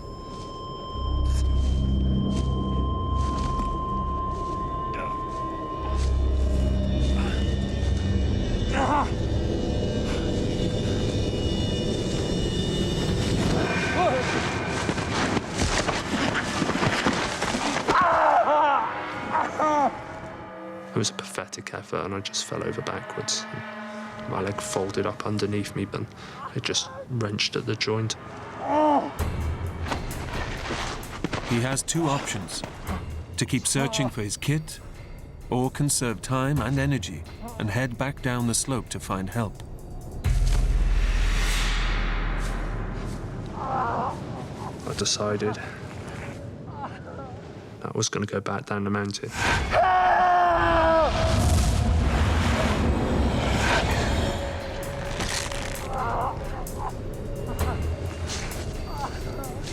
The least difficult way of moving was in a sitting position.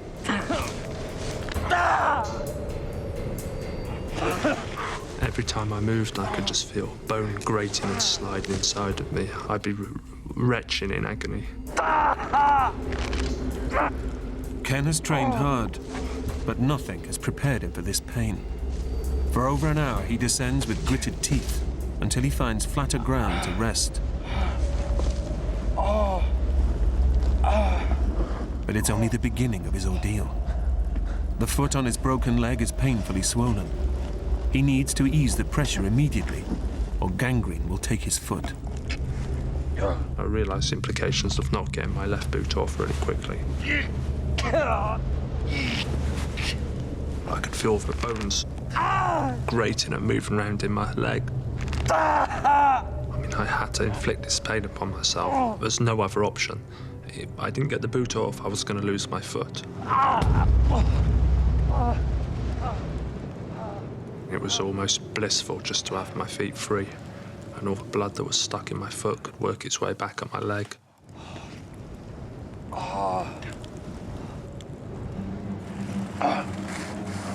The relief is short-lived. At night, temperatures plunge rapidly to as low as -15 degrees. His only protection is a mountain jacket and a waterproof sack which he uses to shield his feet from the biting wind.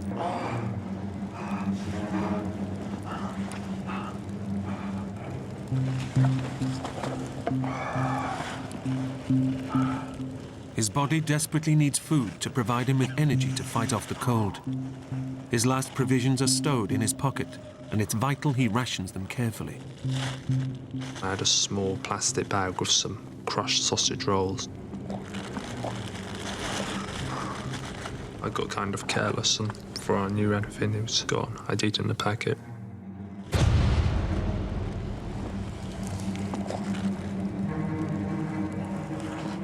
Ken faces a long night ahead. The idea of being alone in the middle of nowhere preys on his mind. The scenarios are running through my head where, I don't know, what if I don't get through the night? If he falls asleep, his body will stop shivering. He'll develop hypothermia, and he'll die. I was shivering so heavily I knew that I'd fall into the last stages of hypothermia and I'd never wake up. I just thought, oh God, how am I going to get through this night? Just don't fall asleep or you'll never wake, you're going to die.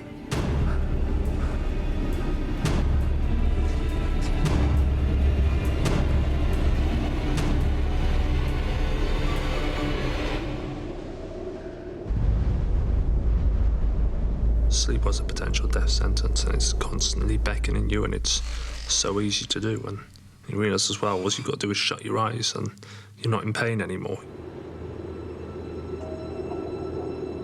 Facing a long and tortuous night alone in the wilderness, Ken's spirits hit rock bottom. I just thought, how can time do this to me? It felt like a lifetime had passed. There's maybe 7 or 8 more hours to go through yet, and it's going to get colder. By 3 or 4 in the morning, the temperature's going to plummet even further. As time went on, I got more lonely.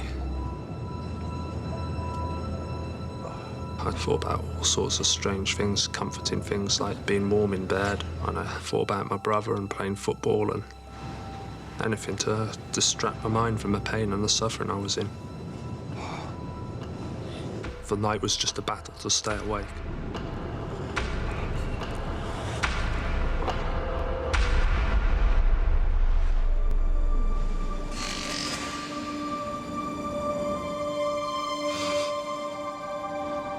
When daylight did arrive, it was overwhelming. It was such a relief. And the darkness can bring all this paranoia, and with the daylight I realised I could do something. In the early hours of a cold mid-January morning, the chances of anyone being in this inhospitable wilderness are remote. Ken only has himself to rely on, but the enormity of the task ahead preys on his mind, and he can't help hoping for rescue. I kind of had it in my mind. Maybe emergency services would be called out. I imagined a helicopter or a couple of mountain rescue guys just walking through the forest blowing a whistle.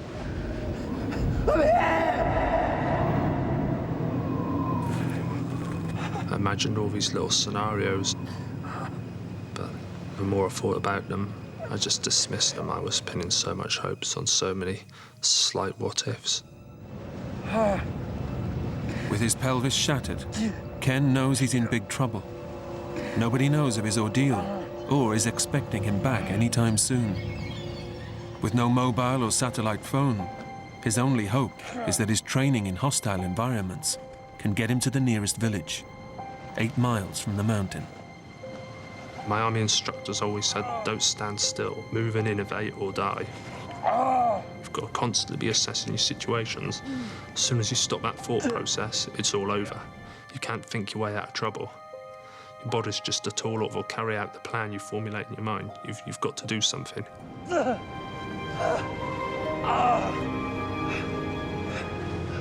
With no food and his water bottle already drained, Ken sets out on his marathon journey down the mountain.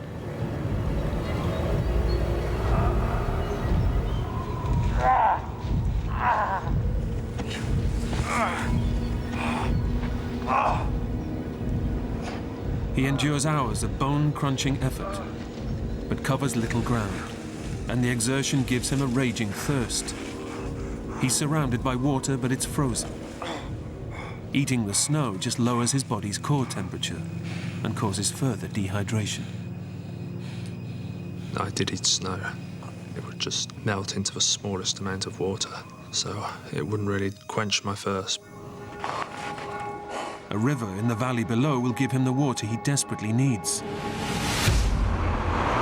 But Ken also knows that it leads back to the track where the taxi dropped him off 24 hours ago.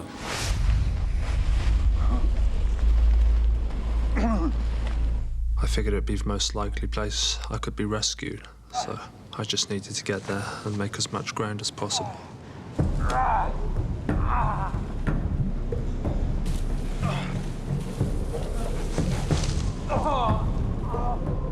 After an agonizing descent, Ken makes it off the steep slopes of the mountain. It's an incredible feat, but moving in the valley below poses an even tougher challenge. When I hit the valley floor, there was no more sitting down and sliding, no more assistance from gravity. It was all physical exertion from then on. Facing an enormous task to reach civilization, Ken sets small goals to measure his progress. I started trying to play these little games of beating the clock. I'd set myself times to get to targets. His progress is painfully slow. Each new target reached is a massive achievement, but also a harrowing reminder of the mammoth task ahead. Time is running out on his chances of survival, and he's still 7 miles from the nearest village. My desire to keep moving was just to reach water.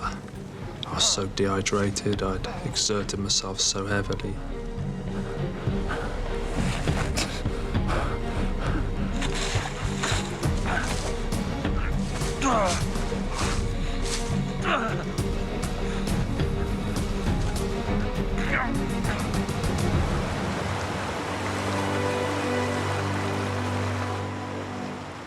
After a brutal crawl along the valley floor, Ken finally reaches the river.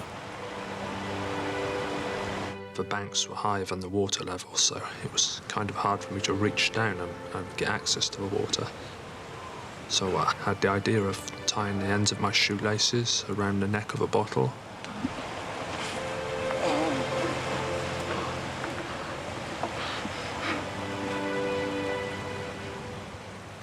The relief on my mouth was blissful. It was like petrol going into a car. I just felt my body reviving, being full of energy again. Re-energized, Ken wills himself on in search of the road he hopes will lead him to help.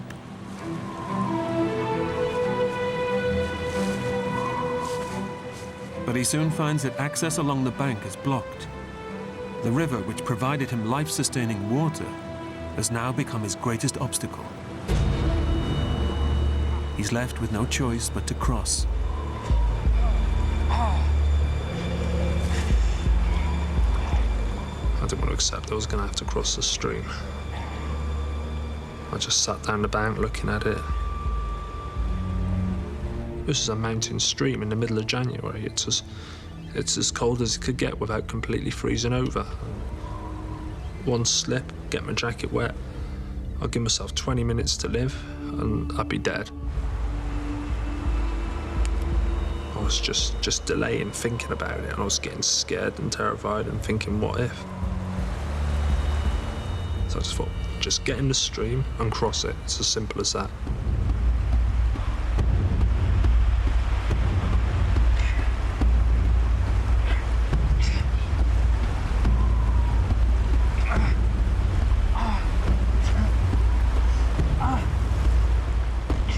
human body loses heat 25 times faster in cold water.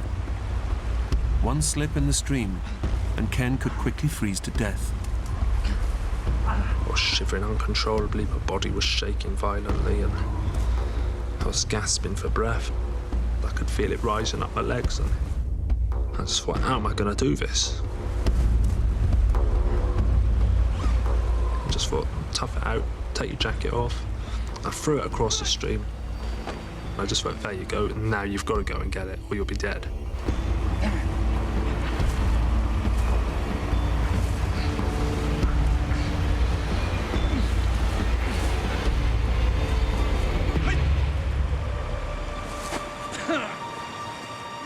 It takes him an hour to cross the stream. I sat there for a few seconds, just shocked, trying to get my breath back. The stream, I just thought, that's it. It can't get any worse now. I must have done it.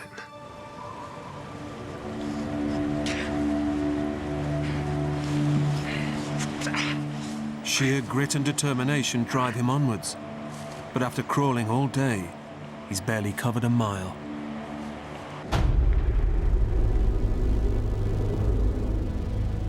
Now facing another long night alone in this savage landscape, he's suddenly consumed by his greatest fear, being eaten alive by wild animals.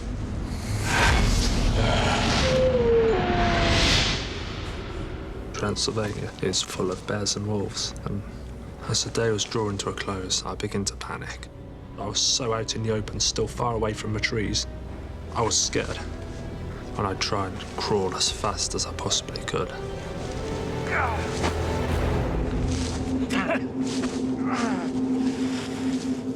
He makes it to cover, but the scent of his blood-soaked body and his weakened state makes him easy prey.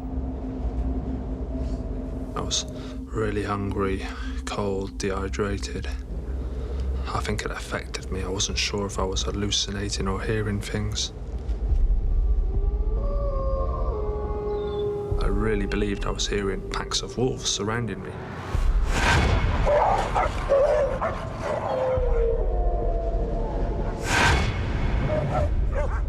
I was convinced I could see eyes just looking at me.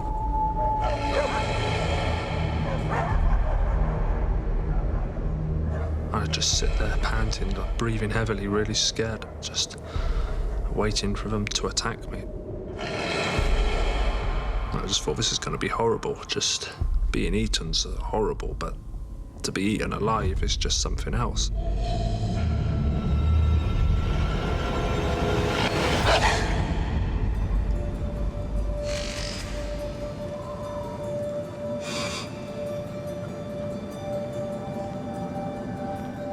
When night came on that third day, the relief was like nothing else. I'd pulled through. It was such a big achievement. Crippled by a broken leg and shattered pelvis, Ken desperately needs to reach the village 6 miles away, or face certain death in this hostile wilderness. After 2 punishing nights without food or sleep, it's a fight for survival, and nature is a formidable opponent. It started to snow. And I know the sky seemed to close down above me, and just got this isolated feeling.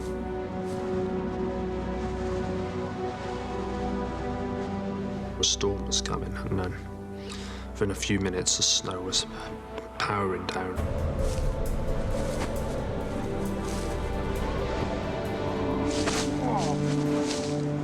It seemed that the environment was just conspiring against me constantly. It felt pretty harsh and cruel, and you just become aware of how savage the mountains and the foothills can be. It's been 48 hours since the avalanche nearly took Ken's life. Fighting his way through the snowstorm takes every last ounce of energy. And the cold, hunger, and dehydration are driving him to despair.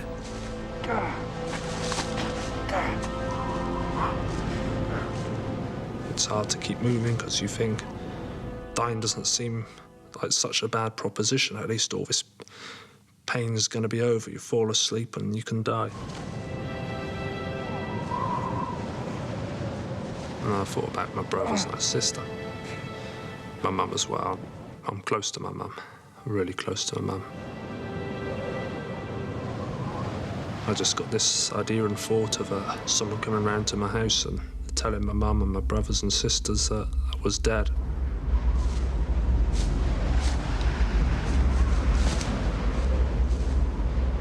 At this stage, I wasn't really sure why I was moving anymore.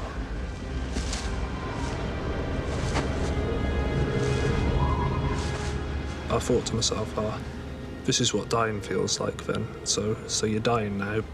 I was really lonely. I didn't want to die alone. So I just kept. I just kept moving and picking. Give us a minute, boys.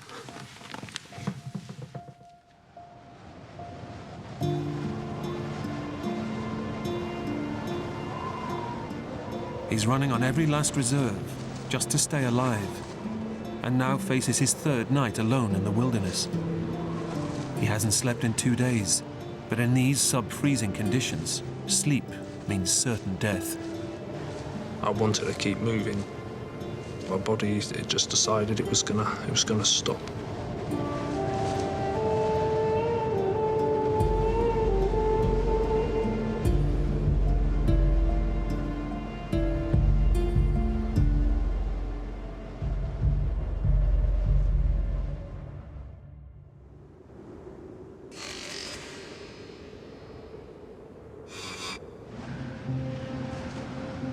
I woke up the next morning and I just thought, oh, you're not dying. You're still here. And it's like my body wanted to stay alive. I'd come to a standstill the night before and heavy snowfall had landed on me and totally cocooned my body, and I think it must have kept me alive and kept me warm. And I decided to start crawling again.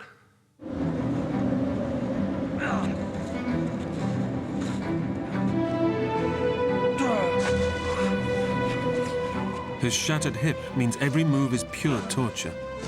Only his incredible fitness and superhuman reserves of willpower drive him on. In spite of the pain, he's confident the worst is over.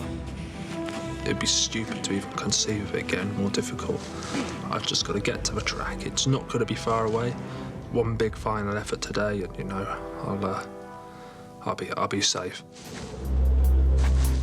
At last, Ken is within reach of the road where the taxi dropped him off 3 days before. But suddenly, getting there looks impossible. A river blocks his path, and Ken knows just how deadly this might be. When I saw that there was no passage through, I was really angry.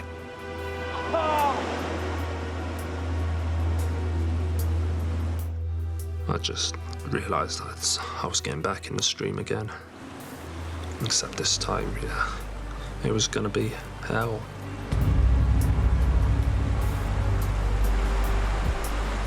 I remember when I was little, I used to go on the big diving board at the swimming pool, and I'd be so scared to jump. And here I was sat on the edge of a stream, and I was putting myself through that same suffering. So I thought, just get in the stream. The ice-cold water could kill him in minutes. He needs to cross it quickly, but the far bank is too steep for Ken to haul himself out. Supporting himself by leaning on the bank, he's got to track along the river until he finds a suitable place to cross. I was moving inches and inches, and it was painfully slow. It was freezing cold. For over an hour, Ken struggles along the river until the opposite bank is low enough for him to crawl out. But the current is strong and the water is deep. He'll either make it or die. Throughout this ordeal, it was just such a vital mission not to get my jacket wet. And again, I knew if that got wet, I was dead. His jacket and thermal top must come off. If they get soaked, he'll freeze on the other side. But by taking them off, he's increasing the risk of hypothermia, which could kill him. I was left with no other choice. It was a matter of being patient and being careful, and I just had to get across. With his severe injuries, Ken takes tiny hops on his good leg, letting the current carry his broken limb. One false move, and he could quickly freeze to death. All of a sudden, I became aware of my boot becoming loose, and before I could react, my boot come off my foot. His boot is swept away by the river, and the foot on his good leg is now exposed. He makes it to the bank, but with a 3-mile crawl through the snow ahead, frostbite is guaranteed. And my first thought was, I'm going to lose my foot. I'm going to get frostbite. I just thought, oh God, what am I going to do now?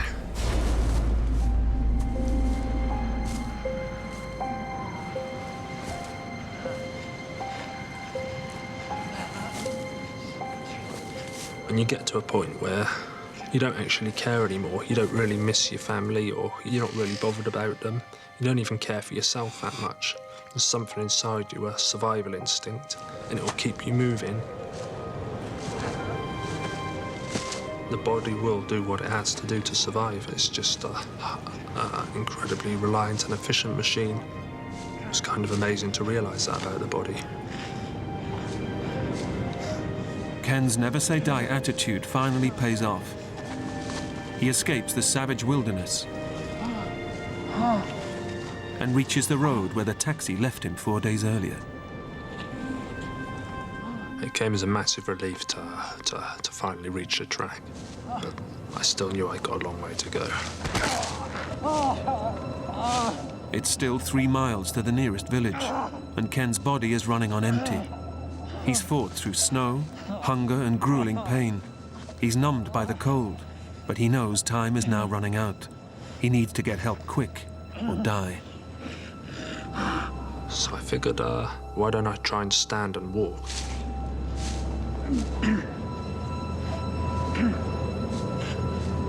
It was okay for a few seconds, and then there was a big crunch, and I felt bones grating up my leg.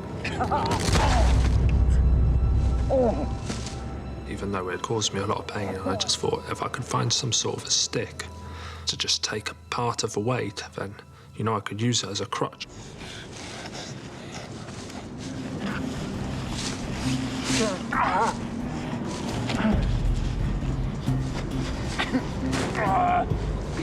It was such a relief to be walking. It seemed like there was no more enemies or obstacles. I felt it was more or less home and dry. But his ordeal is far from over. And all of a sudden, it felt like I'd just been stabbed in the stomach with a knife. There'd been no pain like this. It was the worst pain I've ever felt, or the worst pain imaginable. The stress of Ken's ordeal is causing his body to produce stomach acid at such lethal levels. It's perforating the lining of his gut. The acid flowing into his abdominal cavity is literally eating him from the inside. It's a ticking time bomb that could kill him within hours. At this point, it was all about tonight. I had to make it back. There was no way I could make another night. While I was on this track, I wouldn't stop walking.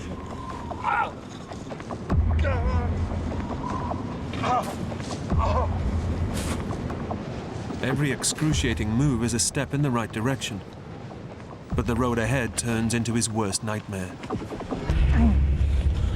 The route splits, and only one way leads to the village. It's 50-50 he'll make it to help. The track looked less well-trodden, but something told me there was a house up there.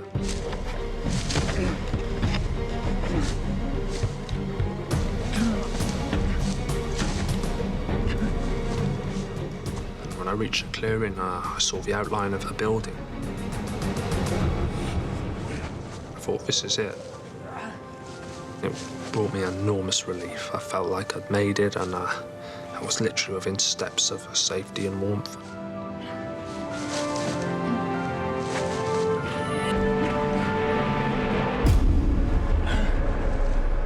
But his gamble has failed. The building is just an empty barn. It was a crushing blow. I'd made this turn up the track, and it was a wrong decision, and I just thought, I hope this decision's not going to cost me my life. Once more, Ken draws on his inner strength to drive him from death's door. I didn't feel I was ready to die. I felt a bit of resentment towards the mountain. I wasn't going to let it beat me now, after all I'd been through. But his body is approaching total collapse, and he's wasted precious time taking the wrong route. He must now retrace every harrowing step back to the fork in the road. It's getting dark, and temperatures are starting to plummet. I reached a fork in the road again, and then I took my only other option, and I felt relieved again. I thought, well, there's only this way now.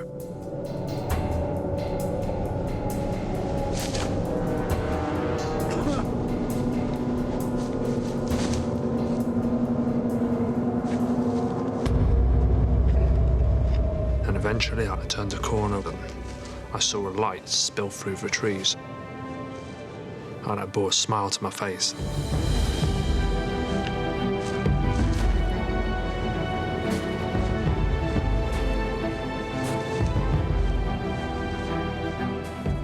I just thought, I've done it, and just realised what an honest, faithful servant your body is, and I just felt really proud of myself then. I knew I'd got a strong heart and character, and I could get through things.